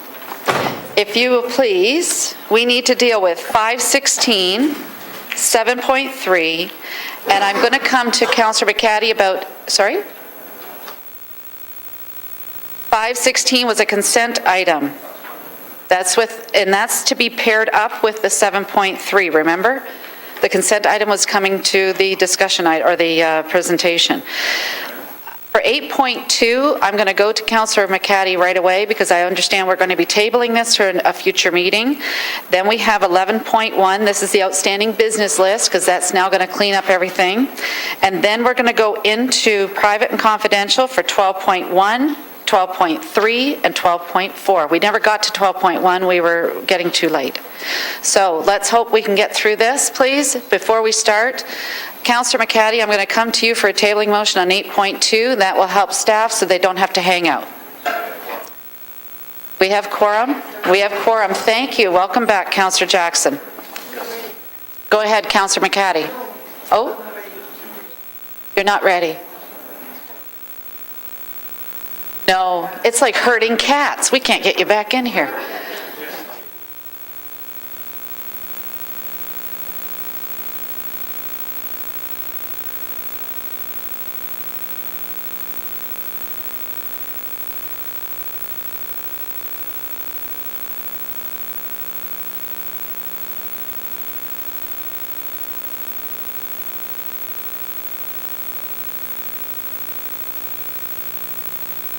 Okay, Carolyn needs 5 minutes, so what I'm going to do is ask for the tabling. We'll come back and reaffirm it when we come back onto the tape. So we're just going to do this so we can at least excuse the appropriate staff right now and they can get back to work. Councillor McCaddy, excuse me, order, hang on. 8 million, Brad. Excuse me. Excuse me, look at me. Thank you. Go ahead. I'm just waiting for the I would, yeah, discussion to don't finish, bother, just Madam go. Chair. Madam Chair, we're dealing with 8.2, which is entitled the 5-year plan regarding two-way street conversions. And my intent on this item would be to put forth a tabling motion with instructions. So I'll need a seconder for the tabling motion. I think it was, well, I think Councillor Whitehead wanted to Councillor second Whitehead, it. but I guess he's... All right, who wants, Councillor Ferguson will second it for you. Okay, thank you. Seconded by Councillor Ferguson. And the direction is for Councillor Whitehead and I to meet with staff to discuss the way the Transportation Master Plan is unfolding, to get an update on that, and to seek ways that we can bring this forward that will involve individuals from right across the city to try and build consensus on the issues that should be dealt with, not only in the lower city, but in the upper city and the former area municipalities, and to come back to GIC for an update on the TMP and what the work plan will be in 2014. So that's the direction, if I can speak to that, the intention of where I'm going on this. It's clear to me that the whole one-way, two-way street, complete street discussion is a high-profile and engaging issue in Hamilton due to our history with all the one-way streets and how we've evolved as a community. I think there's all sorts of issues involved in this, not the least of which is the divisiveness by which this issue could affect Hamilton. And we've already seen some of that, and the concerns of the upper city and the lower city and that sort of thing, and what's going on in different areas. It's also apparent to me that this issue is some ways is driven by an ideological response. You know, I hate two-way streets. I hate one-way streets. What are complete streets? And we're not able at this point, we haven't been able at this point as a community to get to sort of the informed discussion on this where we might look at, if a street was to be made two-way or a complete street, the way that we're treating Cannon Street, for example, how many lanes are going to be removed and for what purposes, and most importantly, how do those changes, the proposed changes, affect vehicular traffic, the ability to get from point A to point B, which currently may be a 5-minute trip. Does it become a 15-minute trip, or how does that affect the vehicular flow across the city in these particular examples that we're considering that are identified in this report? And that then provides the opportunity for an informed discussion about the trade-offs. Perhaps some goals are around safety and public health benefits, and to be able to get, to have transit move faster, transit that's maybe moving as many people as the vehicles are in the case of King Street that we've learned from staff. There may be other goals in the particular change that's being considered. That would be a trade-off, could be a trade-off based on taking an extra number of minutes longer to get from point A to point B, probably a little bit slower than vehicles maybe currently drive using one-way streets. But in order to get to that point where we have those facts on the table, I think we need to engage Hamiltonians right across the city. Take Ward 8 and Ward 1 as an example. We need to have the Ward 1 folks talking to the Ward 8 folks, the Ward 8 folks explaining some of their concerns to the Ward 1 folks, learning about the lack of sidewalks in Ward 7 as I've done with Councillor Duvall, other issues up on Rymal Road with lack of sidewalks, lack of transit and other things. So it's for those reasons, and also I think from a fairness perspective too, we've heard from the Mountain residents that we need to improve the sidewalks downtown. We get it, Councillor McCaddy, Councillor Farr, but you know what, we don't have sidewalks at all in some of our areas, or there may be areas up in Binbrook, Glanbrook as well in that respect. So we need to have that fairness discussion across the city as well. And just in closing, just refer to a quote, obviously something that's on a lot of us' mind over the last 24 hours has been the death of Nelson Mandela, 95 years old, a truly great figure across the country. And he, one of his quotes is, and I'll just read this, and before I do that, I'm not suggesting that I just want to point out, Councillor McCaddy, you're tabling this motion, right? So I've let you talk a little bit longer. I said I was finishing, Madam Chair, and I'm trying to be a leader here, and I'm trying to get across.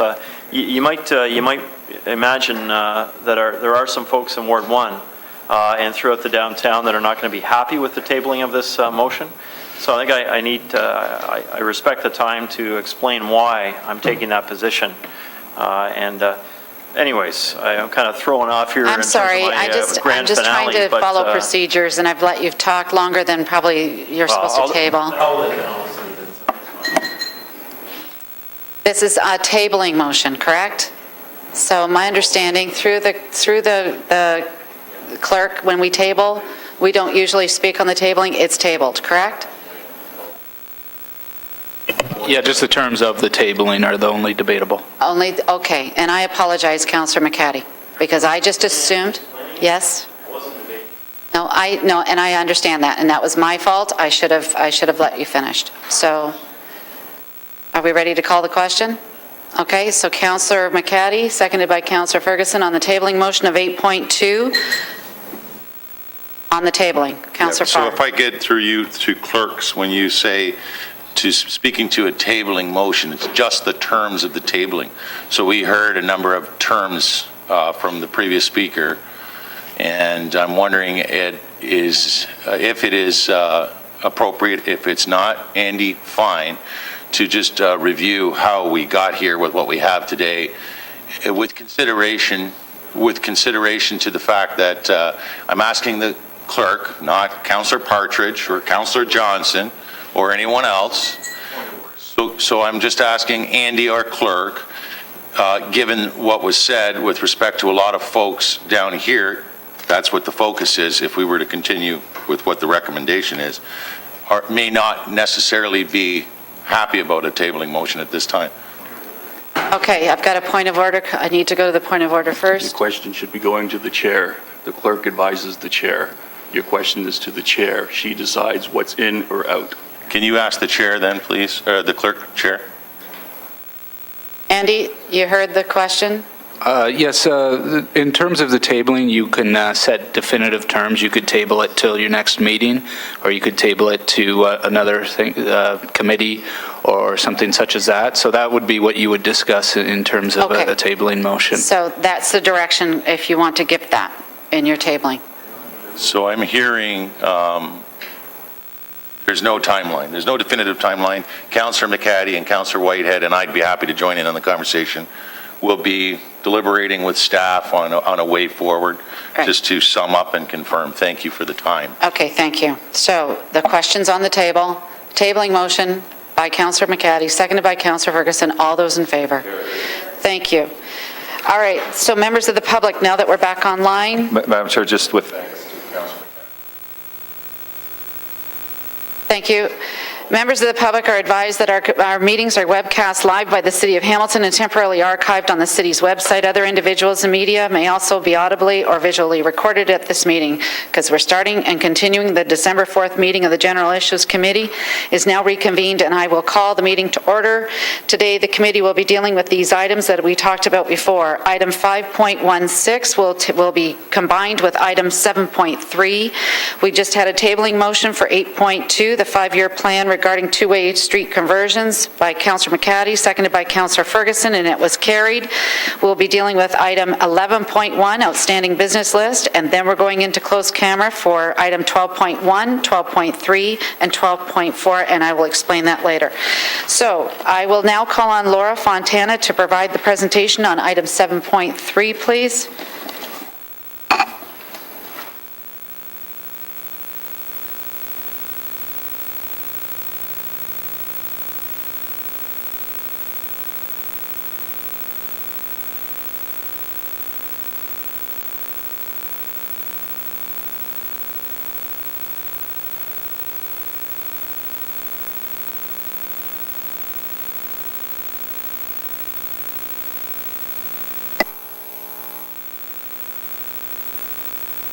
I'm sorry?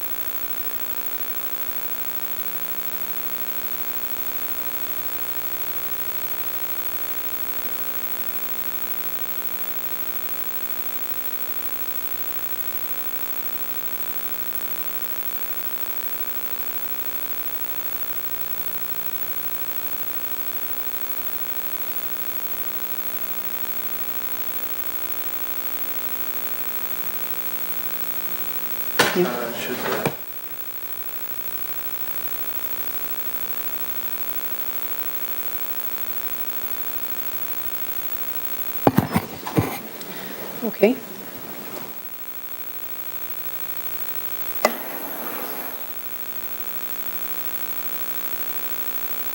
Good afternoon, Laura.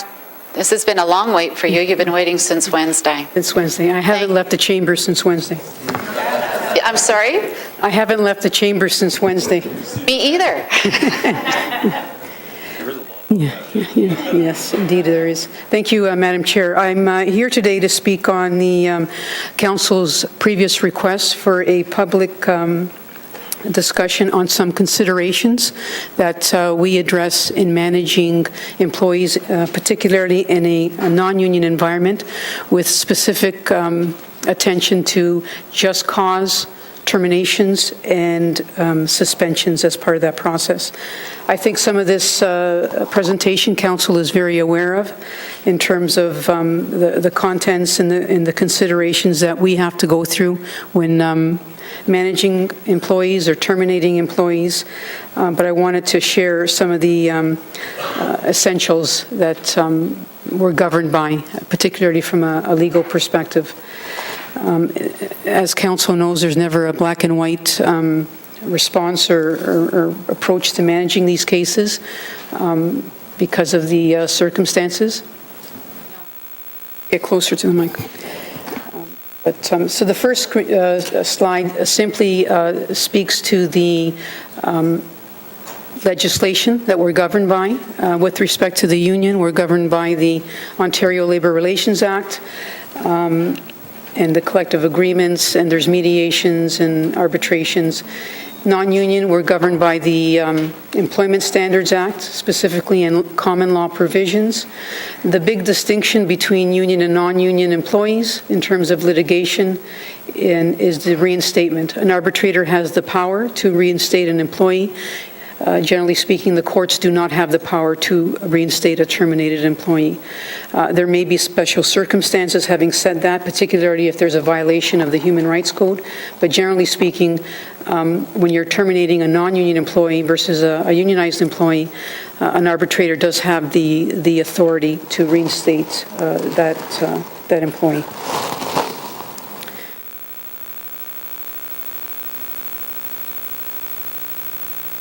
With the dismissal without causes, which are the majority of terminations at the city, there are considerations, the common law considerations. These are really what are commonly referred to as the Bardell factors, Bardell being an old case law from 1960.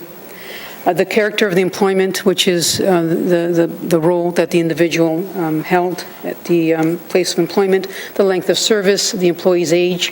The greater the length of service, the older the employee, the greater amount of severance obligations, the availability of other alternate and suitable employment, and whether or not we've enticed that individual to join the organization. So if we have, then we have certain obligations in terms of recognizing the service from a previous employer.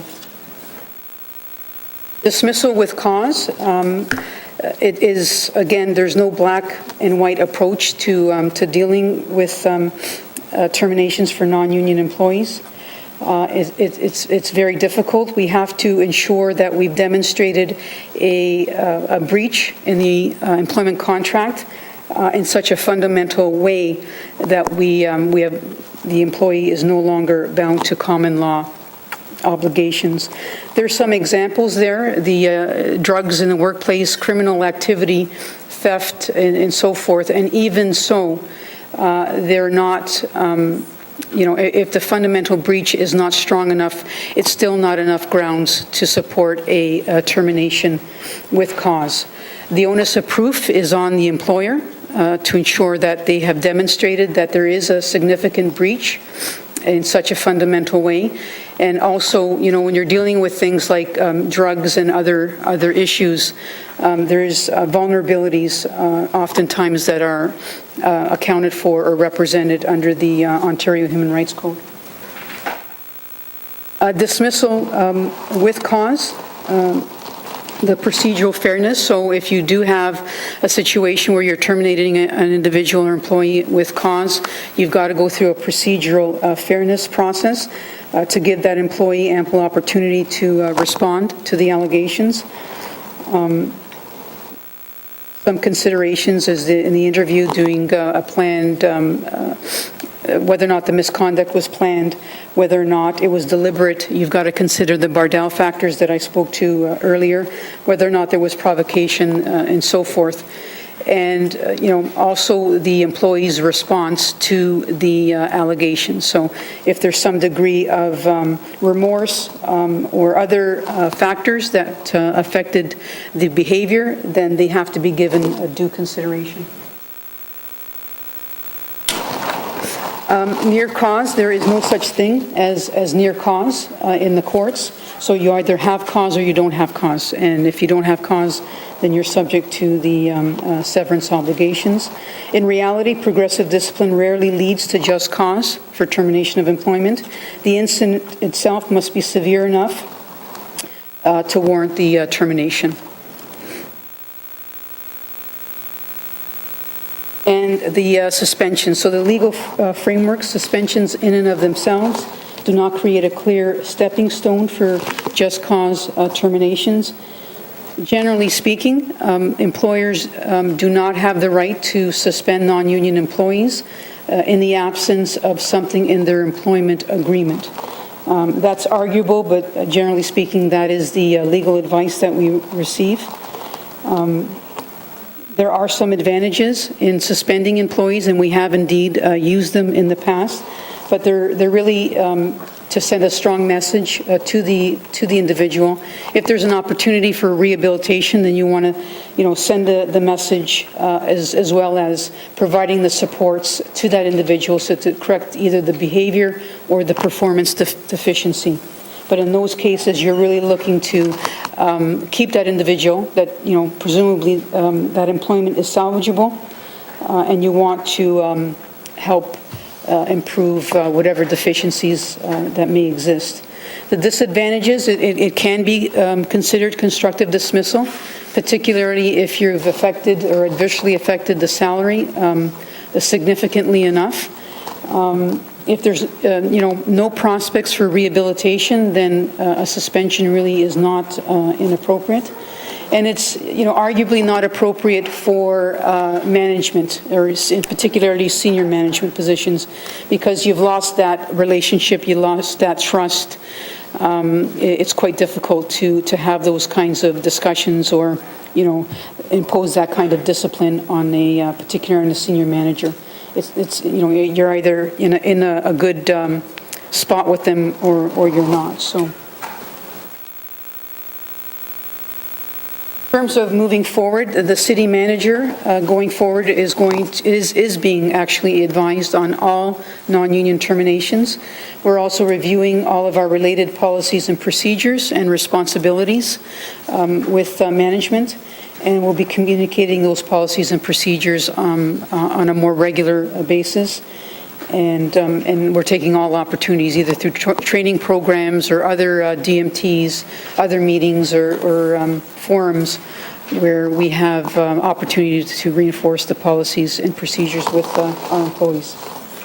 We will be going in camera to talk about some specifics that I believe will help demonstrate some of the challenges we have at the city for when we're dealing with terminations, and why we take the approach of a non-cause termination versus a for cause termination, and all the related challenges.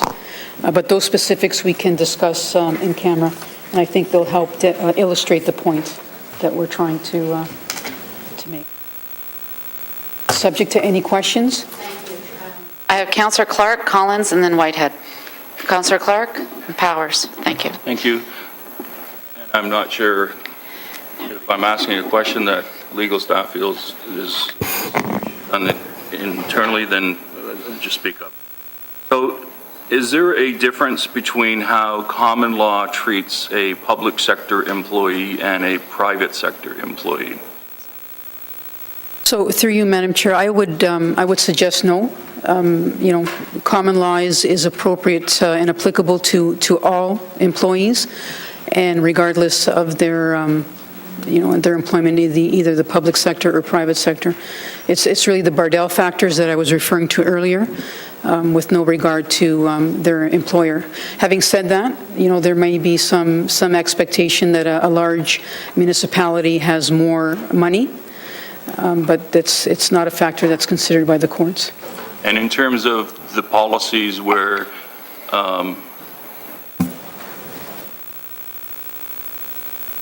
what I've looked at in the last few months is where municipalities terminate with cause and versus without cause, and historically municipalities pay severance. It's very rare a municipality does not fire someone and provide severance. Is that a fair statement? Yes. And it's interesting because in the private sector, they will fire with cause and then argue in the courts over the severance. So why is there such a reluctance from municipalities to enter into that scenario for very similar things? So through you, Madam Chair, I think the case law, the jurisprudence would indicate that it's not. It's a very difficult endeavor to terminate someone for cause. The bar is quite high.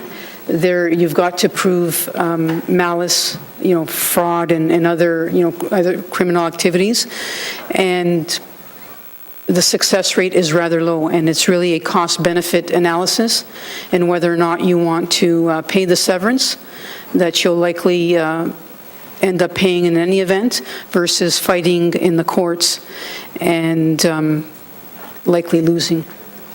So, this is dealing with the recommendations. Now, I don't know whether or not you want me to wait until you've had all the questions, or can I ask questions to senior staff as well as Laura on the recommendations? I would allow the senior staff. Go Pardon? ahead. I will allow, go ahead. Okay.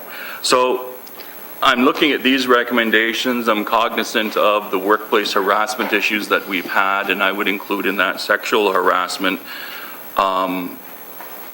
How is it that we teach our employees that we have zero tolerance for workplace harassment if there isn't an expectation that they'll be terminated with cause if they're caught harassing another employee, sexually assaulting, sexual harassment, physical assault?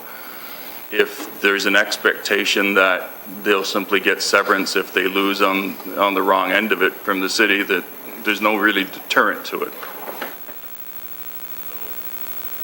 My perspective, when you're looking at sexual harassment, we say, no, we're not going to allow sexual harassment.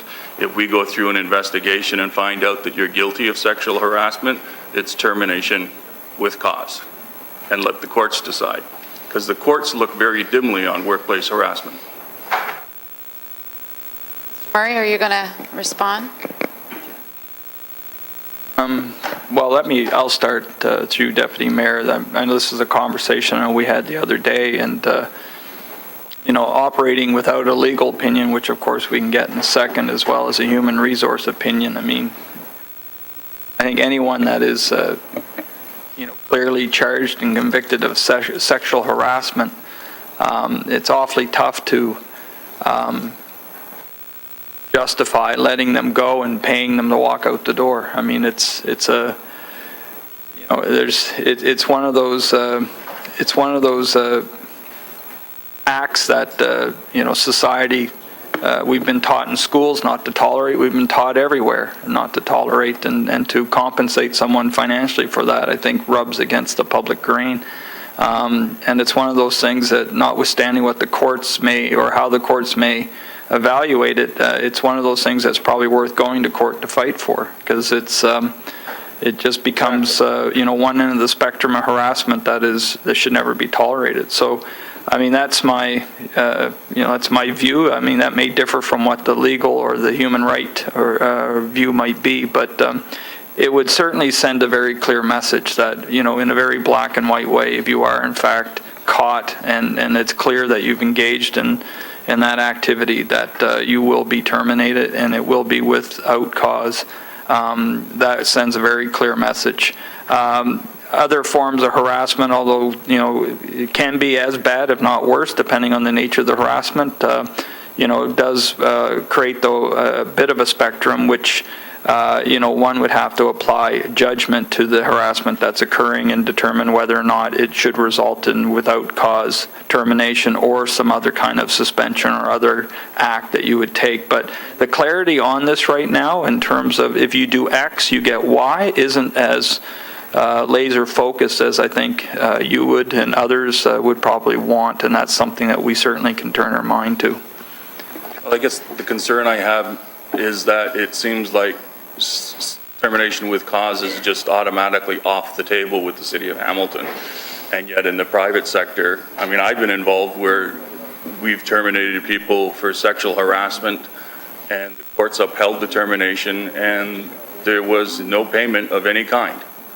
And that happens quite often. The courts look very dimly on a proven case of sexual harassment, and if the employee's been terminated with cause and no severance has been paid, the courts uphold it.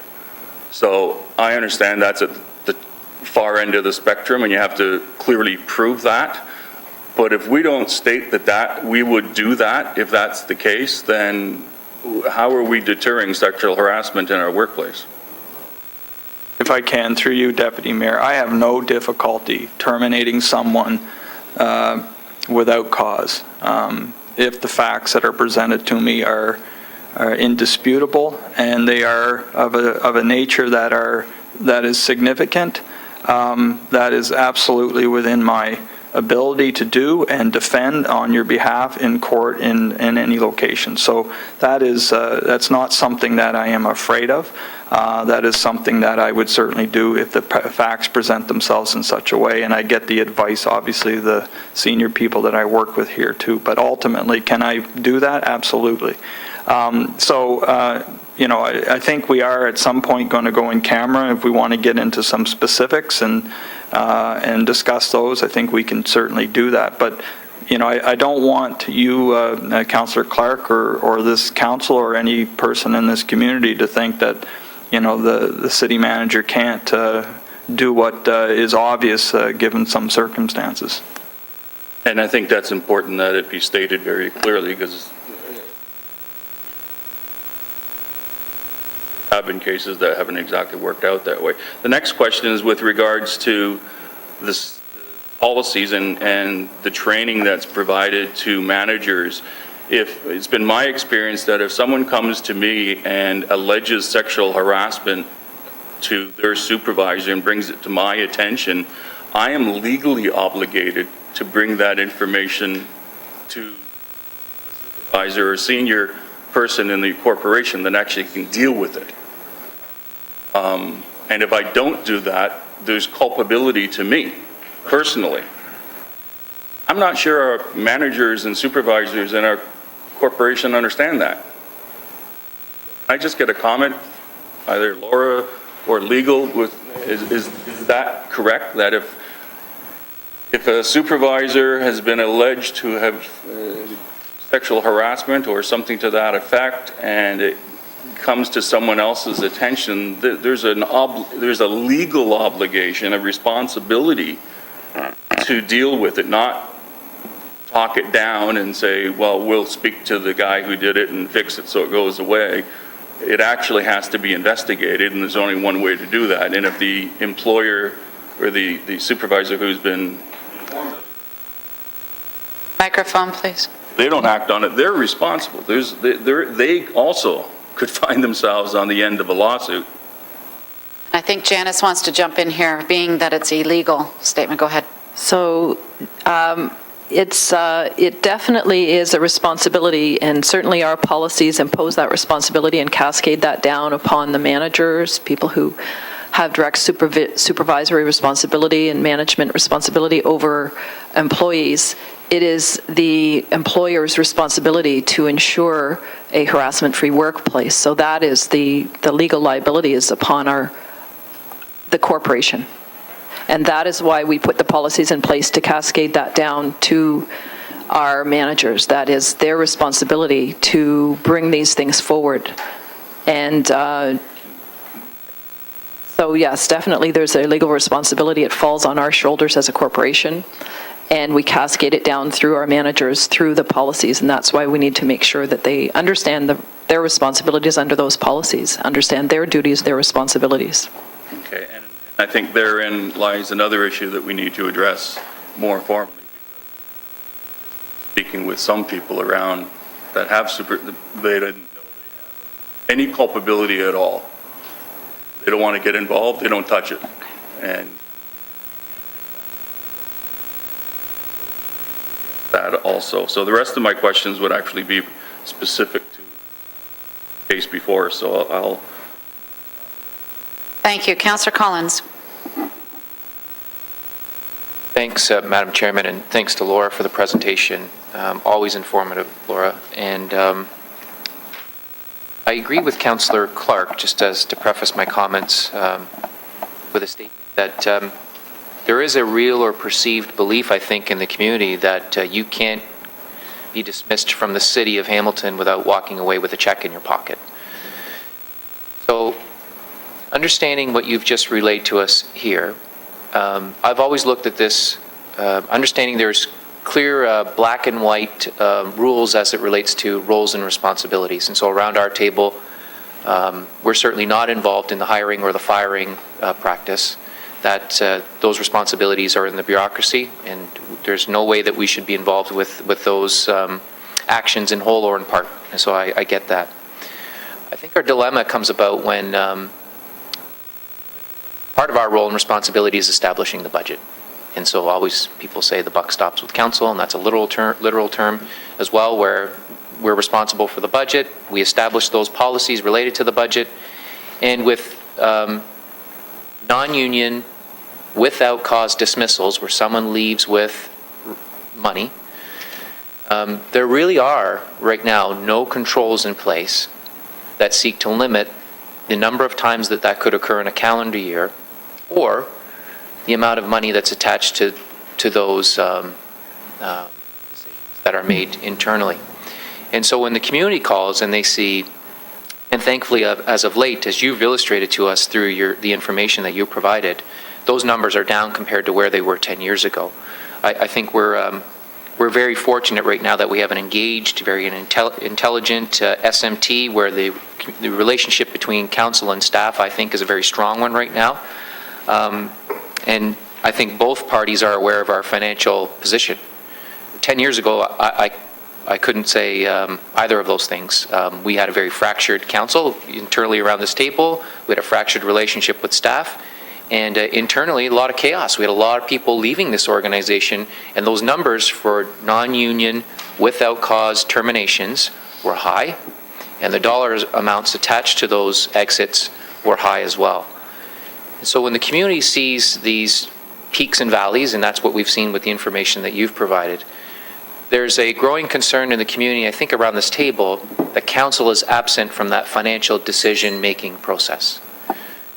So that number could be $1 million in a year, could be half. And when residents call in to say to us, Councillor, I'm concerned about the amount of money that you're spending for people to leave the organization, it's a pretty tough thing to say to them. I have no control over how much money we spend on asking people to leave the city of Hamilton. So I think, and so there's the gray area right there. We're responsible for funding, and yet we have no control over how much we spend in that regard. So how can HR help us, and you've listed some things on the list, but I don't think it specifically addresses the finances associated with that. How can HR help us implement policies? And something I caught during your presentation, was the whole issue of suspensions and non-paid suspensions, and our ability then to seek to discipline someone by sending them home without pay. And maybe under that process, and it's the only one that I've seen so far, would we have the ability to rationalize at the end of this, well, Joe Smith or Sue Jones has been suspended 3 or 4 times through their career, Mrs. Smith, caller, and we've penalized them to the amount of X, and you know what, geez, it almost equals what they walked away with here through this process. Is there something that we can adopt that seeks to install or create some kind of a policy that puts financial controls around the issues that have been raised? And sorry for that long preamble, but I just wanted to explain myself in terms of where my question was going. Thank you, Councillor. Through you, Madam Chair. It is a very difficult situation for all of us, and in a lot of ways, we work in somewhat of a fishbowl, and we have always a constant spotlight on us. And at the end of the day, we are accountable to the taxpayers in whatever we do. And these are, difficult decisions. They're difficult financial decisions. They're also difficult decisions because we are affecting the livelihood of our employees. But having said that, when we do have these situations, we have a very comprehensive decision-making process. And part of the problem is, there's employees that are non-performers, and they have been with the city for an extended period of time. And because we haven't managed it, that financial exposure continues to grow over the years. But in terms of what Human Resources can do, to answer your question, we're incorporating a process where Chris is going to be engaged now in the decision-making process. We're going to implement a process where there's going to be more pushback, greater due diligence, incorporating more of a progressive management perspective. And I think we're going to be incorporating that through the policies, the procedures, and the educations. We've got training programs that we're incorporating. I'm going to be part of those training programs where I'm going to be speaking to the managers about issues, progressive discipline, terminations for cause, without cause, the considerations, and how we as managers have to do our due diligence in managing performance more diligently, so we're not faced with circumstances where we've got long service employees that are relatively old that we now face, huge financial exposures to. The courts, there's not a whole lot we can do. And even with arbitrations, we're at the mercy of an arbitrator. We're also at the mercy of the courts. They have very high bars for us to meet. We have a duty to accommodate. There's all kinds of legal considerations. So, and there's lots of case law that sets a precedence for us that we have no control on. What we can do is I would suggest a better job in performance managing our staff. Us as HR, educating our managers and letting them know and become more aware of our exposures, our risks, and how we've got to exercise greater due diligence in managing employees and having that degree of accountability. So we're always trying to strike a balance in determining whether or not an employee is just overhead and that relationship is not salvageable, their productivity is not at a level that is sufficient, and there's no opportunity to fix that, to improve those skills, and whether or not we have to cut our losses because we've got to focus on other things and make ourselves more of a high-performing organization. So we're trying to deal with all these things, and I think at the end of the day, it comes to our policies, our procedures, greater communication, and greater training of our managers, and we've already started that process. So, and to my question of non-paid suspensions for non-union employees, is that an option for us to adopt in terms of seeking better tools, maybe as along the lines of Councillor Clark's discussions, if we can't manage these things through the courts after we've made a sound decision in our mind? Are there ways and means internally in which we can sort of, create some discipline tools that we know that won't be able to be challenged? No one's going to take us to court unless they claim, as you said here, constructive dismissal. Constructive dismissal, yes. Beyond that, I'm assuming if we have the ability to start suspending people for some of these. As was noted earlier, we all know some of the circumstances that have come up about in certain areas of the organization. My concern related to, sorry, I didn't allow you to answer that question. Is that a possibility for us? So through you, Madam Chair, absolutely, it is a possibility. In fact, we have been incorporating it more in terms of, having greater consideration for suspensions. We've been talking about it. I think in the camera we'll show you an example. Whether or not it's going to mitigate our financial exposures, that's a different conversation, but I think we're pushing back a lot more now and having those conversations and also transferring that responsibility to the managers to ensure that they do their due diligence with staff. So in answer to your question, Councillor, yes, it can be, and yes, we are doing it, and we'll be doing it. Okay. In regards to performance appraisals, I think a lot of us have sat frustrated through in-camera sessions where we're dealing with certain employees or an employee, and we've heard that here are the circumstances related to the non-union employee's case, and unfortunately, or fortunately for this person, we're required to pay X to them because of their years of service, and we find out as a footnote to that story that there's nothing on this person's file over, in some cases, 20 or 30 years, although, and we hear anecdotal reports from people who are sitting behind us here, we knew that there were issues, but Councillor, nothing's on their file. And that is so frustrating for us. Again, without breaching confidentiality, it's come up more than once, and I think we even had, and I'm not on AFNA anymore, but we were regularly receiving, I believe, been through AMPECARAC or even through departmental updates that we were receiving. Very, I don't want to say low percentage, but not all areas of the organization are conducting their annual performance reviews. So it's near impossible to create a file on someone and justify their dismissal if you haven't, if you don't, you're not even doing the reviews, never mind giving them positive ones.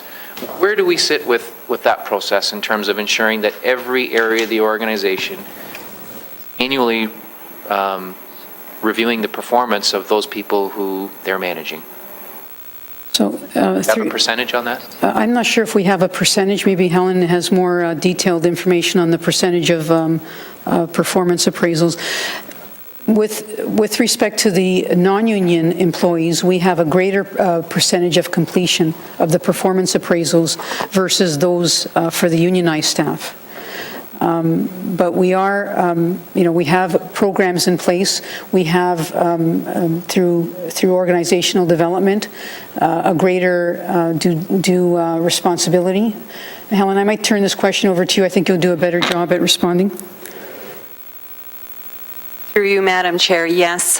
First of all, to your question, Councillor, about the completion of performance appraisals, we are tracking it overall for the organization. We're just over 50% completion from frontline up to senior management. The last data that I looked at from 2012, when we started this exercise, we were at 23% completion in 2009. So it has been a slow uptake. As Laura mentioned, we're much higher in the non-union ranks for performance management.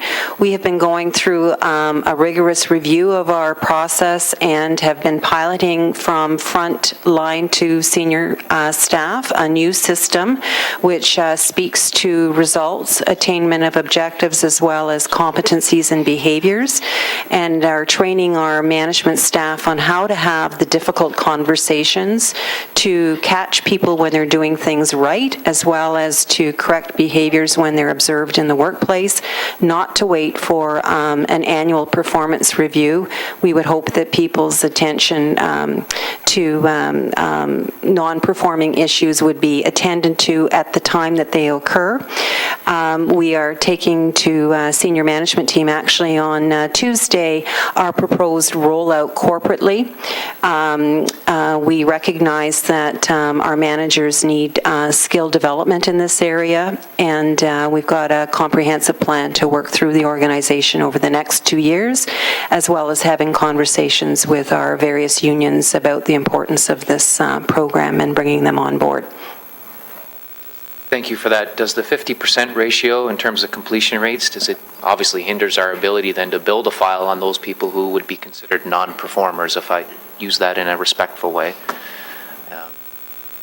I'm assuming that's the case. Yeah. That one of the reasons why we're not taking the action of dismissing someone because they don't even have a file technically in some cases.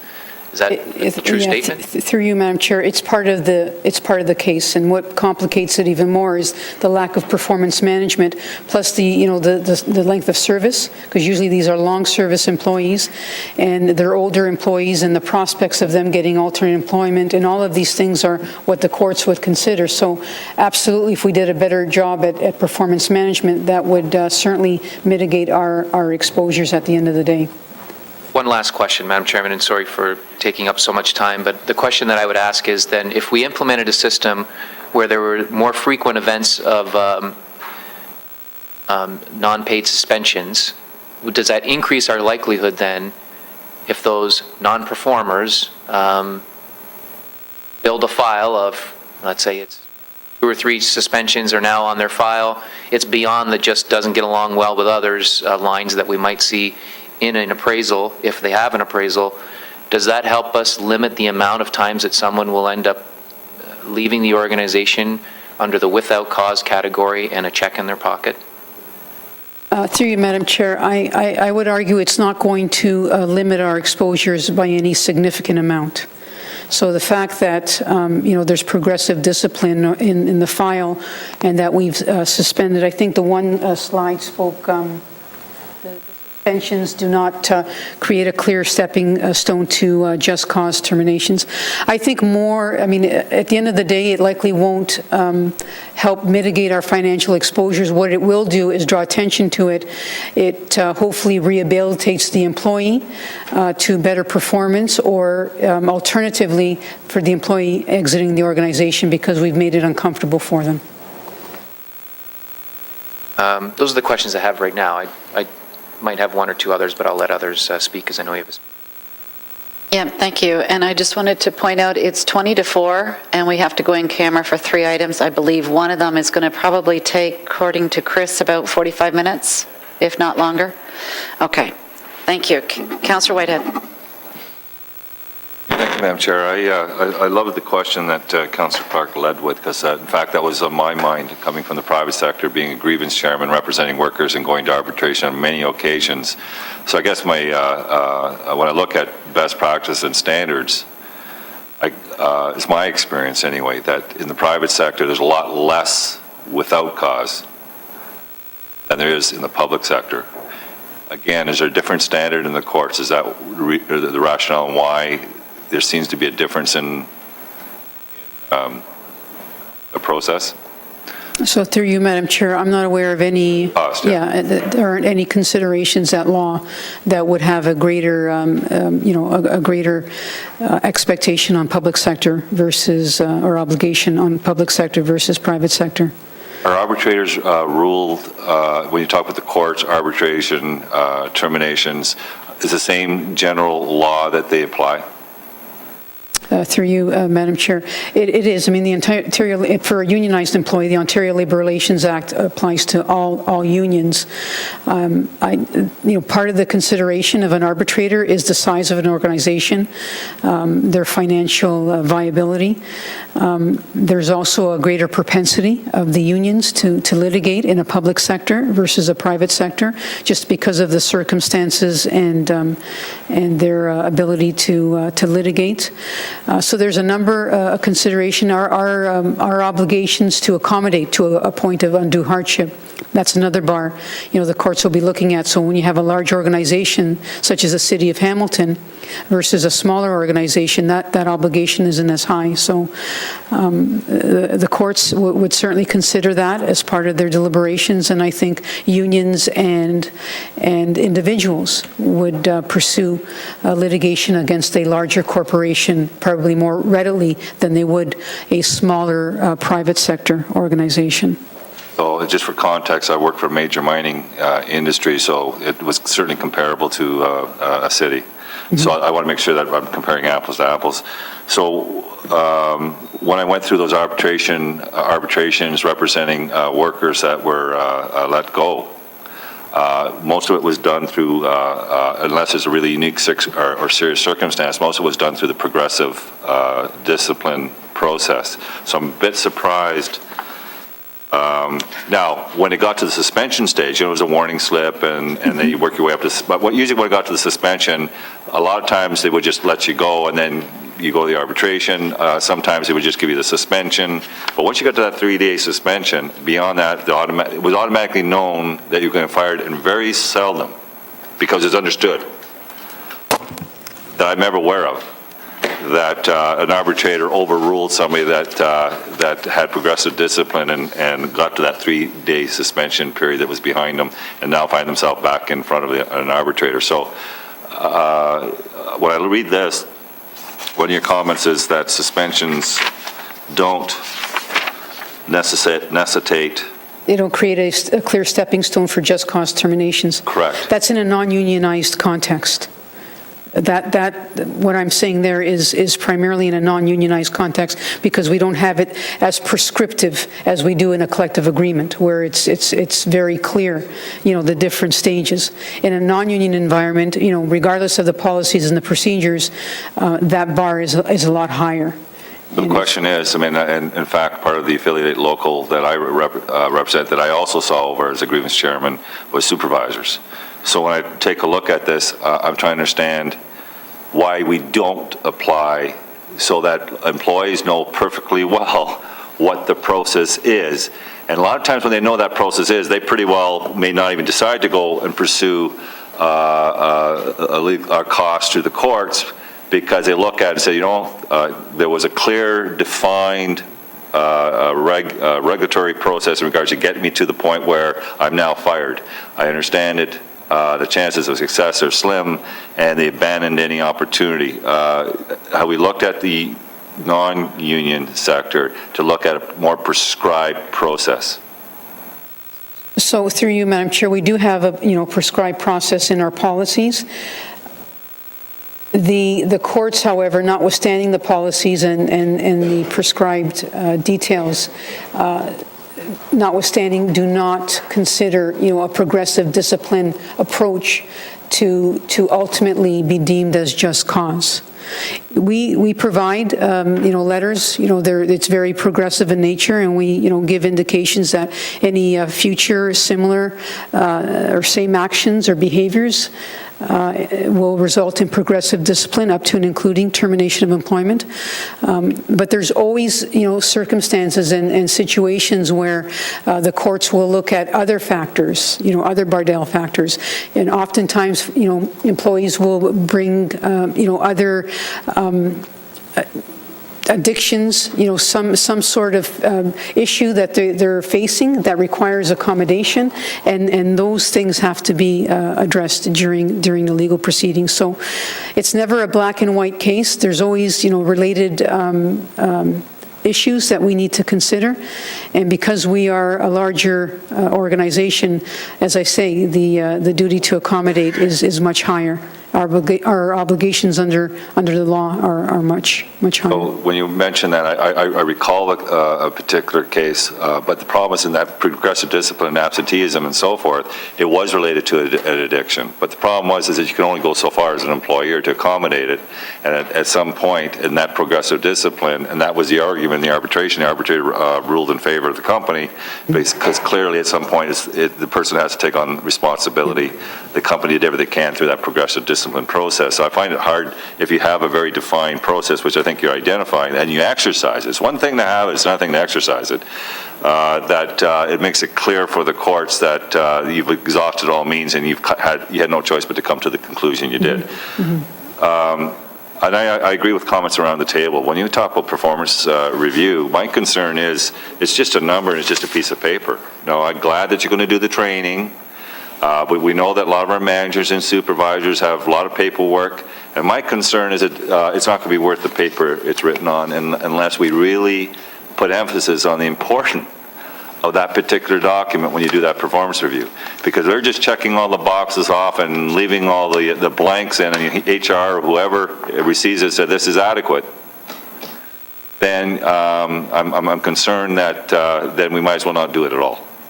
So what are we doing to ensure that it's a qualitative process, not a quantitative process?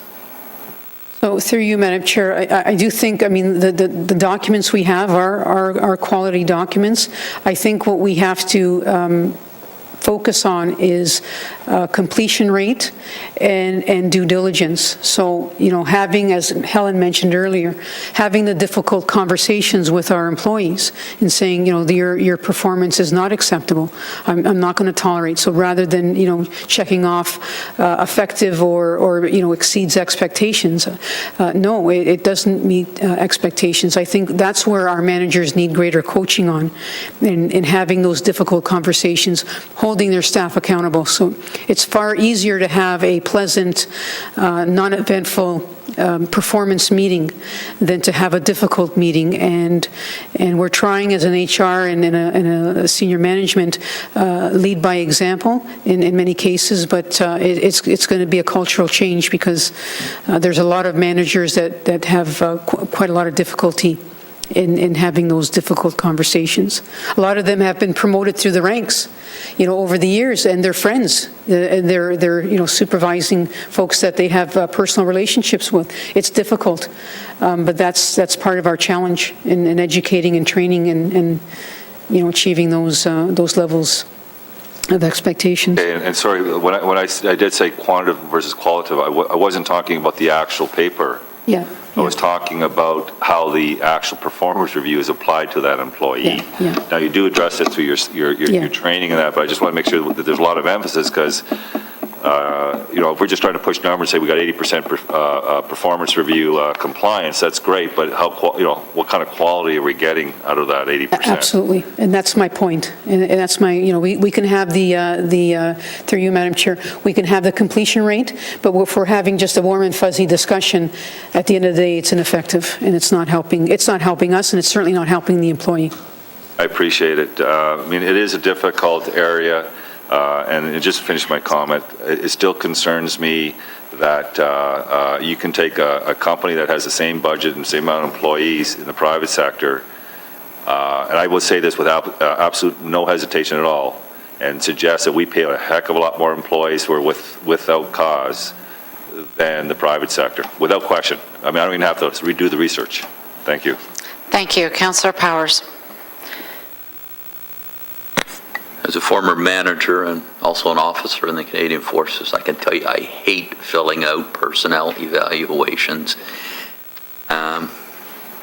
Anyway, but it's part of the job. I did it. I had a small little cluster of about 140 that I had to fill out on an annual basis and that. But if you don't document it, then you have no rationale in order to deal with challenges if indeed they have to be dealt with. Lorna, I have a question, and perhaps it's either yourself or perhaps Mr. Murray.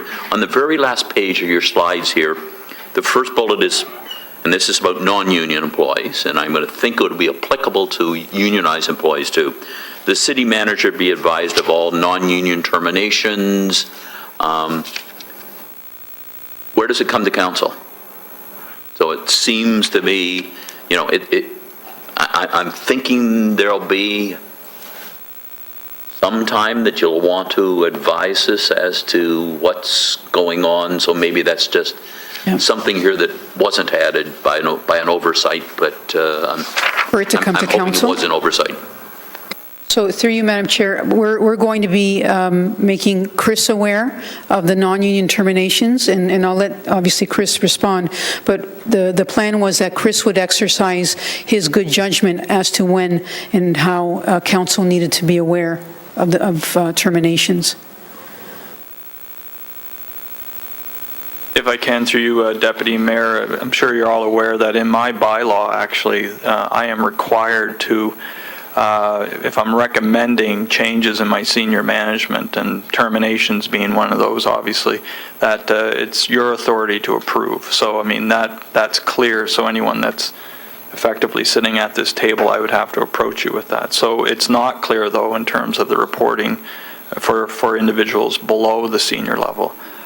So in terms of clearing up this, and I heard the earlier comment about, the amount of money that's being spent to relieve people from this organization. I think if it probably would be helpful. We'll spell out what we can in our policies and procedures in terms of how we manage the workforce, but in terms of making sure that we're comfortable with the decisions and the money being spent and the communication, I wouldn't mind an opportunity to talk to a few people and about this outside of this meeting to see, what's missing and what it is that maybe we could come up with to bridge that gap between those that approve the money and those that administer the organization.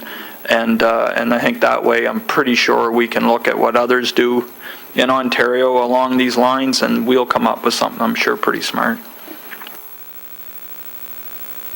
Closing off is perhaps what triggered this conversation was council being broadsided on a couple of issues and things such as that. So, I don't think we want to be surprised. We leave it to the discretion and the abilities of our leadership in order to do it, but you don't make it easy for us if we're broadsided. Thank you. I have Councillors Duvall, McCaddy, Ferguson, and I had a question myself. Thanks, Madam Chair. And Laura, on the slide, I believe it was for suspensions, you're giving, are you saying that a non-union person cannot be suspended? So through you, Madam Chair, if you ask a lawyer, they'll tell you that without the express provisions in an employment contract to incorporate suspensions, that it would be considered constructive dismissal. Now, having said that, constructive dismissal is a risky proposition. So in order for an employee to allege constructive dismissal, they have to resign. So that's a, you know, that's pretty significant. So in reality, is it really that much of an exposure? Likely not for someone. You know, if you give them a 2 or 3 week suspension because of something, are they going to, you know, say, well, you've just dismissed me and resign? I would say that that likelihood is rather low. But from a strict legal interpretation, that's what our legal advice is. Okay, but, so I know if you ask a lawyer if he's got a good case or a bad case, he'll tell you anything he wants to tell you, right? But the reason why I say that, I'm very, very surprised that, and because I've heard this before in this council chambers, because in the private sector, they suspend non-union people all the time. Seen it happen, big, huge outfits, person wants his job back, he's done a no-no, some bad stuff, whatever he gets responsible for.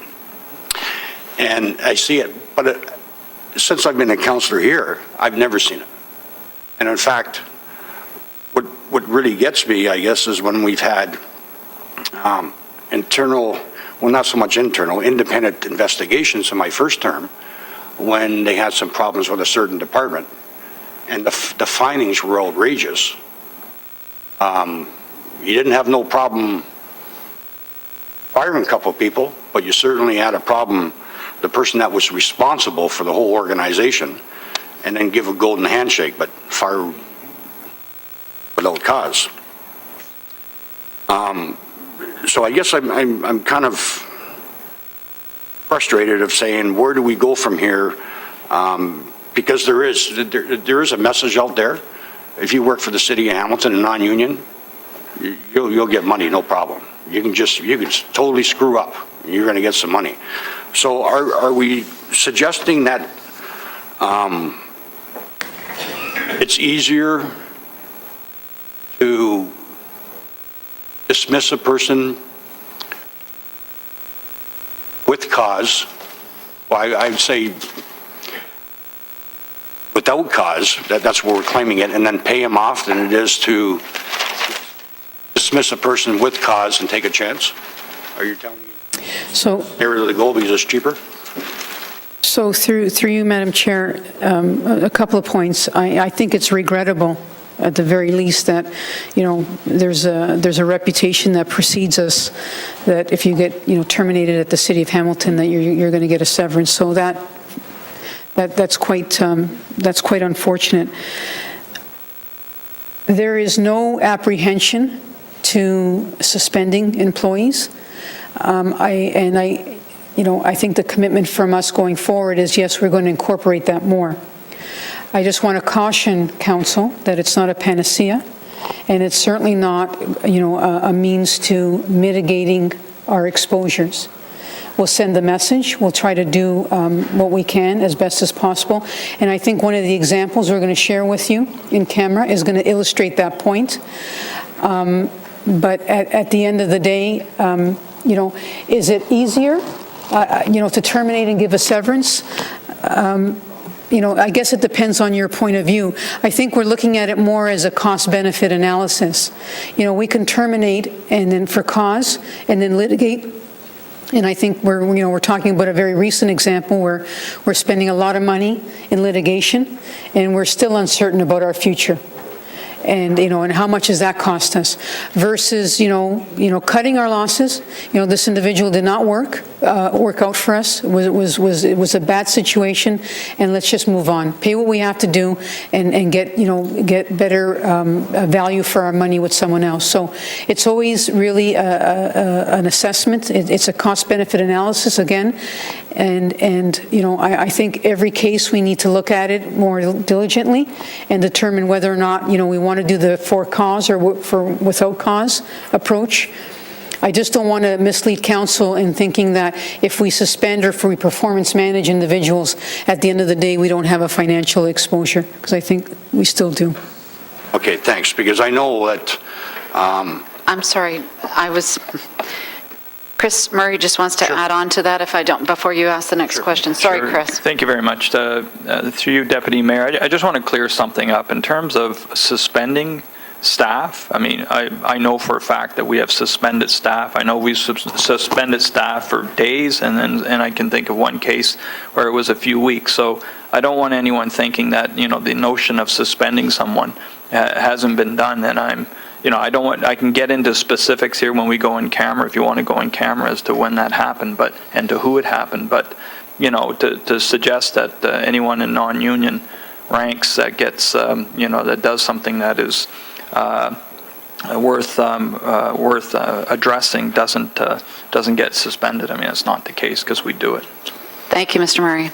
okay, and I thank you for that, because when I look at the disadvantages, when you got for non-union, demoralizing for employee, particularly management roles, it's demoralizing for anybody.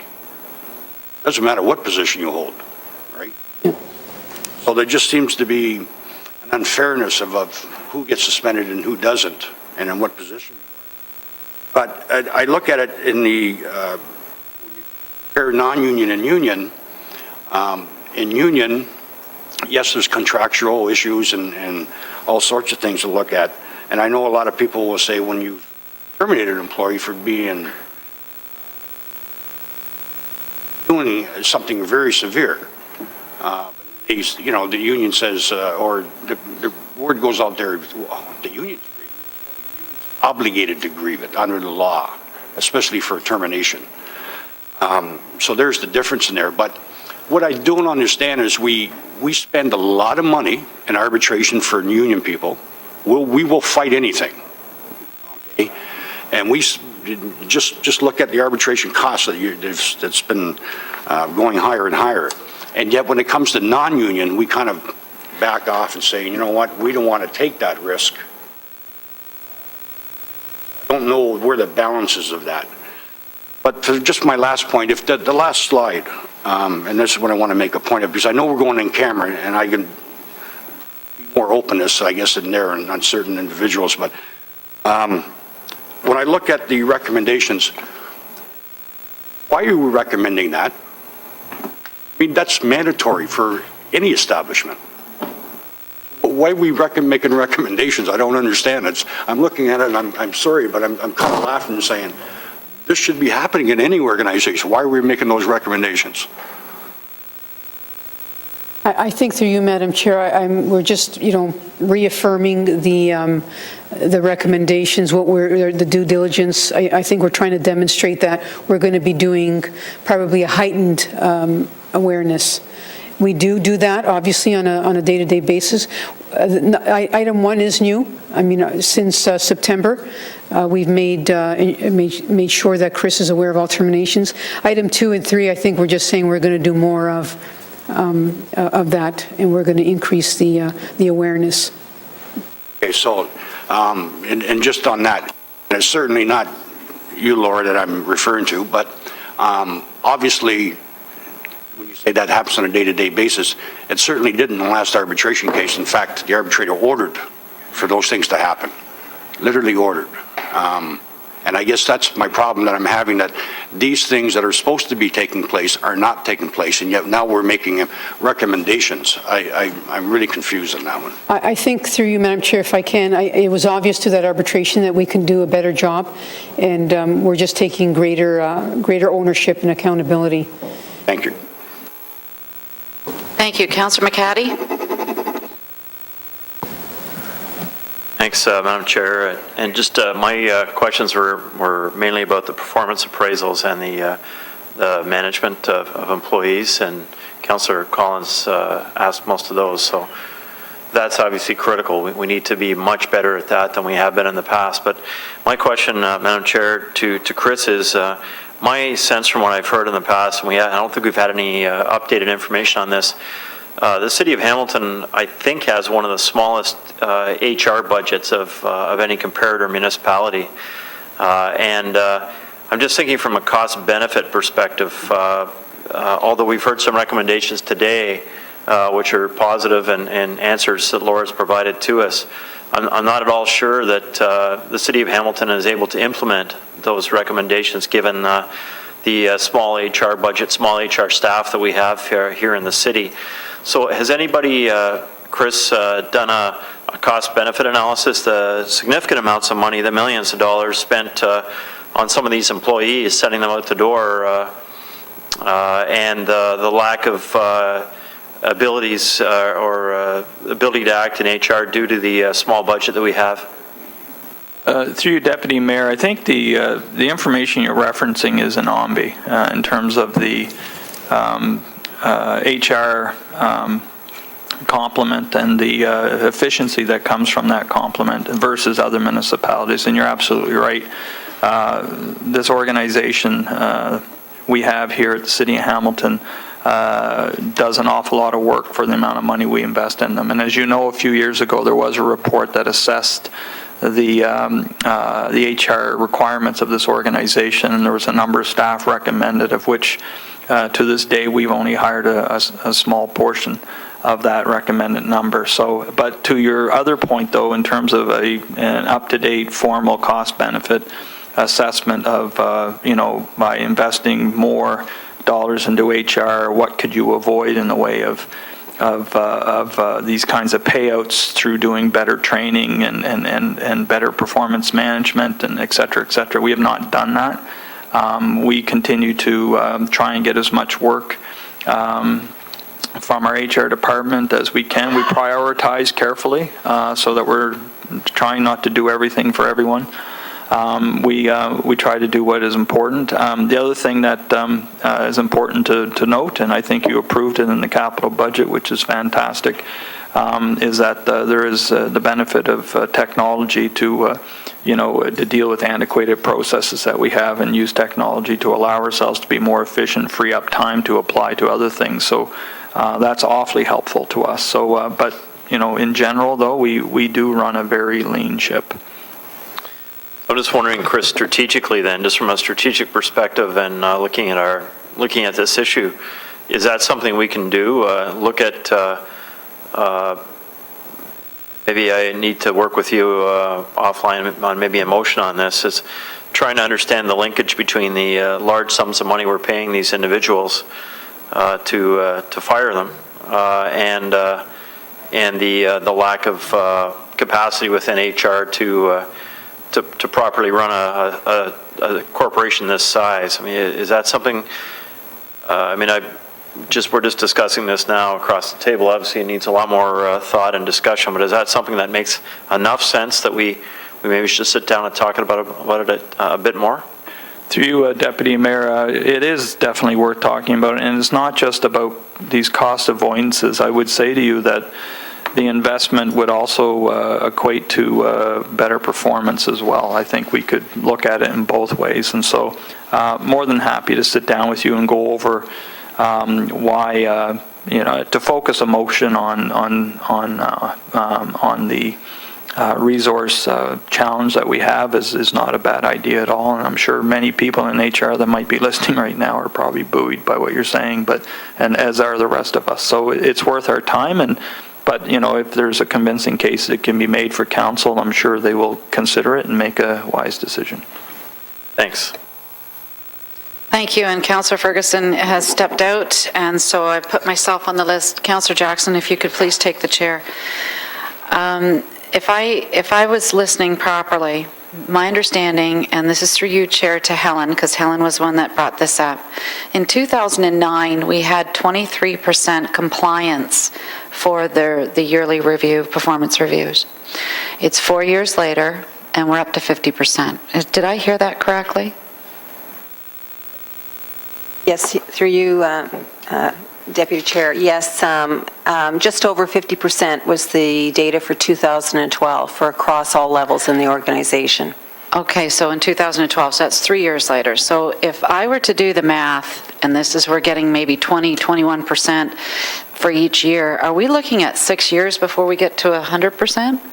If I do the math, it's taken us 3 years to get 22, 23% more, Is that what is that the rate, 23% a year?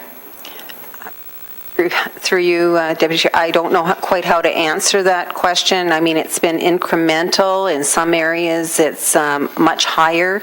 In the non-union environment, it's significantly higher. As far as I know, we're the only municipality that tracks this for all employee segments in the organization.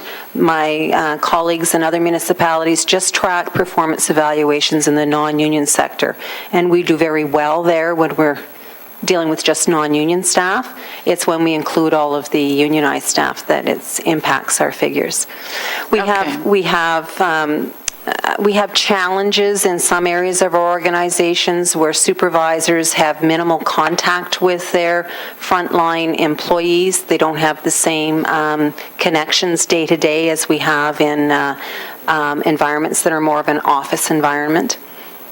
Okay, thank you for that. And I think that the only footnote that keeps coming into the back of my mind is that my husband works for Coca-Cola. I couldn't even tell you how many employees are involved in that, both union and non-union.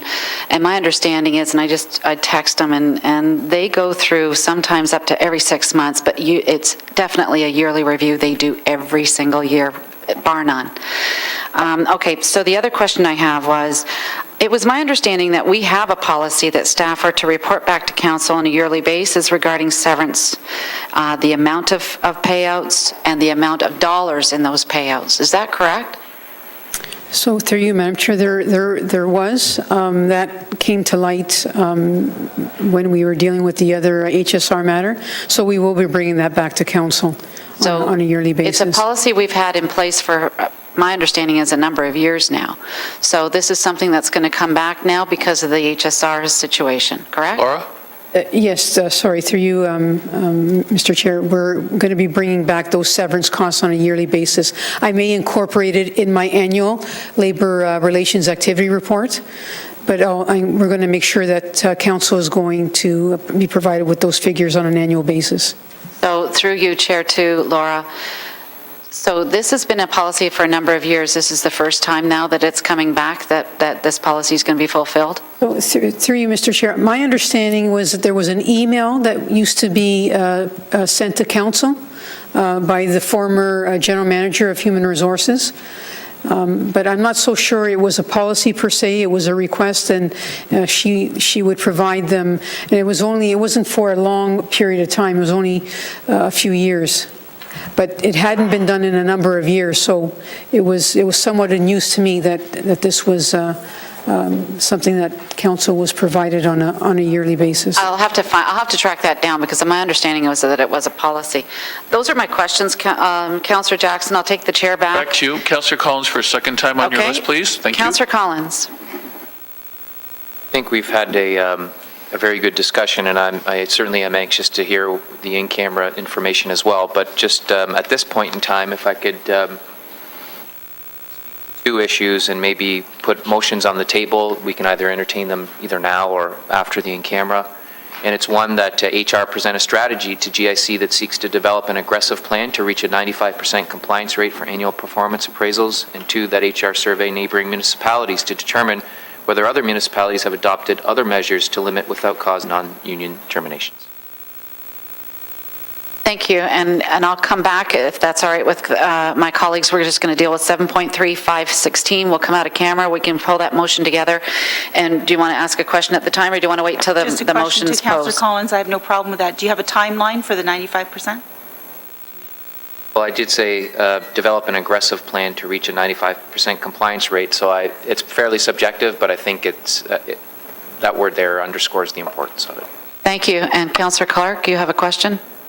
Yeah, I was just going to indicate I have no problem supporting those, and I'm not sure what we'll hear in camera that will actually change those motions. So I'm fine with. Okay, so we can just accept the presentation, if you don't mind, and do the 516, and then we'll do the motion. I still had a couple of other questions, though.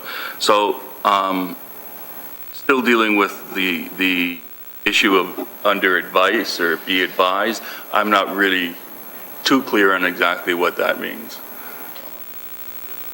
Find out after the fact, because I can recall once before, not this term, but prior term, we suggested that be advised, and we were. They advised us after the fact. So if they're going to have that conversation with you and you have that approval, it should clearly state that as opposed to advising you. So can I get clarification? Yeah, through you, Deputy Mayor, what's happening right now is well before anyone is terminated. I am made aware of what the situation is and circumstances are and the directions or options that are being considered. So it's not after the fact. So that's a good point that you're making. Thank you. And the last point, I hear frequently that it's an economic cost, and we're trying to balance that out when we look at whether or not we're going to terminate and make a severance payment or whether we're going to terminate with cause and fight it out.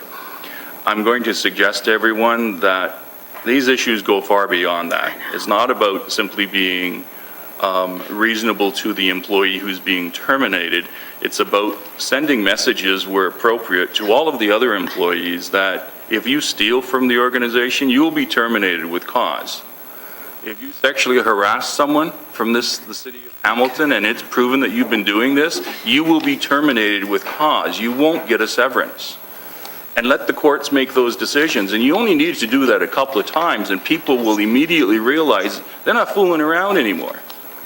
It's the nonsense where we terminate and pay a severance out of $200,000 for someone who sexually harassed someone, and how do you explain that? And then it's just, oh, well, then they're not really taking it serious. No, we're taking it serious. It's zero tolerance. There's no workplace harassment, and we will, and we're quite comfortable terminating with cause. That needs to be made clear. We need to enforce very clearly to all of the management, and I'm talking, Madam Chair, not just the managers and supervisors, but when we get project managers and all of those other descriptive semantic terms, anyone that's supervising anybody, anyone that has employees underneath them, they need to be told that if they do not report workplace harassment to their supervisor and follow up, that they're also on the hook. Those things need to be done. And it's not clear here, but you're not going to change the culture in an organization until it's very clear up front that if you break certain policies, we'll see you in court. If you want to challenge us on it, you go right ahead. You know? And this constructive dismissal, all of the fear that if we suspend someone and there's a constructive in order for them to get a decision on constructive dismissal, they have to do something. You know, they just can't make the claim, well, this is constructive dismissal and go back to work. That means nothing. So don't be afraid of the fallout. Have courage of conviction. If you're going to suspend someone because they've done something wrong, then do it. And live up to it and follow through to defend the organization. What happens from there happens from there. So that would be my comments, and I think if we start doing that, you'll see a significant change in how people work for the organization. Thank you. Councillor Duval. Yeah, just one fast thing, a comment on that, what Councillor Clark is saying. I totally agree with him, but I think up there in the recommendations or reinforcing our responsibilities, it should be put up there that failure for any manager not fulfilling the policies and procedures of the city, especially when it comes to sexual harassment or any other kind of severe accusation, would be just terminated with cause.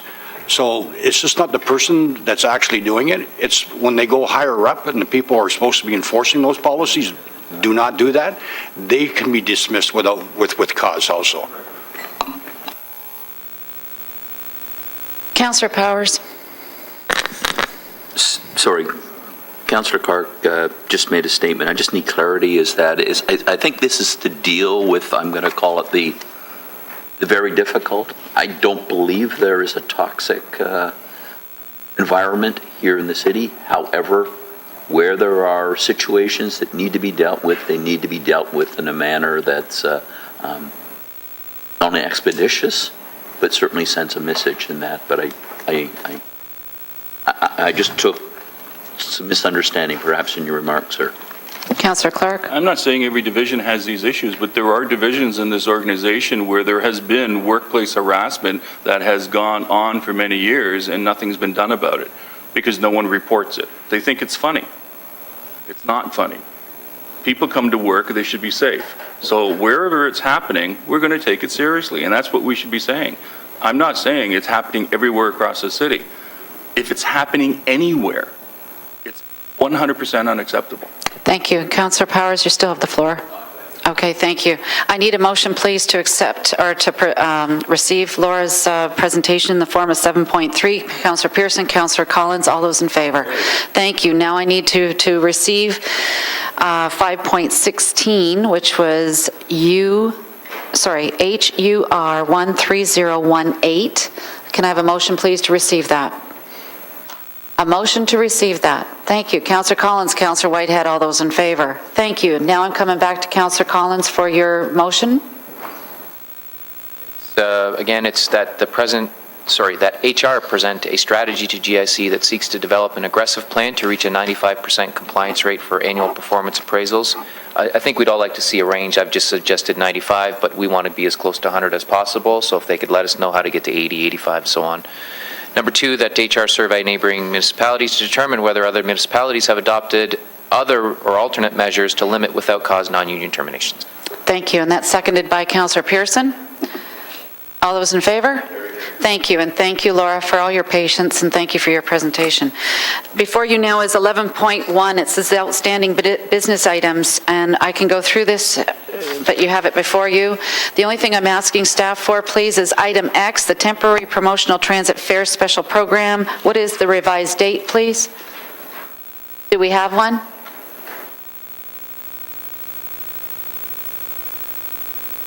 If not, we'll just leave it back on the outstanding business list.